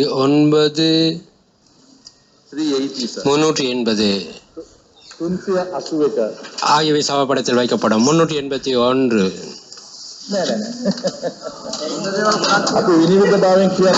நாங்கள் வெளிப்படைத்தன்மையுடன் தான் செயற்படுவோம். 381 தபால் சேவைகள். மின்னஞ்சல் இணையதள பாவனையின் காரணமாக தபால் சேவையானது உலகளாவிய ரீதியில் குறிப்பிடத்தக்க பிரச்சனைகளை எதிர்நோக்கி இருக்கின்றது. இன்றைய தபால் சேவை கூட அவ்வாறான சவால்களை எதிர்கொண்டுள்ளது. இந்த வகையில் அவ்வாறான சவால்களை எதிர்கொள்வதற்கு தபால் சேவையினை கூரியர் சேவைகளை வழங்கும் வியாபாரமாக மாற்றுவதற்கு நான் முனைகின்றேன். மேலும் தமது சேவைகளை இழந்துள்ள உபதபாலகங்கள் அவற்றினது சேவைகளை உறுதிப்படுத்துவதற்கு நிதி ஒத்துழைப்பினை வழங்குவதற்கு முன்மொழிகின்றேன். வங்கிகளின் சார்பில் சேமிப்புகளை சேகரிக்கின்ற பணியில் ஈடுபடுவதற்கும் அவற்றினை லாபம் தரக்கூடிய நிறுவனங்களாக மாற்றுவதற்குமான மேலதிக வருமானத்தினை பெறக்கூடிய சேவைகளை வழங்குமாறு நான் கேட்டுக்கொள்கின்றேன். ஏனென்றால் இப்பொழுது உபதபால் நிலையங்களுக்கு அரசாங்கம் வழங்குகின்ற சேவைகள் அவ்வாறே வழங்கப்படும் என்பதையும் வலியுறுத்துகின்றேன். நாங்கள் அந்த உபதபால் நிலையங்களில் உரிமையாளர்களுக்கு அதை ஒப்படைப்போம். அவர்களுக்கு பணம் செலுத்தி எமது நாட்டிலே 7000 உபதபால் நிலையங்கள் இருக்கின்றன. அவற்றின் சேவைகள் சீரழியாத வகையில் அவர்களால் முன்னெடுத்து செல்லக்கூடிய வகையில் நிலைமையை ஊக்குவிக்க நாங்கள் எதிர்பார்க்கின்றோம்.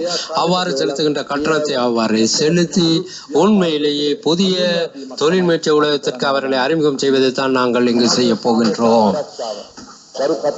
பொதுமக்கள் ஒழுங்கு மற்றும் பாதுகாப்பு. கௌரவ சபாநாயகர் அவர்களே, கிராம மட்டத்தில் பாதுகாப்பு சட்டம் மற்றும் ஒழுங்கினை மேம்படுத்தும் வகையில் சட்டம் மற்றும் ஒழுங்கு அமைச்சர் மற்றும் போலீஸ் மா அதிபருடன் கலந்தாலோசித்து தற்பொழுது காணப்படும் 428 போலீஸ் நிலையங்களை 600 போலீஸ் நிலையங்களாக அதிகரிப்பதற்கு நான் முன் வருகின்றேன். இதற்காக மேலதிகமாக 1000 மில்லியன் ரூபாவை ஒதுக்கீடு செய்கிறேன். கௌரவ சபாநாயகர் அவர்களே, எங்களுடைய போலீஸ் உத்தியோகர்கள் மிகவும் சிரமப்பட்ட வகையிலேயே செயற்பட்டு கொண்டு வருகின்றார்கள். அவசர நிலைமைகளின் போது உடனடியாக செயற்படுவதுடன் எமது மக்களுக்கு தேவையான ஏனைய பல்வேறு தேவைகளையும் அவர்கள் வழங்குகின்றார்கள். அவர்கள் உள்நாட்டிலும் வெளிநாட்டிலும் நவீன வாகன போக்குவரத்து முகாமைத்துவ முறைமையை உள்ளடங்கலாக முக்கியமான துறைகளில் தொடரான பயிற்சி வழங்கப்பட வேண்டிய தேவை காணப்படுகின்றது. இதனால் நாட்டில் உள்ள தேசிய போலீஸ் பயிற்சி கல்லூரியினை வலுப்படுத்துவதற்கும் அதற்காக ரூபாய் 100 மில்லியனை ஒதுக்கீடு செய்வதற்கும் நான் முன்மொழிகின்றேன். கௌரவ சபாநாயகர் அவர்களே, தொலைத்தொடர்பு வலையமைப்பு உருவாக்கமானது அவசர தேவைகளின் போது போலீஸ் உடனடியாக செயற்படுவதற்கும் அரசாங்க நிறுவனங்கள் மற்றும் மக்களுக்கிடையில் தொடர்பாடலினை அதிகரிப்பதற்கும் இது அவசியமானதாகும். முன்மொழிவினை செயற்படுத்துவதற்கு ரூபாய் 250 மில்லியனை ஒதுக்கீடு செய்கின்றேன்.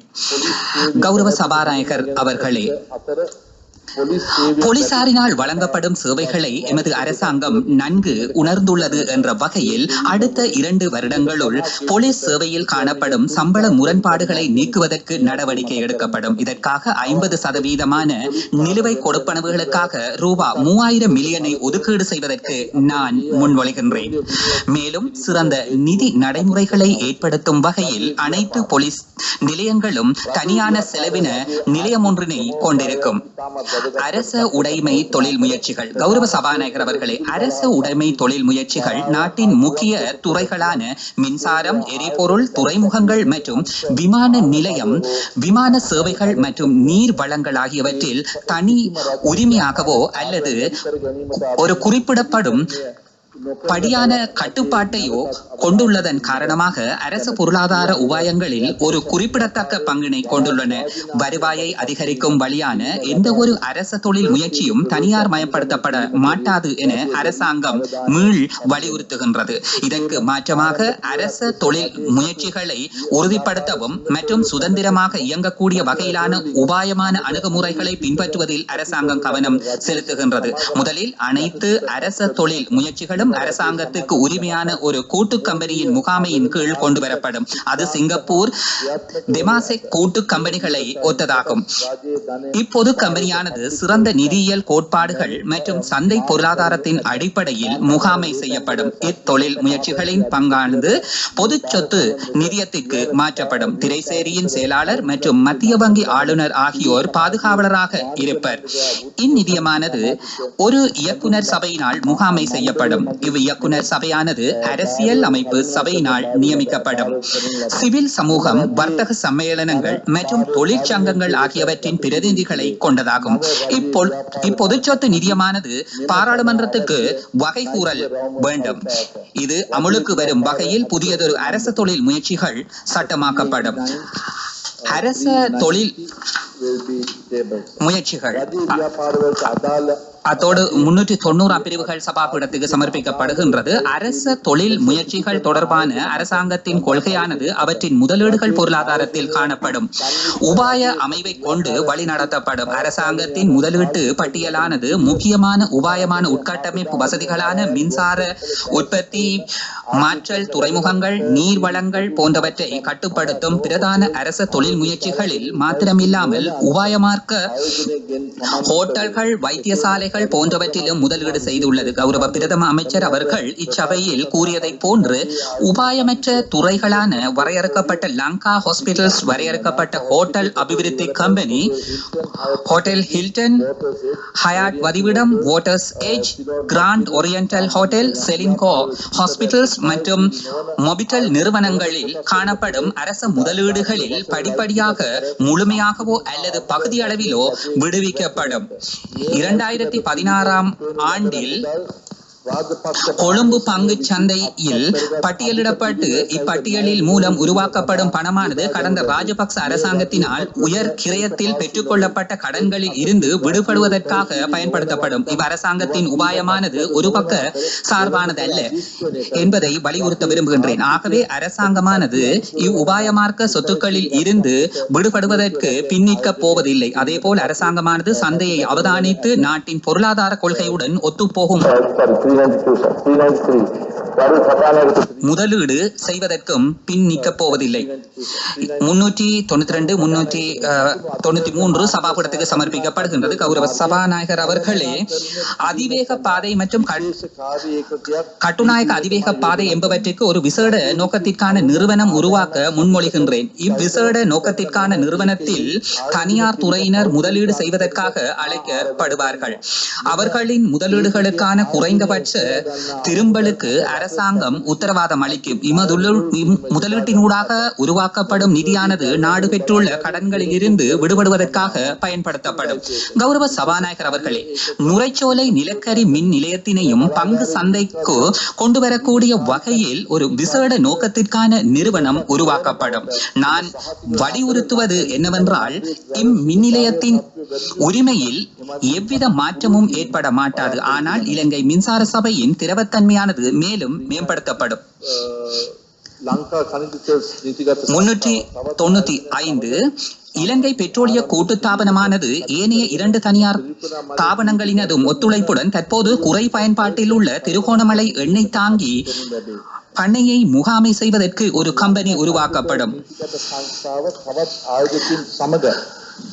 கௌரவ சபாநாயகர் அவர்களே, இவ்வசதியானது பின்னிணைக்கப்பட்ட சுங்க களஞ்சியங்களாக செயற்படுத்தப்படும். இதிலே 99 எண்ணெய் நிலையங்கள் இருக்கின்றன. இவற்றை முகாமைத்துவம் செய்வதற்கான நடவடிக்கைகள் எடுக்கப்படும். கௌரவ சபாநாயகர் அவர்களே, அதிமேதகு ஜனாதிபதி அவர்களினாலும் பிரதம மந்திரியினாலும் வழங்கப்பட்ட அறிவுறுத்தல்களுக்கு அமைவாக அரகச தொழில் முயற்சிகள் இயக்குனர் சபை அங்கத்தவர்கள் மற்றும் தலைவர்கள் சம்பளங்கள் மற்றும் கொடுப்பனவுகள் வரையறுக்கப்படும். இது தொடர்பில் இதற்கு முன்னர் வழங்கப்பட்ட அறிவுறுத்தல்கள் மீறப்பட்டுள்ளன. எவ்வாறாயினும் 2016 ஜனவரி மாதம் 1ஆம் தேதி திரைசேரியினால் வெளியிடப்படும் ஒழுங்கு விதிகள் கட்டாயம் பின்பற்றப்படுதல் வேண்டும். சிவில் சேவைத்துறை. கௌரவ சபாநாயகர் அவர்களே, அரசாங்கமானது சகாய கொள்கையை பின்பற்றி எவ்வித கட்டுப்பாடுகளுமற்ற விமான போக்குவரத்து சேவைக்கான திறந்த ஆகாய கொள்கையை முன்னிறுத்துகின்றது. இதன் மூலம் சர்வதேச விமான சேவைகள் இலங்கையை ஒரு விரும்பு தளமாக கொள்ளுமாறு அழைப்பு விடுக்கின்றேன்.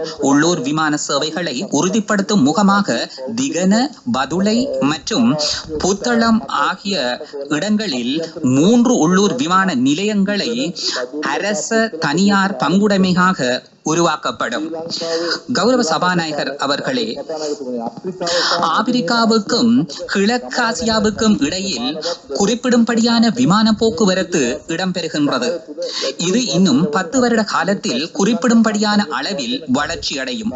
ஆகவே இலங்கை சுற்றுலா மேம்படுத்தல் பணியகம் சர்வதேச விமான சேவைகளுடன் இணைந்து இப்பிரயாணிகள் கிழக்கிலிருந்து மேற்குக்கு பயணிக்கும் போது இலங்கையில் தரித்து செல்லக்கூடிய வகையில் அவர்களை கவருவதற்கான உபாயங்களை உருவாக்குமாறு நான் முன்மொழிகின்றேன்.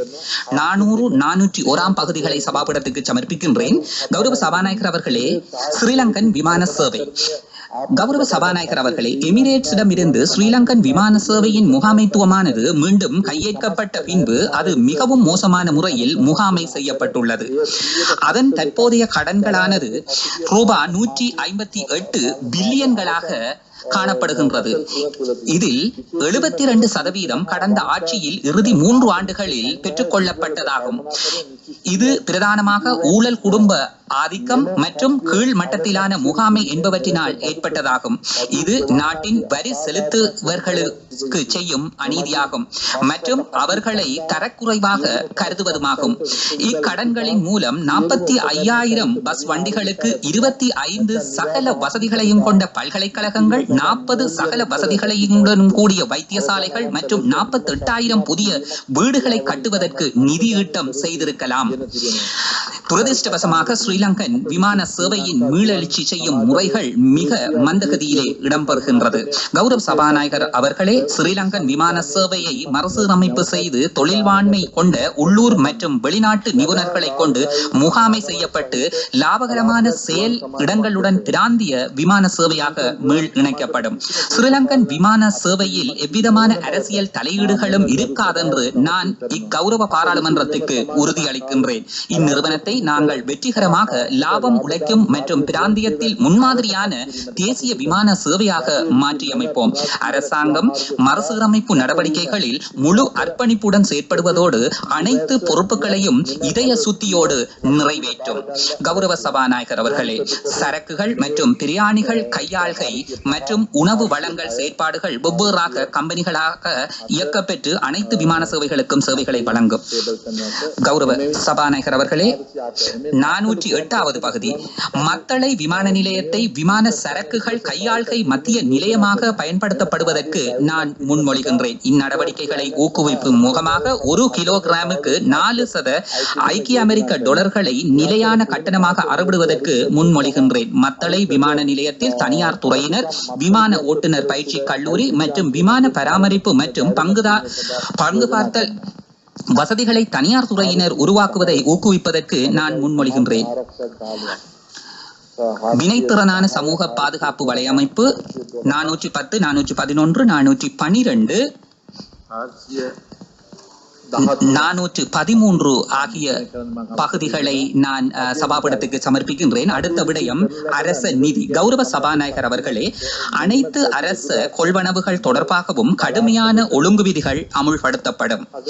கௌரவ பிரதம அமைச்சரினால் இச்சபையில் முன்வைக்கப்பட்ட கொள்கை பிரகடனத்தின்படி மத்திய பெறுகைகள் செயலகம் உருவாக்கப்படும்.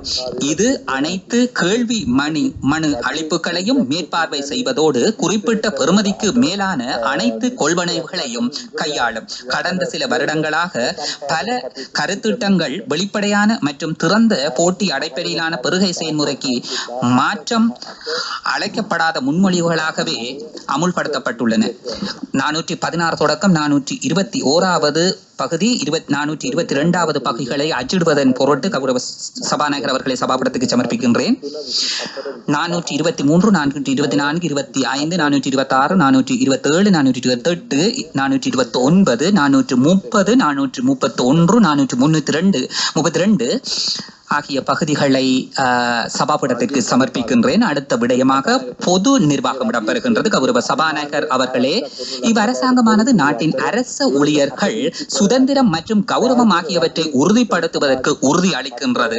ஒரு சுதந்திரமான அரச சேவை ஆணைக்குழு ஒன்று நியமிக்கப்பட்டுள்ளது. அரசியல் மயமாக்கப்பட்ட அரச துறை என்பது இறந்த கால விடயமாகும்.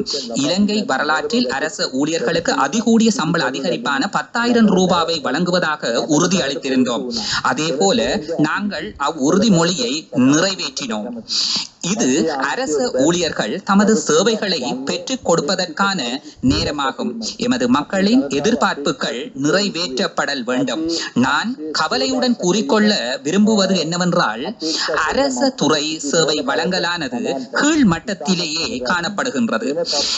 இந்த நிலைமையை சீர் செய்தல் வேண்டும். உற்பத்தி திறனானது தொடர்ந்தும் சிக்கலாகவே காணப்படுகின்றது. அது நாட்டின் முழு மொத்த பொருளாதார வளர்ச்சியையும் பாதித்துள்ளது. உத்வேகமாக செயலாற்றக்கூடிய அரச பணித்துறையே எப்போதும் எதிர்கால செயற்பாடாக இருத்தல் வேண்டும்.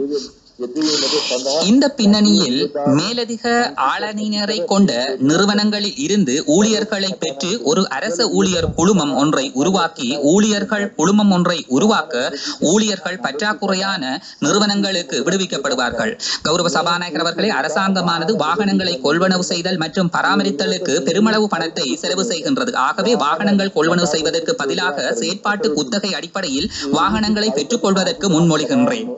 இதன் போது குத்தகையில் பராமரிப்பு செலவு, காப்புறுதி கட்டணம் மற்றும் வாகனம் தொடர்பான ஏனைய கட்டணங்களையும் அவரே செலுத்த வேண்டும்.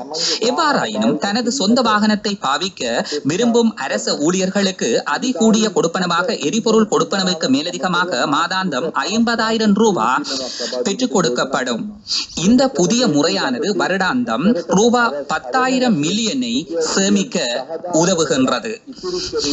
கௌரவ சபாநாயகர் அவர்களே, அரச துறை சேவை வழங்கலானது எவ்வித பயனையும் தருவதாக இல்லை. அரச நிறுவனங்களுக்கு வரும் கடிதங்கள் பதிலளிக்கப்படாமல் பல மாதங்களாக கிடக்கின்றன. ஆகவே கிடைக்கப்பெற்ற கடிதங்களுக்கு 5 வேலை நாட்களுக்குள் தெரியப்படுத்தல் வேண்டும். இது பொது நிர்வாக மற்றும் முகாமைத்துவ அமைச்சினால் கண்காணிக்கப்படும். கௌரவ சபாநாயகர் அவர்களே, வெளிநாடுகளில் காணப்படும் எமது தூதராலயங்கள் உறுதிப்படுத்தப்படல் வேண்டும். இத்தூதராலயங்களில் சேவை செய்யும் ஊழியர்களுக்கு விரிவான பயிற்சிகளை பெற்றுக் கொடுப்பதற்கு முன்மொழிகின்றேன். அதே போல தூதுவர் சேவை அதிகாரிகள் குழந்தைகளுக்கு கல்வி கற்பிப்பதற்கான செலவில் 75% அரசாங்கம் பெற்றுக்கொள்வதோடு 25% ஊழியர்கள் தாங்கிக் கொள்ள வேண்டும். முதலாவது குழந்தையின் 2ஆம் நிலை கல்விக்கான முழு செலவினையும் 2வது குழந்தையில் இருந்து 80% அரசாங்கம் பொறுப்பேற்கும் என நான் இங்கே தெரிவிக்க விரும்புகின்றேன். இதற்காக 150 மில்லியன்களை ஒதுக்கீடு செய்கின்றேன். அரச துறை பதவி அணியானது நவீன உலகில் முன்வைக்கப்படும் பல சவால்களை முகம் கொடுத்து தயார் இல்லை என்பதனை நான் காண்கின்றேன். 441, 442, 443, 445 446 பகுதிகளை அச்சிடுமாறு பிரேரிக்கின்றேன். 447வது விடயம் ஓய்வூதிய நிதிகள். கௌரவ சபாநாயகர் அவர்களே, ஓய்வு பெற்ற தொழில்படை அங்கத்தவர்கள் அவர்களின் சுறுசுறுப்பான வேலை காலத்தில் அவர்கள் நாட்டின் அபிவிருத்திக்கு செய்த பங்களிப்பை கருத்தில் கொண்டு அவர்களுடைய எஞ்சிய வாழ்க்கை காலத்தை மிகவும் சந்தோஷமான சூழலில் கழிப்பதை அரசாங்கம் உதவி செய்தல் வேண்டும். 2014ஆம் ஆண்டின் போது நாட்டில் 1,68,900 அங்கத்தவர்களை கொண்ட 156 அனுமதிக்கப்பட்ட சேமலாப நிதிகள் மற்றும் பங்களிப்பு செய்யும் ஓய்வூதிய முறைகள் காணப்படுகின்றன. 2014ஆம் ஆண்டின் இறுதியின் போது இவற்றின் மொத்த சொத்துக்கள் மற்றும் முதலீட்டின் பெறுமதியானது முறையே ரூபாய் 151 பில்லியன் மற்றும் 115 பில்லியன்களாக அமைந்திருக்கின்றன. தொழில் ஆணையாளரினால் முகாமை செய்யப்படும் அங்கீகரிக்கப்பட்ட சேமலாப நிதியங்கள் மற்றும் பங்களிப்பு செய்யும் ஓய்வூதிய திட்டங்களின் ஒழுங்குபடுத்தல் மற்றும் மேற்பார்வைகள் நலிவானதாக காணப்படுகின்றது. அதனால் இவ்வாறான நிதிகளின் அங்கத்தவர்களின் சேமிப்புகளானவை ஆபத்தான நிலையில் காணப்படுகின்றது. ஆகவே இத்தகைய நிதிகளின் பாதுகாப்பை உறுதிப்படுத்தும் முகமாக வெளிப்படையான நிர்வாக தரங்களுடன் கூடிய புதிய மேற்பார்வை மற்றும் ஒழுங்குபடுத்தல் முறைமைகள் தேவைப்படுகின்றன. அதனால் இவ்வோய்வூதிய நிதியங்களை ஒழுங்குபடுத்துவதற்கு இலங்கை ஒழுங்குபடுத்தல் நிர்வாகம் ஒன்றிற்கு சாட்ட விரும்புகின்றேன். ஓய்வூதிய நிதியங்களை ஒழுங்குபடுத்துவதற்கு அவசியமான சட்ட வாக்கங்களை அறிமுகப்படுத்துவதற்கு நான் முன்மொழிகின்றேன். கௌரவ சபாநாயகர் அவர்களே, அரசாங்கத்தின் தற்போது காணப்படும் நிதியளிக்கப்படாத ஓய்வூதிய முறைமையின் கீழ் ஓய்வூதியத்திற்கான செலவினம் கடந்த வருடங்களின் போது குறிப்பிடத்தக்க அளவு அதிகரித்துள்ளது. அதிகரித்து வரும் முதியோர் சனத்தொகை மற்றும் அத்துடன் தொடர்பான அபிவிருத்திகள் இவ்விடயத்தினை மேலும் மோசமாக்கியுள்ளது. இதனால் தற்போது காணப்படும் ஓய்வூதியத்தினை மீள் மதிப்பீடு செய்ய வேண்டியது முதன்மையானதாகும். எனவே தற்போது காணப்படும் ஓய்வூதிய முறை தற்பொழுது சேவையாற்றுகின்ற ஊழியர்களுக்கு தொடர்ந்து நடைமுறைப்படுத்தப்படுவதுடன் 2016 ஜனவரி மாதம் 1ஆம் தேதியில் இருந்து புதிதாக அரசாங்கத்துறைக்கு சேர்த்துக் கொள்ளப்படும் ஊழியர்களுக்கு புதிய பங்களிப்பு ஓய்வூதிய திட்டம் ஒன்று அறிமுகப்படுத்தப்படுவதுடன் அவர்களது இளைப்பாறலின் போது ஓய்வூதியம் உறுதிப்படுத்தப்படும். இவ்வாறான பங்களிப்பு அரசாங்க ஓய்வூதிய நிதியத்திற்கு அனுப்பி வைக்கப்படும். கௌரவ சபாநாயகர் அவர்களே, இவைகள் பாராளுமன்ற உறுப்பினர்களுக்கும் ஏற்புடையதாக அமையும். கௌரவ சபாநாயகர் அவர்களே, புதிய பாராளுமன்ற உறுப்பினர்களுக்கு அவைகள் ஏற்புடையதாக அமையும். 2016ஆம் ஆண்டில் இருந்து நடைமுறைக்கு வரும் வண்ணம் இவைகள் நடைமுறைக்கு வரும். கௌரவ சபாநாயகர் அவர்களே, 2016ஆம் ஆண்டு வரையில் இருக்கின்ற அரசாங்க ஊழியர்களுக்கு இது தாக்கம் ஏற்படுத்த மாட்டாது. கௌரவ சபாநாயகர் அவர்களே, பிரதமர் அவர்களது பொருளாதார கொள்கை கூற்றில் குறிப்பிட்டதன் பிரகாரம் ஊழியர் சேமலாப நிதி மற்றும் ஊழியர் நம்பிக்கை பொறுப்பு நிதியமாகிய இரண்டும் ஒன்றிணைக்கப்பட உள்ளது. அத்தகைய உபாயம் ஒன்று அரசாங்கத்திற்கும் தொழிற்சங்கங்களுக்கும் இடையில் இணக்கப்பாடு காணப்படுகின்ற சந்தர்ப்பத்தில் மாத்திரம் அமுல்படுத்தப்படும் என்பதை பாராளுமன்றத்துக்கு நான் அறிவிக்க விரும்புகின்றேன். கௌரவ சபாநாயகர் அவர்களை 451 தொடக்கம் 457, 8, 459, 460 ஆகிய பகுதிகளையும் அச்சிடுவதற்கு உங்களுடைய அனுமதியை கோருகின்றேன். போக்குவரத்து துறை. கௌரவ சபாநாயகர் அவர்களே, போக்குவரத்து துறையானது மிகவும் அவசரமான மறுசீரமைப்பினை வேண்டி நிற்கின்றது. எந்த ஒரு வாகன போக்குவரத்து முகாமைத்துவமும் காணப்படாமையினால் எமது பாதைகள் வாகன நெரிசல்களினால் நிறைந்துள்ளன. இத்துறையின் அபிவிருத்தியுடன் எந்த ஒரு ஒழுங்குபடுத்துகை முறையும் பின்பற்றப்படவில்லை. முச்சக்கர வண்டிகள், வாடகை வாகனங்கள் மற்றும் பாடசாலை வேன்கள் மற்றும் பொருட்கள் மற்றும் வாகனங்கள் உள்ளடங்கலாக தேசிய போக்குவரத்து ஆணைக்குழுவின் நோக்க எல்லையை விரிவாக்குவதற்கு சட்டவாக்க திருத்தங்களை அறிமுகப்படுத்துவதற்கு முன்மொழிகின்றேன். கௌரவ சபாநாயகர் அவர்களே, இலங்கை போக்குவரத்து சபையானது பேருந்தொன்றினை கொள்வனவு செய்வதற்கு ஆக குறைந்தது ரூபாய் 4.5 மில்லியனை செலவிட வேண்டியுள்ளது. எவ்வாறாயினும் போக்குவரத்து சபையின் பழைய அடிச்சட்டங்கள் புதிய பேருந்துகள் தயாரிப்புக்கான கழிவு இரும்பாக விற்கப்படுகின்றது. எனவே புதிய பேருந்துகளை எம்மால் தயாரிக்க முடியுமாயின் பேருந்து கொள்வனவுக்கான செலவினத்தை சேமிக்க முடியும்.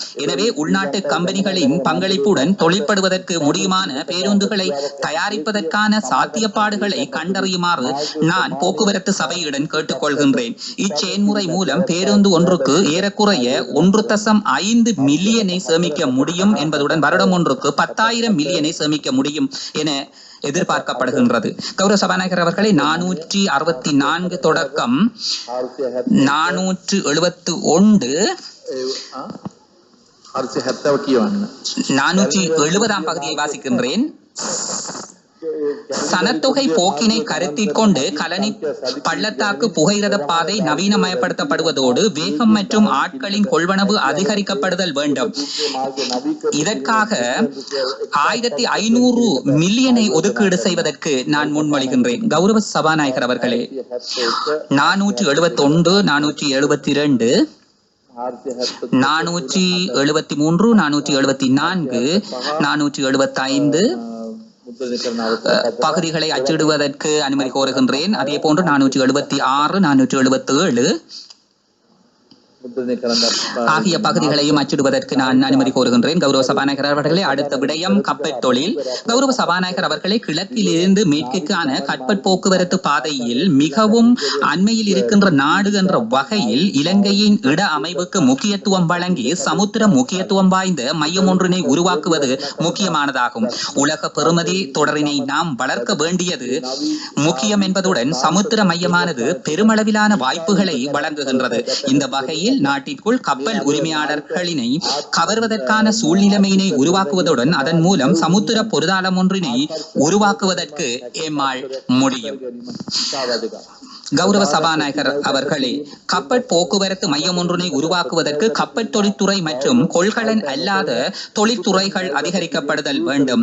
அந்த வகையில் 2025 உலகில் முதல் 20வது கப்பற் போக்குவரத்து துறைமுகமாக மாறுவதற்கு தேவையான உபாயங்களை உருவாக்குவது அவசியமாகும்.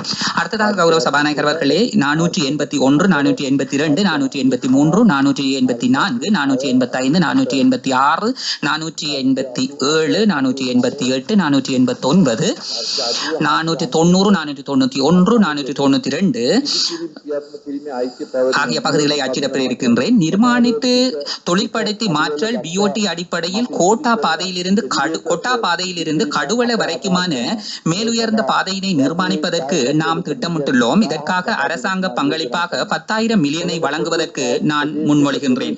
கொழும்பு கோட்டைக்கான அடைவு வழியினை மேம்படுத்துவதற்கு கலனி பாலத்தில் இருந்து கொழும்பு கோட்டைக்கான புதிய கோட்டை நுழைவு பாதை நிர்மாணிக்கப்படும்.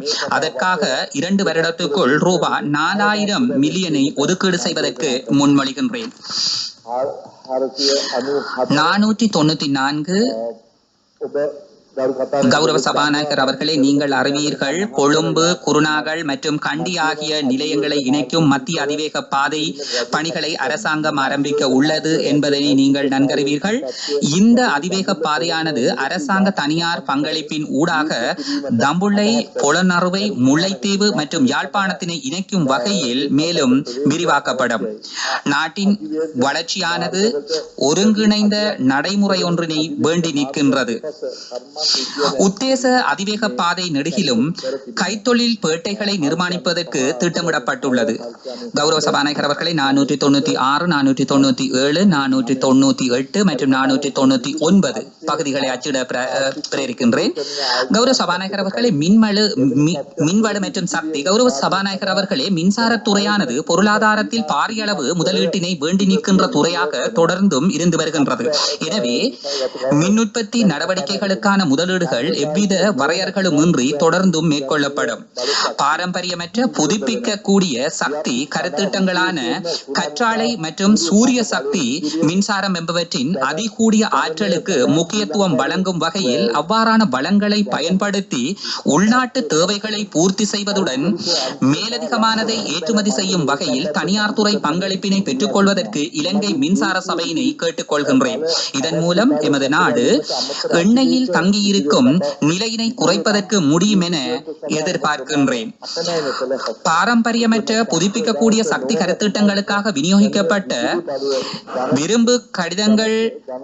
விருப்பு கடிதங்கள் ஏற்கனவே வழங்கப்பட்டு 2015 டிசம்பர் மாதம் 31ஆம் தேதி ஒரு வருடத்திற்கு மேல் பயன்படுத்தப்படாதிருப்பின் அவை தொழிற்பாட்டில் இருந்து நிறுத்தப்படுவதற்கு நான் முன்மொழிகின்றேன். 502, 503, 504, 505,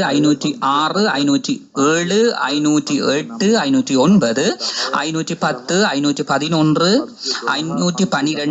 512, 513, 514, 515 ஆகிய பகுதிகளை அச்சிட அனுமதி கோருகின்றேன். அதே நேரத்திலே 516, 517, 518, 519, 520 ஆகிய பகுதிகளையும் அச்சிட அனுமதி கேட்கின்றேன்.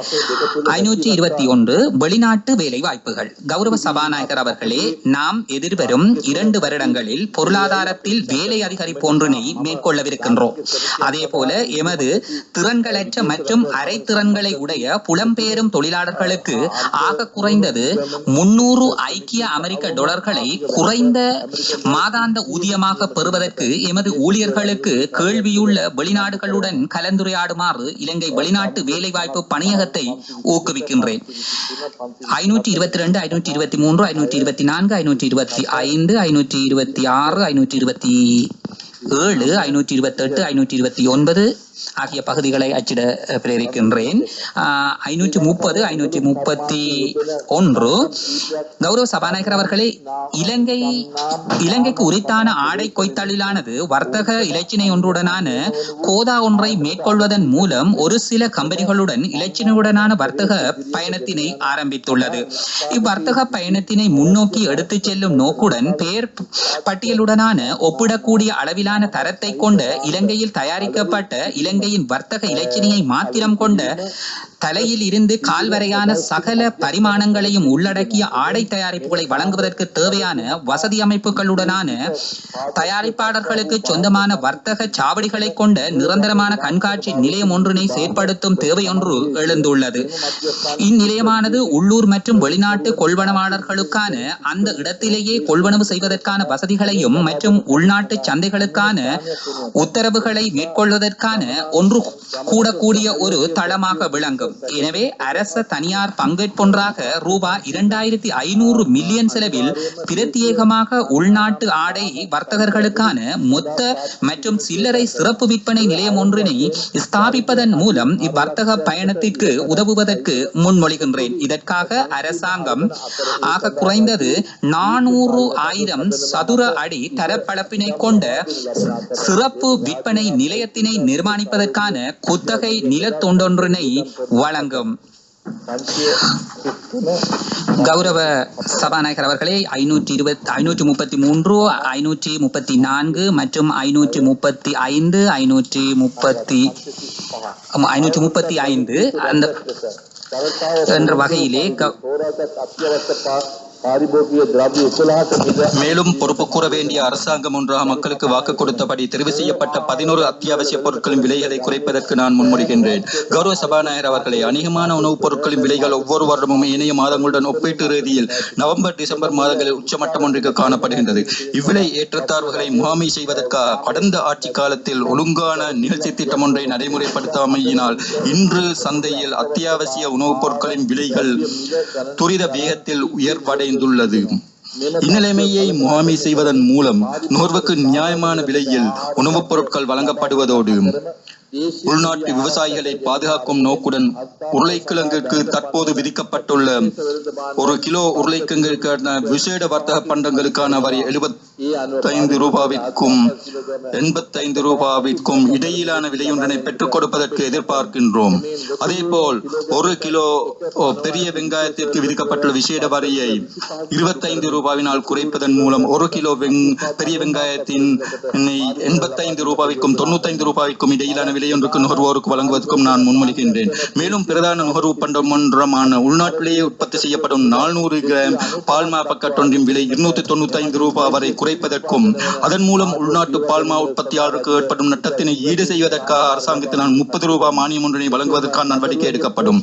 அதேபோல் குழந்தைகளின் போஷாக்கு தேவைகளை கருத்தில் கொண்டு 1 கிலோ பால்மாவை 100 ரூபாவினால் குறைப்பதற்கும் நான் முன்மொழிகின்றேன்.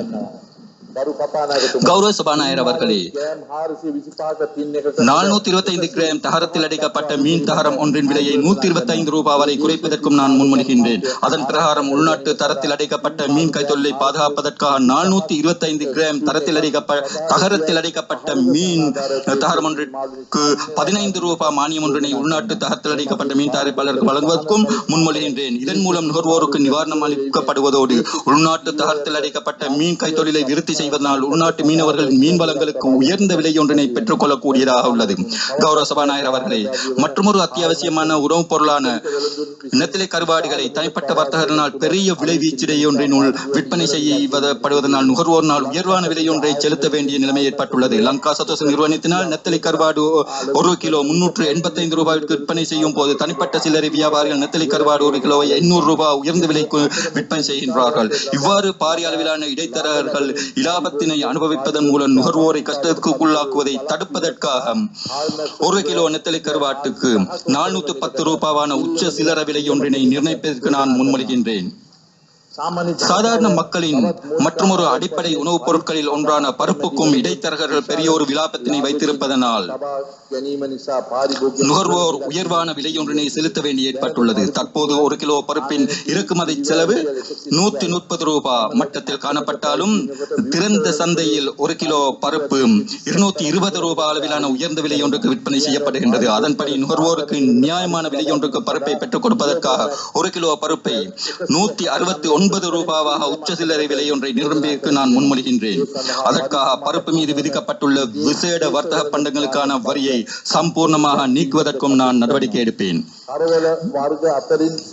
கருவாடு வகைகளில் அதிக அளவிலான கேள்வி ஒன்று காணப்படும் 1 கிலோ கட்ட கருவாட்டுக்கு 1100 ரூபாய் உச்ச சில்லறை விலை ஒன்றுக்கும் 1 கிலோ சால கருவாடு 425 ரூபாய் உச்ச சில்லறை விலை ஒன்றுக்கும் நிர்ணயிப்பதற்கு நான் முன்மொழிகின்றேன். அதன் மூலம் உள்நாட்டு கருவாட்டு தயாரிப்பாளர்களை பாதுகாப்பதற்காக நுகர்வோருக்கு சலுகை அடிப்படையிலான விலையொன்றுக்கு கருவாட்டினை வழங்குவதற்கும் எதிர்பார்க்கப்படுகின்றது. தற்போது திறந்த சந்தையில் 1 கிலோ கடலையின் சில்லறை விலை 220 ரூபாவாக உயர்வான ஒரு விலை மட்டத்தை கொண்டிருந்தாலும் அதன் இறக்குமதி செலவு 160 ரூபாய் குறைவான மட்டத்தில் காணப்படுகின்றது. அதன்படி நுகர்வோருக்கு நிவாரணத்தை அளிக்கும் துவக்கத்துடன் 1 கிலோ கடலையை 169 ரூபாய் உச்ச சில்லறை விலை ஒன்றினை நிரம்பியதற்கு நான் முன்மொழிகின்றேன். இதற்கு மேலதிகமாக 12.5 கிலோகிராம் வீட்டு எரிவாயு சிலிண்டர் ஒன்றின் விலையை உடன் அமல்படுத்தப்படும் வகையில் 150 ரூபாயினால் குறைப்பதற்கு முன்மொழிவதோடு வறிய மக்களுக்கு நிவாரணம் அளிக்கும் நோக்குடன் 1 லிட்டர் மண்ணெண்ணெயின் விலையை 10 ரூபாயினாலும் குறைப்பதற்கு நான் முன்மொழிகின்றேன். இவ்வாறு வறிய மக்களுக்கு நிவாரணம் அளிக்கும் நோக்குடன் குறைக்கப்பட்ட ஏனைய எண்ணெய் வகைகளுடன் கலந்து விற்கும் முறையற்ற கதைகளை தடுப்பதற்கு அவசியமான சட்ட ரீதியான செயற்பாடுகளை எடுப்பதற்கு நான் முன்மொழிகின்றேன். கௌரவ சபாநாயகர் அவர்களே, இதற்காக அரசாங்கத்திற்கு ரூபாய் 3000 மில்லியன் ரூபாய் செலவு செய்ய வேண்டி ஏற்படுவதோடு அதற்கு தேவையான ஒதுக்கீடுகளை மேற்கொள்வதற்கும் நான் முன்மொழிகின்றேன். அதே 536, 537, 538, 531 அவற்றை நான் சபாபீடத்தில் வைப்பதற்கு முன்மொழிகின்றேன். கொடுப்பனவுகள். கௌரவ சபாநாயகர் அவர்களே, நமது அரசாங்கத்தின் வாக்குறுதி ஒன்றான அரசு துறை ஊழியர்களுக்கு கிடைக்கக்கூடிய மாதாந்த கொடுப்பன ரூபாய் 10,000 ஓய்வூதிய கொடுப்பனவு கணிப்பீட்டின் போது கவனத்தில் கொள்ளப்படும். இந்த கொடுப்பனவு மற்றும் முன்பு வழங்கப்பட்ட 2 இடைக்கால கொடுப்பனவும் ஓய்வு பெறும் போது ஓய்வூதிய கொடுப்பனுக்கு கருத்தில் கொள்ளப்படும். கௌரவ சபாநாயகர் அவர்களே, எமக்கு புதிய இளஞ்ச ஊழல்கள் ஆணைக்குழு காணப்படுகின்றது. இளஞ்சம் ஊழல்கள் முறைப்பாடுகளை விசாரிப்பதற்கான ஆணைக்குழுவின் செயற்பாடுகள் உறுதிப்படுத்தப்படுவது எமது நிர்வாகத்தின் பிரதான நோக்கமாகும். இதன் மூலம் நாட்டிலிருந்து ஊழல்களை முற்றாக அழித்தொழிப்பதற்கு உறுதியான அர்ப்பணிப்பை வழங்கியுள்ளது. அவை நான் இந்நோக்கத்திற்காக ரூபாய் 500 மில்லியன்களை ஒதுவதற்கு முன்மொழிகின்றேன். பார்லிமென்ற அலுவல்கள்.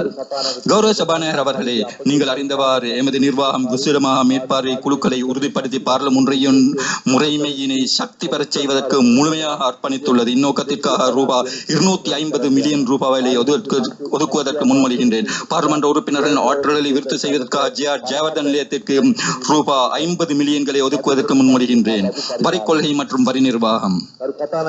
கௌரவ சபாநாயகர் அவர்களே, எனது உரையின் மூலம் செலவு திட்டத்தின் மிக முக்கியமான விடயங்களை இதன் பின்னர் குறிப்பிட விரும்புகின்றேன். எனது வரவு செலவு திட்ட உரையில் நான் இதுவரை முன்வைத்த முன்மொழிகள் நிறுத்திவைக்க தேவையான வருமானத்தினை பெற்றுக் கொள்வதற்காக உபாய முறை அதுவாகும். கௌரவ சபாநாயகர் அவர்களே, நீங்கள் அறிந்தது போன்று எமது வரி திறமையானது காலாவதியானதுடன் விளங்கிக் கொள்ள முடியாத சிக்கல்கள் நிறைந்ததாகும். மேலும் அது முதலீடு மற்றும் வியாபார ஆபத்துக்கு பொருத்தமற்றது. தேவையான வருமானத்தை உருவாக்குவதற்கோ மக்களின் சேமிப்பை தூண்டுவதாகவோ இல்லை. பல்வேறு வரி கட்டமைப்புகளுடன் கூடிய அளவுக்கு அதிகமான வரி குறிப்பானது வரி முறைமையினையும் வரி நிர்வாகத்தினையும் மேலும் சிக்கலாக்கியுள்ளது. வரி செலுத்தினர்களின் தன்வார இணக்கப்பாடு இதன் மூலம் ஆர்வம் நீக்க செய்யப்படுகின்றது. கடந்த வருடங்களில் அரசாங்க வருமானத்தின் அபிவிருத்தி 1900களின் ஆரம்பத்தில் மொத்த உள்நாட்டு உற்பத்தியில் 20% இருந்ததுடன் 2014 மொத்த உள்நாட்டு உற்பத்தியில் 11.3% துரித கதியில் குறைந்துள்ளது. இந்த விகிதத்தினை அதிகரிப்பதற்கான அவசர தேவைப்பாடானது அரசாங்கத்தினால் தெளிவாக இனம் காணப்பட்டுள்ளதுடன் 2018 ஆண்டளவில் வருமானத்தினை மொத்த உள்நாட்டு உற்பத்தியில் 15% அதிகரிப்பதற்கு நாம் இலக்காக கொண்டுள்ளோம். இந்த வகையில் இந்த அரசாங்கம் வரிமுறையில் முழுமையானதொரு மறுசீரமைப்பை அவசியம் என்பதை உணர்ந்துள்ளது. வரிமுறையினை இலகுபடுத்தல். தற்பொழுது வரிமுறையினை சிக்கலாக்கியுள்ள பல்வேறுபட்ட 35 வகையான வரிகள் மற்றும் அறவீடுகளின் மூலம் வரி வருமானம் சேகரிக்கப்படுகின்றது. எனவே எதிர்பார்க்கப்பட்ட வருமானத்தினை சேகரிப்பதற்கு முடியாத சில வரிகளினை ஒன்றாக இணைத்து நாட்டின் வரி வருமானத்தை மேம்படுத்துவதற்கு நான் முன்மொழிகின்றேன். மேலும் தற்பொழுது நடைமுறையில் உள்ள வித தொடர்பற்ற மக்களுக்கு தொல்லையினை கொடுக்கும் சில வரிகளை இல்லாதாக்கி வரி செலுத்தினர்களையும் அதே போன்று வியாபார சமத்துவம் நன்மையினை வழங்குவதற்கு நான் முன்மொழிகின்றேன். இந்த வகையில் மறுமுறையினை இலகுபடுத்துவதற்காக பின்வரும் வரிகளை நீக்குவதற்கு நான் முன்மொழிகின்றேன். பங்கு கொடுக்கல் வாங்கல் அறவீடு, நிர்மாண கைத்தொழில் உத்தரவாத நிதி அறவீடு, சொகுசு மற்றும் அரைச்சொகுசு மோட்டார் வாகன வரி, சுற்றுலா அபிவிருத்தி அறவீடு, வருமான வரி, நிறுவன வருமான வரி, பல்வேறு மூலங்கள் மற்றும் பல்வேறு துறைகளுக்கான விலக்களிப்புகளினை அடிப்படையாக கொண்ட நிறுவன மூலங்கள் மாற்றல் விலையிடலுக்கான பிரச்சனையாக காணப்படுவதுடன் மயக்க நிலை காணப்படுவதனால் பொருள்கோளுடன் வரி திட்டமிடல் மற்றும் காணப்படுகின்றது. எனவே தற்பொழுது காணப்படும் நிறுவன வருமான வரி விகித கட்டமைப்பினை 2 மட்டங்களின் கீழ், அதாவது 30% உயர்ந்த மட்டமாகவும் 15% தராதர மட்டமாகவும் 2 வீத அளவுகளை கொண்டதாக மீள் கட்டமைப்புக்கு செய்வதற்கு நான் முன்மொழிகின்றேன். பந்தய மற்றும் சூதாட்டம், மதுபானம், புகையிலை மற்றும் வங்கி தொழில், காப்புறுதி மற்றும் குத்தகை கைத்தொழில் வியாபார செயற்பாடுகள் உள்ளடங்கலாக நிதி சேவைகள் மூலம் கிடைக்கும் வருமானம் மற்றும் இலாபத்திற்கு உயர் வரி விகிதம் ஏற்புடையதாகும். ஏனைய துறைகள் சாதாரண தர விகிதமான 15% உட்படும். எவ்வித கொள்கையும் இன்றி வழங்கப்பட்ட நிறுவன நானாவித மற்றும் ஏனைய விலக்களிப்புகள் போன்ற நீண்டகால வரிச்சலுகைகள் இனம் காணப்பட்டு திருத்தப்படும். பங்குடைமையாளர்கள் அவர்களது முதலீட்டுக்கான நியாயமான பங்கிலாபங்களை பெற்றுக் கொள்வதன் உறுதிப்படுத்துவதற்கு பட்டியலிடப்பட்ட கம்பெனிகளால் பகிரப்படும் ஆக குறைந்த பங்கிலாபம் பகிர முடியுமான இலாபத்தில் 15% அதிகரிக்கப்படும். புகையிலை, மதுபானம் மற்றும் கசினோ மீதான மிகை வரி. நிறுவன வரி திருத்தங்களின் மூலம் புகையிலை, லீக்கர் மற்றும் கசினோ கைத்தொழில்கள் பெற்றுக்கொள்ளும் எல்லையற்ற பயனை தவிர்ப்பதற்கும் புகையிலை, மதுபானம் மற்றும் சூதாட்டம் பந்தய நடவடிக்கைகளிலிருந்து சமூகத்தை பாதுகாக்கும் அரசாங்கத்தின் கொள்கைக்கு அமைவாகவும் இத்துறைக்கான வருமான வரியினை 25% மிகை வரியாக விதிப்பதற்கு நான் முன்மொழிகின்றேன். ஆளுக்குரிய வருமான வரி. கௌரவ சபாநாயகர் அவர்களே, வருடாந்தம் ரூபாய் 7,50,000 அதிக வருமானத்தை பெறும் ஊழியர்கள் முன்னேற்ற வருமான வரி ஒன்றாக உழைக்கும் பொழுது செலுத்தும் வரியினை செலுத்த வேண்டியுள்ளனர். ஆகக்கூடிய வரி விகிதம் 16% இந்த வரியினை மேலும் இலகுபடுத்தும் நோக்கத்துடன் சிறந்த இணக்கப்பாட்டினை உறுதிப்படுத்துவதற்கும் அனைத்து ஊழியர்களுக்கும் சமமான அந்தஸ்து வழங்கும் வகையிலும் வரிக்கு ஏற்புடையதான சட்டத்தினை திருத்துவதற்கு நான் முன்மொழிகின்றேன். මා යෝජනා කරනවා. ஊழியர்களுக்கு சலுகைகளை வழங்குவதற்கு வரு விடுவிப்பு வருடாந்த மட்டத்திலான ரூபா 2.4 மில்லியனாக அதிகரிப்பதற்கு நான் முன்மொழிகின்றேன். இம்மட்டத்திற்கு அதிகமான உழைக்கும் போதே வரி செலுத்துகின்ற வரி 15% ஒரு சீரானதாக அளவிடப்படுவதுடன் வரி விதிக்கப்படக்கூடிய வருமானம் எவ்வித விலக்களிப்புகளும் இன்றி அனைத்து சம்பாத்தியங்களையும் உள்ளடக்கி இருக்கும். இந்த வரி விகித முறையானது தற்பொழுது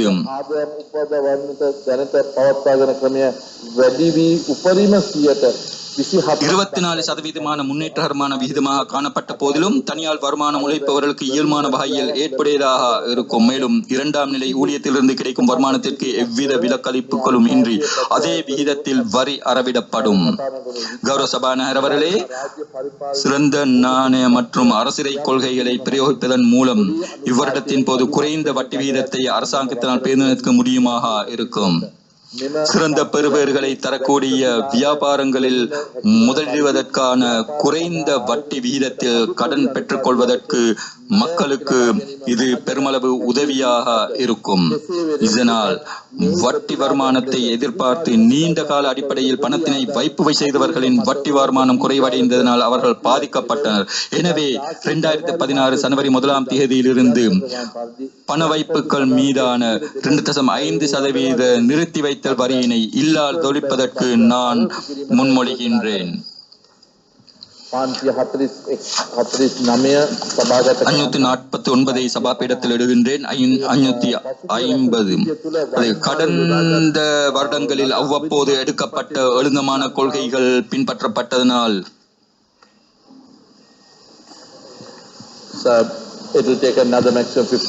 இன்னும் ஒரு 15 நிமிடங்கள் எடுக்கலாம். பெருமதி ஷேர் வரி வருமானம் மிகவும் மோசமாக பாதிக்கப்பட்டுள்ளது. கௌரவ சபாநாயகர் அவர்களே, இறக்குமதிகளுக்கு குறைமதி விலையிடல் தற்போது ஒற்றை வரி விகிதம் 3 மட்டங்களில் 0% நிலையான விகிதம் 8%, சேவைகள் துறை 12.5%, பெருமதி ஷேர் வரிக்கான ஆக குறைந்த மட்டம் வருடம் ஒன்றுக்கு ரூபாய் 12 மில்லியனாக இருக்கும். மொத்த மற்றும் சில்லறை வியாபாரம் பெருமதி ஷேர் வரியிலிருந்து நீக்கப்படும். தேச கட்டுமான வரி பெருமதி ஷேர் வரிக்கேற்ப தேச கட்டுமான வரி மட்டத்தினை குறைப்பதற்கும் வரி விகிதத்தினை 4% அதிகரிப்பதற்கும் சில விலக்களிப்புகளை நீக்குவதற்கும் நான் முன்மொழிகின்றேன். விகித அதிகரிப்பின் மூலம் பெறப்படும் வருமானம் திரட்டு நிதியத்திற்கு மாற்றப்படுதல் வேண்டும். பந்தய மற்றும் சூதாட்டம் கசினோ கடந்த வரவு செலவு திட்டத்தில் விதிக்கப்பட்ட கசினோ அனுமதி கட்டணம் நீக்கப்படுவதுடன் சூதாட்ட வியாபாரத்திற்காக விதிக்கப்பட்ட வருடாந்த அறவீடு ரெஜினோ வியாபாரம் தவிர்ந்த ஏனையவற்றுக்கு 400 மில்லியனாக அதிகரிக்கப்படும். இடைக்கால வரவு செலவு திட்டத்தில் அறிமுகப்படுத்தப்பட்ட கசினோ கைத்தொழில் அறவீட்டு கொடுப்பனவை செலுத்த தவறும் சந்தர்ப்பத்தில் பணிப்பாளர்களும் பங்குடைமையாளர்களும் அதற்கான பொறுப்பை ஏற்கும் வகையில் நிதி சட்டத்தினை திருத்துவதற்கு முன்மொழிகின்றேன். வரி ஊக்குவிப்பு பல்வேறு நிறுவனங்களினால் வழங்கப்பட்ட எழுந்தமானதும் உற்பத்தி திறனற்ற வரி சலுகைகளை அவை தொழில் முயற்சியாளர்களுக்கிடையில் போட்டித்தன்மையற்ற நிலையொன்றினை உருவாக்கியுள்ளது என்ற வகையில் அவற்றை நீக்குவதற்கு அரசாங்கம் முன்மொழிந்துள்ளது. அரசாங்கத்தின் பொதுவான அரசியலை கொள்கைக்கு பொருத்தமற்றதான வரிச்சூழல் ஒன்றினை இது உருவாக்கியுள்ளது. எனவே ஏதேனும் முதலீட்டுக்காக வழங்கப்பட்ட சலுகைகள் நிதி அமைச்சின் கண்காணிப்பு மற்றும் மேற்பார்வையின் கீழ் கொண்டுவரப்பட வேண்டும் என்பதுடன் அமைச்சினால் வெளியிடப்படும் ஒழுங்கு விதியினால் நிர்வகிக்கப்படுதல் வேண்டும்.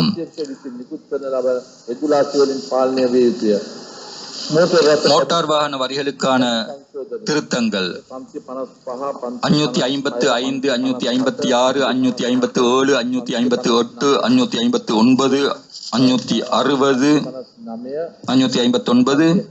560 அவற்றை அச்சிடுவதற்கு அனுமதி கோருகின்றேன். 561, 562, 563, 564, 565 இவை அனைத்தையும் அச்சிடுவதற்காக அனுமதி சமர்ப்பிக்கின்ற சபாபீடத்தில் இடுகின்றேன். சுங்கத்தீர்வை கட்டமைப்பினை குறைத்தல். தற்பொழுது சுங்கத்தீர்வையாக 4 அறவீட்டு மட்டங்கள் காணப்படுகின்றன. அவை 0%, 7.5%, 15%, 25% மற்றும் நிலையான உயர் விகிதம் என்பனவே அமைவாகும். ஏறக்குறைய 7000 இயைபு முறை குறியீடுகளில் 50% பொருட்கள் 0% காணப்படுகின்றன. அவற்றுள் 2% மாத்திரம் 7.5% காணப்படுகின்றன. வரி கட்டமைப்பினை மேலும் இலகுபடுத்துவதற்கு 7.5% மட்டத்தினை நீக்குவதற்கும் 25% மட்டத்தினை 30% அதிகரிப்பதற்கும் நான் முன்மொழிகின்றேன். அந்த வகையில் இலங்கை 0%, 15% மற்றும் 30% ஆகிய 3 சுங்க தீர்வை கட்டமைப்பினை மாத்திரம் கொண்டிருக்கும். துறைமுகம் மற்றும் விமான நிலைய அறவீடு 567, 568, 568. மதுபானம் மீதான வரிகள். மதுபான வரியிலிருந்து பெறப்பட்ட வருமானம் 2015 100 மில்லியனாக காணப்பட்டது. சட்ட ரீதியற்ற மற்றும் கள்ளச்சாராயங்களின் மூலம் உற்பத்தி வருமானத்திலே அறவிடுதலில் காணப்படும் தவறுகள் காரணமாக இவ்வாறான தொகை என்று அரசாங்கத்துக்கு கிடைக்காமல் போனது. உள்நாட்டில் தயாரிக்கப்பட்ட மதுபானத்திற்கு ஏற்புடையதான அதே நடைமுறையினை வெளிநாட்டில் இருந்து இறக்குமதி செய்யப்பட்ட மதுபானத்திற்கும் பிரயோகிப்பதற்கு நான் முன்மொழிகின்றேன். சட்ட ரீதியற்ற மற்றும் கள்ளச்சாராயங்களின் மூலம் உற்பத்தி வருமானம் 2015 ஆண்டில் எம்மால் முடியுமாக இருந்தது. அத்தகைய சட்ட ரீதியற்ற மதுபாவனை எம்மால் குறைக்க முடியுமாக இருந்தது என்ற வகையில் மேலும் ரூபாய் 100 பில்லியனை சேர்ப்பது தொடர்பில் கவனம் செலுத்த முடியும். இந்த நோக்கத்திற்காக பின்வரும் விடயங்களை நான் முன்வைக்கின்றேன்.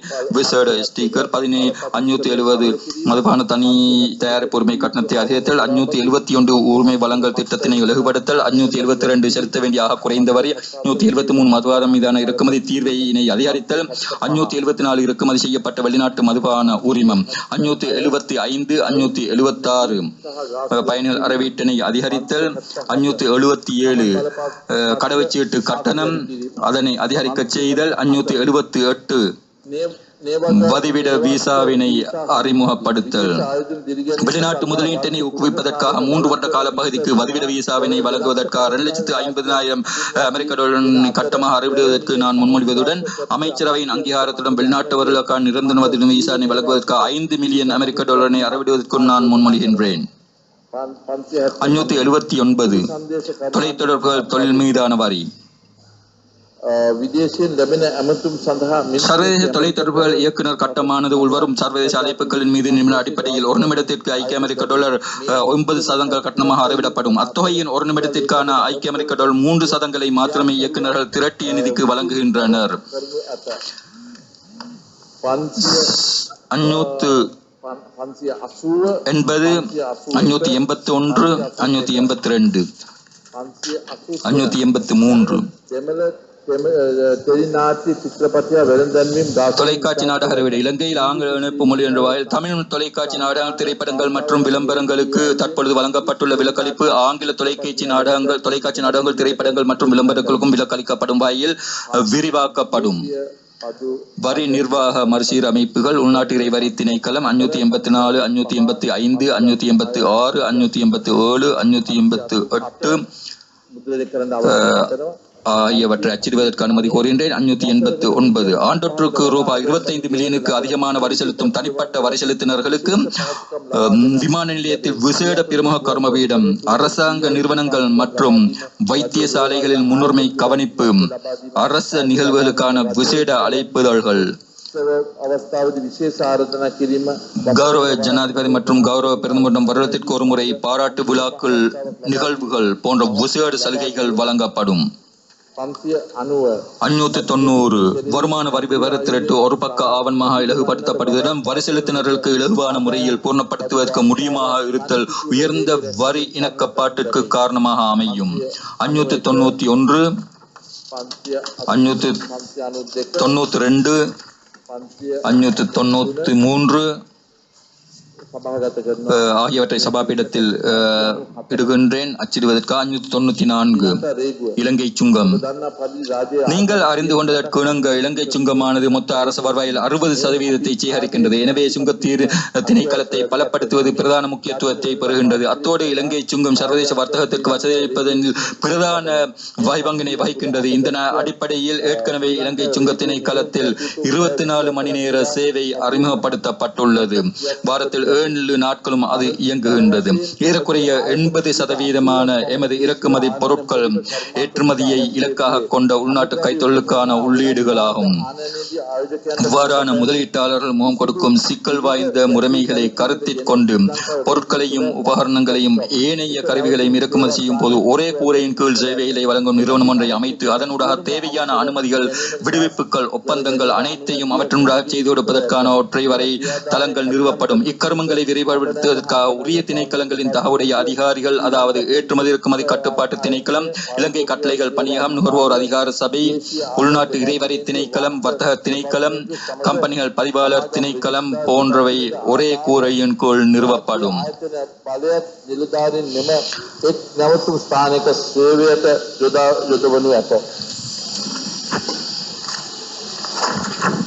Pansia anu 596, 597, 598, 599,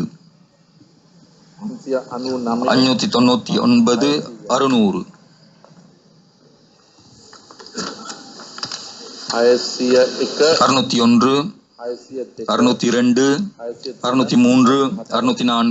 Asia 601, 602, 603, 604, 605. கைத்தொழில்களுக்கான ஊக்குவிப்பு 2018ஆம் ஆண்டினை எஸ்பெஸ்டஸ் கூரை தகடுகளை முற்றாக தடுக்கும் ஆண்டாக அதிமேதக ஜனாதிபதி ஏற்கனவே பிரகடனப்படுத்தியுள்ளார். எனவே 2018ஆம் ஆண்டாகும் போது சுற்றாடல் நட்பு கூரை தகடுகளை கடைபிடிப்பது அவசியமாகும். எனவே சிவப்பு களிமண் ஓடுகளை தயாரிக்கும் தொழிற்துறைக்கு அரைவாசி வரி விடுமுறை 3 வருட காலத்திற்கு வழங்கப்படும். தைத்த ஆடைகள் மற்றும் பாதணிகளுக்கான இறக்குமதி வரி, வர்த்தக நாமம் பேணப்படும் உற்பத்திகளுக்கும் உள்நாட்டு உற்பத்திகளுக்கும் இடையில் சமநிலையை பேணுவதற்காக இறக்குமதி செய்யப்பட்ட அல்லது உள்நாட்டில் உற்பத்தி செய்யப்பட்டு சந்தைக்கு விநியோகிக்கப்படும் தைத்த ஆடைகள் மற்றும் பாதணிகளுக்கு உள்நாட்டு ஏற்றுமதி நோக்கிய கம்பெனிகளுக்கு பொதுவானதொரு வரி விகிதம் ஏற்புடையதாகும். விசேட நுகர்வு பொருள் அறவீடு 608, 609, கடன் பருகைகளின் வரையறைகள் 610, 611. எமது நாட்டில் உருவான தேசிய ஐக்கிய அரசாங்கத்தின் கன்னி வரவு செலவு திட்ட உரையானது நல்லாட்சி மற்றும் வெளிப்படைத்தன்மை என்பவற்றின் அடிப்படையில் தேசிய பொருளாதார கொள்கையில் ஒரு புதிய திருப்பத்தை ஏற்படுத்தியுள்ளது. எமது நோக்கங்கள் எதிர்காலத்தில் உயர் நடுத்தர வருமான பொருளாதாரம் ஒன்றை உருவாக்குவதற்கான எதிர்கால கொள்கைகளின் அடிப்படையில் அமைந்தவையாகும்.